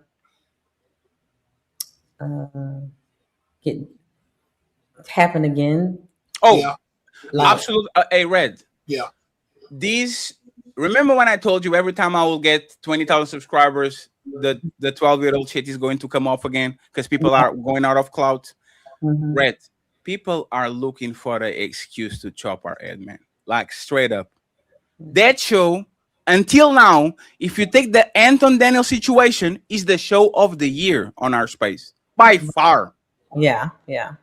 Show being reviewed by 600,000 subscriber channels and everybody talking about it, and the people that are not talking about it on our side is out of jealousy and hatred. They don't want us to give no credit. Oh no, not the untouchable. See what I'm saying? That's the ones you want too. I want those right? too. So the thing is definitely going to happen, and I think that even myself, I think we are not ready for the type of hatred. You see what I'm saying? No. You are, but because I said this to you before, you are. It's the selective. Like, you got. Where's Lou at? You have a solid argumentative team on your platform. I think you got too many people on there to handle the business. Like, because you, Lou, because optically, I don't like y'all guys. I'm just being optically, I don't like y'all. But argumentatively, y'all got it locked down to the point. Because baseline, man, Fetty had these conversations. I'm be honest. I'm not gonna sit there. Oh man, you feel like you should. Oh, fuck all that. So Yeah, I know. That's why you voted on Eve on the debate. I was fair about that. You can't it's fine that you want to admit it now 2 years later that you gave me an L on that debate because you don't like me. About me, nobody that you bringing up. I won't cry nobody. I don't tell nobody. It's I fine. cry. I say bring up past trauma, sir. You can let it go. We can hug it out. I'm not Andrew. We can hug it out. It's fine. It's fine. Let bygones be bygones. I forgive you, sir. As a good Christian. I don't know. I feel like you got your fingers behind your back. Fingers crossed. So, but Grey Pill is not about being like, I'm not talking about being ready to debate these people, because I'm a fast learner. You see what I'm saying? Like, I'll listen to people. I would kind of say, no, you are wrong. But then I'm like, you know what? You actually might be right. So I will give the chance to kind of course correct. I'm just saying, so on the beginning of Fight Club, I was being hated for kind of no reason. And I don't think I was ready for it. I was like, God damn it, am I crazy? Like, I literally was doubting myself. Am I, is my English is bad? Like, what is happening for me to go at Anton and say something that is very reasonable, and everybody, W. Anton, killed him, crushed him, send the fat boy back? Like, it would make me kind of doubt myself. Now that doesn't happen, because I know people will gaslight you into you feeling guilty or like a loser or something like that. Yeah. I don't think we as a group are ready to be the villains. I really don't. I don't think it's the villain thing. I just no, you don't? Okay. No, I think it's the expectation of, like, because Red said, hey, are you because the question was, are you ready for that extra exposures coming out? And yeah, we know it's gonna happen. I'm not. I'm ready to deal with them as underdogs, right? Which is what we are. I'm ready to deal with them as underdogs. I am not ready to deal with them as a face-to-face. You are going to respect me and you are going to acknowledge me. I have to get I have to get my weight up, and I have to get my team ready for me to actually sit on the table. Grey Pill, you know why you know that shit? Grey Pill, Destiny is that person. That dude is the villain, straight up. Yeah. And not everybody, like, it took a lot of years for him to finally embrace so there's no reason in which all fuck this shit. I'm going to say, hey, same thing with Amazing Lucas. Look at him. It took him so many years to finally say, you know what? Fuck that shit. Look, gloves off. I'm going to go demon time on them. I think everybody has that the hero's journey that you end up might either be the villain or the anti-hero. I don't know if I'm ready to actually evolve that, but like I said, you usually only get ready when you get there. You're not ready to get a parent until you actually get a parent. You're not ready to go to school until you actually get to school. You're not ready to do the job until you actually get the job. So I think it's going to be organic. Yeah, you prove my point. But I damn, you approve my points. W's for the Grey Pill in the chat. W. Grey Pill. Yeah, you just swung back around. W's. You just swung back around. But yeah, I think y'all got it on that front. I just treat them like just flip the script. Treat them like you treat everybody else that's underneath you, or just leave it like that. You're gonna be an ass, gonna be a piece of shit. Okay, your content now. Just leave it like that. But Andrew will pop back up. I can't see about Myron unless he had this little weirdo team up, but that's pretty much a whole thing. So it is what it is. So yeah. All right, that's all I want to say, man. But we'll be ready next time. I'll be ready next time with. I already was. I was just like, I ain't gonna. Yeah, it was. Should I do it? Should I do it? And it was a massive mistake to not doing it. Nah, I honestly, and it's just me being picky. I'd have kicked like half that panel off. I'd have left you, Ali, and Fantastic on there, and just let y'all just handle them and just go, just do it like that. So, but Grey Pill, the problem is that's not how I value the people that were with me during the worst parts of this journey more than I value the big dogs that come in every week. These people, I have no attachment towards them. I am not thirsty to be around them. To be honest, I despise 90% of them. I'll never call them. I'll never go on a drink with them. If I was on the hotel next to them in their city, I would never even ask to take a picture or nothing. So I will not. And this happens a lot, right? It happens a lot of our space. Somebody new comes in, the big dog. Drop everybody. Bah, bah, bah, bah, bah, bah, bah, bah. That will be the biggest betrayal that I could do to the people that actually are here day to day. Because if CEO or she's or Red or Nino are here when nobody watching, and the first day that I actually can give them visibility so they can actually, it's a reward for their loyalty. The first thing I do is let me drop the B team and just leave the, what the fuck is, like, what is that? Right. These people are not children. It's integrity. Right? Oh, go to the kids table, Red. I got this. What? I am expecting to get on Discord and to get the violation of my life. Because I deserve it. I actually earned it. I deserve it. So I know optimally, it will be good for everybody long term.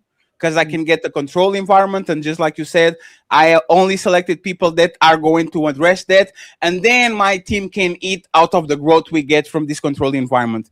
But I read the kind of fail with the people I came in, then just go ahead and I'm dropping everybody. You know, you climbing Mount Everest and you have 10 people, and then one is tired, and one dies, and one is frozen. And I read the kind of get to the middle with everybody, and if we can go up, we just stay over here with 300 people watching, decent amount of money, everybody having fun, then climb to the mountain, and I have 100,000, all these, and then I look back and nobody is down. Ali is gone, Louis is gone, Red is gone, Nino gone, right? Like, that will be a tremendous disappointment. You know why, Gray? Because you actually would prove everybody right about me. Yep, that's right. If I get to the top, and once I get there, you know what? Actually, the first thing I'm going to do if I actually make it, I'm going to make a couple of phone calls. Hey, man, I know you don't see eye to eye, but shut the fuck up and let's go do some content. Right? If I get to the top of the pyramid and every single one of the people that was supporting me on the beginning was dropped along the line, everybody was right about Ferry being a piece of shit. Because there's no way everybody falls out with you. Everybody, and you are always right. You might be right 30% of the time, but Xyrox, Nino not fucking with you. Like, what happened there? Yeah, but when it comes to stuff like that, you can't. I understand what you're saying, but like, well, two things. From the outside looking in, let's just say Red's on her spree and she's doing good. It's that situation happened, right? And I'm on the panel. She's like, "Hey, great, I'll drop you." I looking from the outside, and I wouldn't even like take offense to that because, like, at the end of the day, this is something you need to do. Same example with the Queenmaker situation. When I sent her over there to other dude and they was conversating, that was that was a him moment. You know what I'm saying? It wasn't the whole panel get in and all this that third. It was just that's a you moment. So I think sometimes most people just need to look at like, okay, that's a him moment, and then we can take it from there. But you know what I did?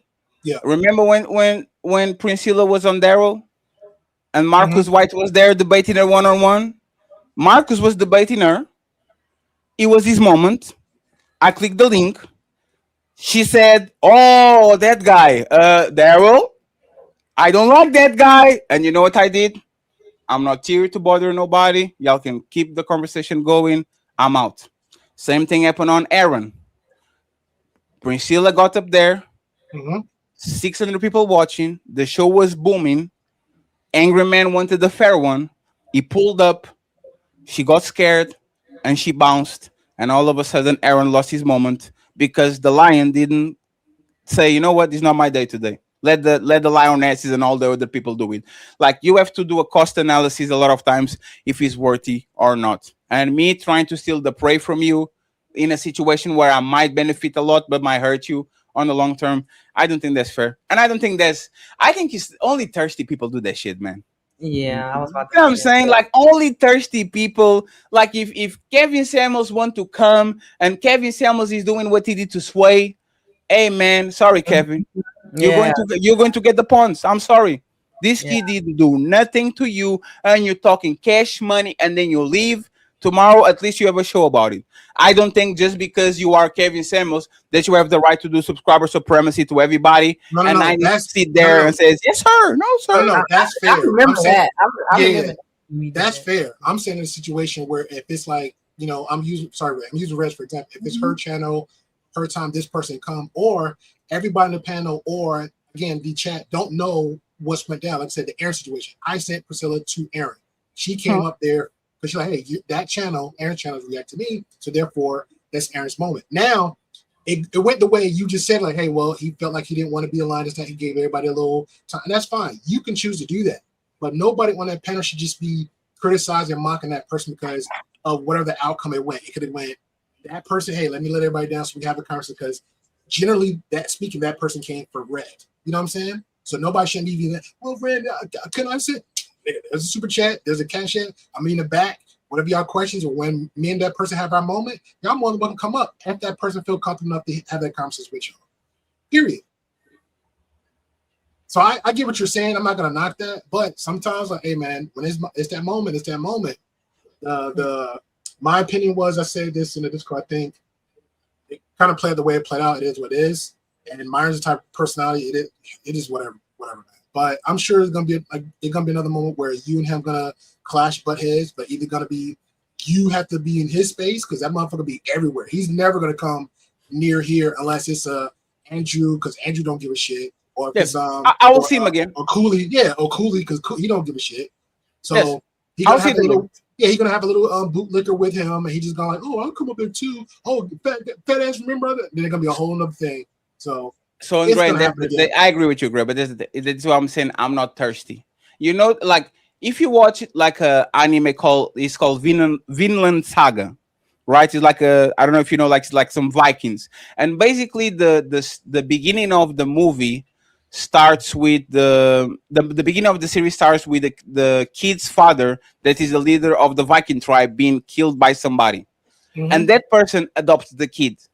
And basically the kid is only training and practicing so we can actually do his revenge against his stepfather that actually killed his dad. See what I'm saying? I have time. I am Arya Stark.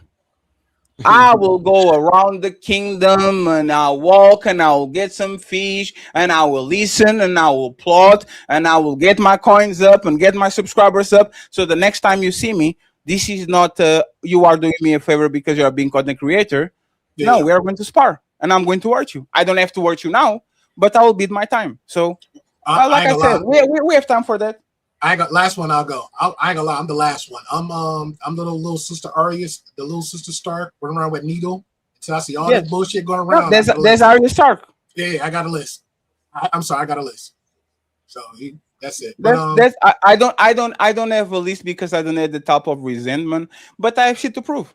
Because I'm competitive like that. I don't think my ego is like out of control, but I don't like to lose either, and I don't like to be punked. And I remember that I'm not vindictive, but I'm definitely petty fatty. I'm not petty red. I'm petty fatty. I will, when I see you, I see you, and we're going to see That's like you know the British, like there's a British meme that I play that is basically a minister on the United Kingdom, when he said, I propose that the United Kingdom leaves the European Union, everybody started laughing at him.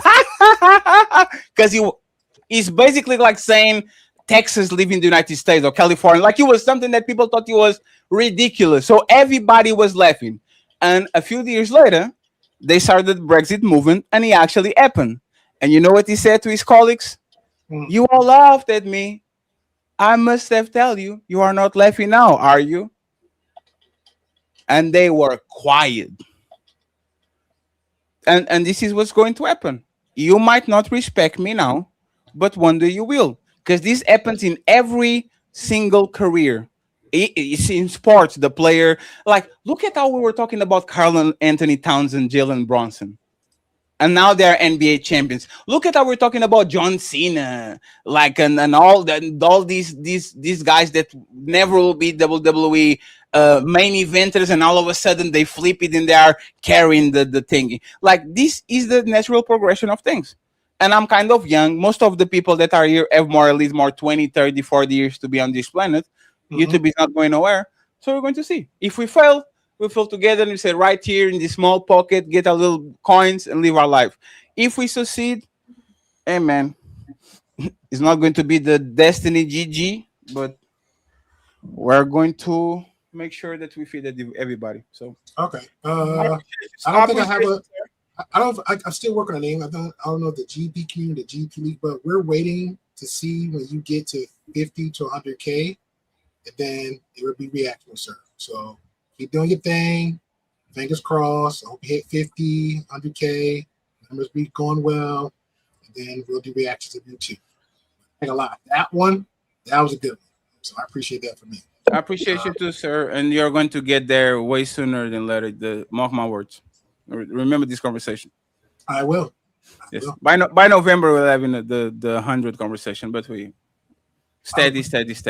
I appreciate you, sir. Looking forward to it. All right, Red. Catch y'all later. Yep. And I'm getting sleepy. Hey, this was fun. Great discussion. But it's time to shut it down. We are sleepy. It is time to end the show. But first, let us hear your final thoughts. Woohoo! Hey, I can't believe that white Mayo Queen was counting money next to a thug. I don't even know how she felt safe. She was like, and he was like looking. I know he was going to do something. Hey, look, hey, she was in love, baby. She was in love. That's a good thing. Shizzy, thank you for coming. Appreciate you. Shizzy, I'm going to take a look at your things, man. Good job. Good job. Keep pushing. I'm going to binge watch it because I usually like save everything so I can watch 2 or 3 or 4 at the same time. But good job putting the content out, and we go from there. And you too, CEO. You be slacking again. You're doing good. Yeah, I've been doing sick, good, man. CEO. Patty, I've been sick, man. I made it here today because Red threatened to fire me. So I said, "Yo, oh shit, yeah, I've been sick, bro." But get well soon, right. sir. Yeah, he had a doctor's note. I got 3 more. I got like 3 more to do. Probably do it tonight or tomorrow morning. No, but it's good that everybody kind of moving, even Cammy kind of doing pre-recorders and all that. Like, it's good that everybody at least is like doing the baby steps. Yeah. Let me kind of do the giant steps and kind of like open a little bit the forest and shit, so you can kind of trail behind, because then it's going to be a little bit more easier. But I have to kind of lead by example. But I appreciate y'all actually putting the effort without waiting for me and my dumb mess of air conditioner not being mounted. I got everything other than the shit. Oh my goodness. I just appreciate the opportunity from all of y'all. Bottom line, I really appreciate it. You don't have to say that with the radio voice, and you can talk a little bit more too. don't be shy. Starting to come out, really thought to like. Hey, Red. Once you see he's getting too quiet, change his name from Cheese to Shy or something like that. So he actually can remember of actually pushing himself and actually introducing himself to the conversation, man. But I appreciate you, brother. You're doing great. Yes. CEO, you got any last words? Yeah, for the losers right now, we'll be later to win. The times are changing. Nino, you on mute? Uh-oh. Nino might be asleep. Nino probably went to sleep. Nino sleep. He went to sleep before you. Oh, shout out to everybody came through. I'm going to read the super chats and all that good stuff, and then close out. If you guys want to stay, you can. I'm out. Hey, Nino, any final thoughts? Oh yeah, I was gonna say thanks for having me. Great show as always, and catch y'all later. I am kind of sleepy. Yeah. Patty, then he left. Yeah, if you still watching, man, bring that white show back, man. I like the white channel, man. I like the smoke shows on the white channel, bro. Oh yeah. I think there's a breaking ground debate is scheduled. A debate 1-on-1? No, I think it's like a panel debate. Okay. On the breaking ground thingy, but anyway. Anybody going live? I know Nino's going live tomorrow and Friday. Anybody going live? Yeah, I'm gonna go live Mondays. I want to see how this F1 is going. I'm a big F1 fan, so I'm gonna talk about that. Okay. I just gotta make some more videos, so I'm just cooking in the kitchen. All right. I have witching hours on Friday. We're gonna talk a little bit about disclosure. Mm-hmm. Okay. I got. What time that start? Oh, Lord. That's like. Oh, you want East Coast or Central or West Coast? East Coast, Philly, right below CO. Oh yeah, that's like 1:15 in the morning. It's really witching hours, bro. It's witching hours. No, listen, I work. I'm about to go back to work though. Like, okay, yeah, it's witching hours. Saturday morning, 1:15. I'm a night owl. Yeah. I got some goodies for y'all. We'll make you That's feel. what I might start doing is like videos on a late night with the job. I really want to do a theme with the job. You know what I mean? That Show a would be little fun. content. Yeah, that'd be fun. Are you gonna just like record stuff, or are you gonna do it live? We'll do it live, not too long, but if I do live, I probably keep it inside my hut, then come out, you know what I mean, with another camera. Yeah, I have. Oh goodness, guys. Okay. So, do you guys use do y'all use like a GPT or anything like that? Do y'all use GPT or Gemini like that? Yeah, I I got, use GPT. I got well, I don't think you would consider this one. I use Firefly for like Yeah, I saw. videos and stuff. Like I suck at AI, man. I need to learn something from you and Fatty, bro. Play along. Yeah, y'all stuff is dope. So I found an easier way to do your pre-recorded clips. I'm trying to perfect it first. I'm trying it out. I did do it with the one that I had put out 2 weeks ago with the with Mr. He Said and what's his name? Either Man was going at each other. I did it with that clip. And I think this is going to help a lot of us that do like the lives to have it like automatically clip them up for you and stuff. Oh, that's fire. So hopefully by next week I'll have it so then I can show everybody how to do it, so it'll be easier for all of us that's going to do like pre-recorded or clip up our long form, things. So I'm old school with it, man. When I clip it up, I just throw it in Premiere and just start, because I do production, so yeah. I just do it the old school way. This way, all I did was I just put the number in and does it for me. Oh wow! Clip it up, and it clips it up and put it in a folder for you and everything. Oh yeah, let me get that. I can add that to the Premiere. That's Premiere. I was like, yes. That's not the Premiere. That'll help me take on more clients, honestly. Yeah. Because I gotta sit here and manually edit, like so.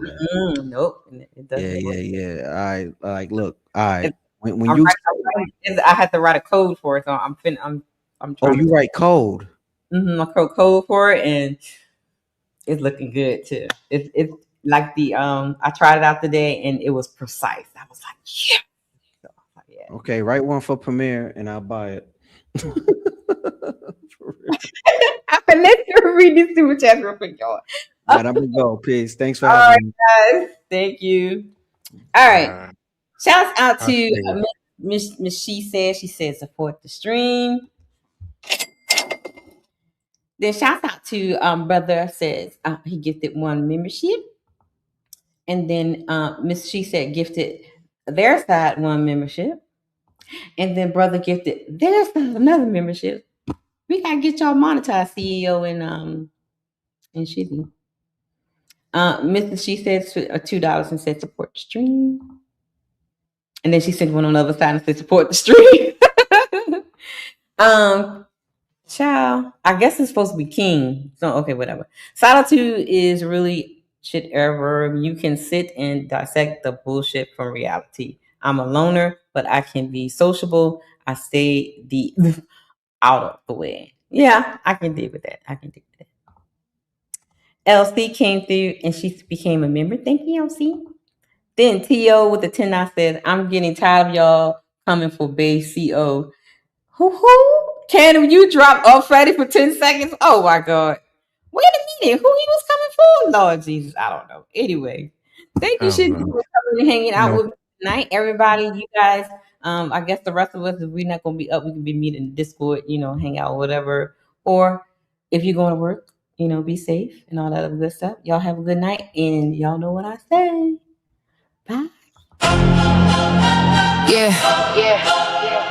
It's deeper than the surface, deeper than the grind. I just wanna know what's on a real man's mind. Let's build something sacred. I ain't trying to guess you, stress you, or finesse you. I just wanna bless you, see what's really in your mental. Not the armor or the mask that you wrestle, but that inner voice that whispers. When it's gentle, got my ears wide, heart open, no shade, no judgment in this room. You can lay your pain. Tell me what it's like to carry all that weight. Be the rock, the leader, but still feel the strain. Talk to me, king. I ain't here to fix, just here to feel. Soaking every bit. You ain't gotta rhyme it or keep it slick. I'm listening deep. I wanna hear what ticks. Blueprint to a man starts. It starts by listening. Let him speak truth. No fear, no imprisonment. Open space, real talk. I'm just vibing in. Trying to know the heart that beats beneath the skin. Yeah, I just wanna know your mind. Every corner, every climb. You ain't gotta hide behind. Just let it go, take your time. Tell me about your father or the lack of his touch. Did that teach you silence or teach you to clutch? What do you dream when the world ain't tough? What do you need when strong ain't enough? Where's the joy that you bury in the grind? What fears dance in the back of your mind? Who taught you love? Who taught you war? What's the wound you still trying to ignore? You ain't soft for expressing what's inside. That's king energy, that's real pride. I ain't scared of your tears or your cries. I'm here to witness, not just blueprint to a man's thought. Starts by listening, not by pushing, pressing, or conditioning. This space sacred, this bond glistening. Truth in your tone I find, strength in it, yeah. I just wanna know your soul, not just what you control. This ain't no casual stroll, I'm here for the whole, yeah, the whole. No interruptions, no, should've said. Just say it raw, say it how it's in your head. You ain't gotta bleed, just speak your thread. I hold the story, every word you said. So when you ready, I'm still here. A woman with ears that don't just hear. I build temples with your truth, cause knowing you, that's the proof.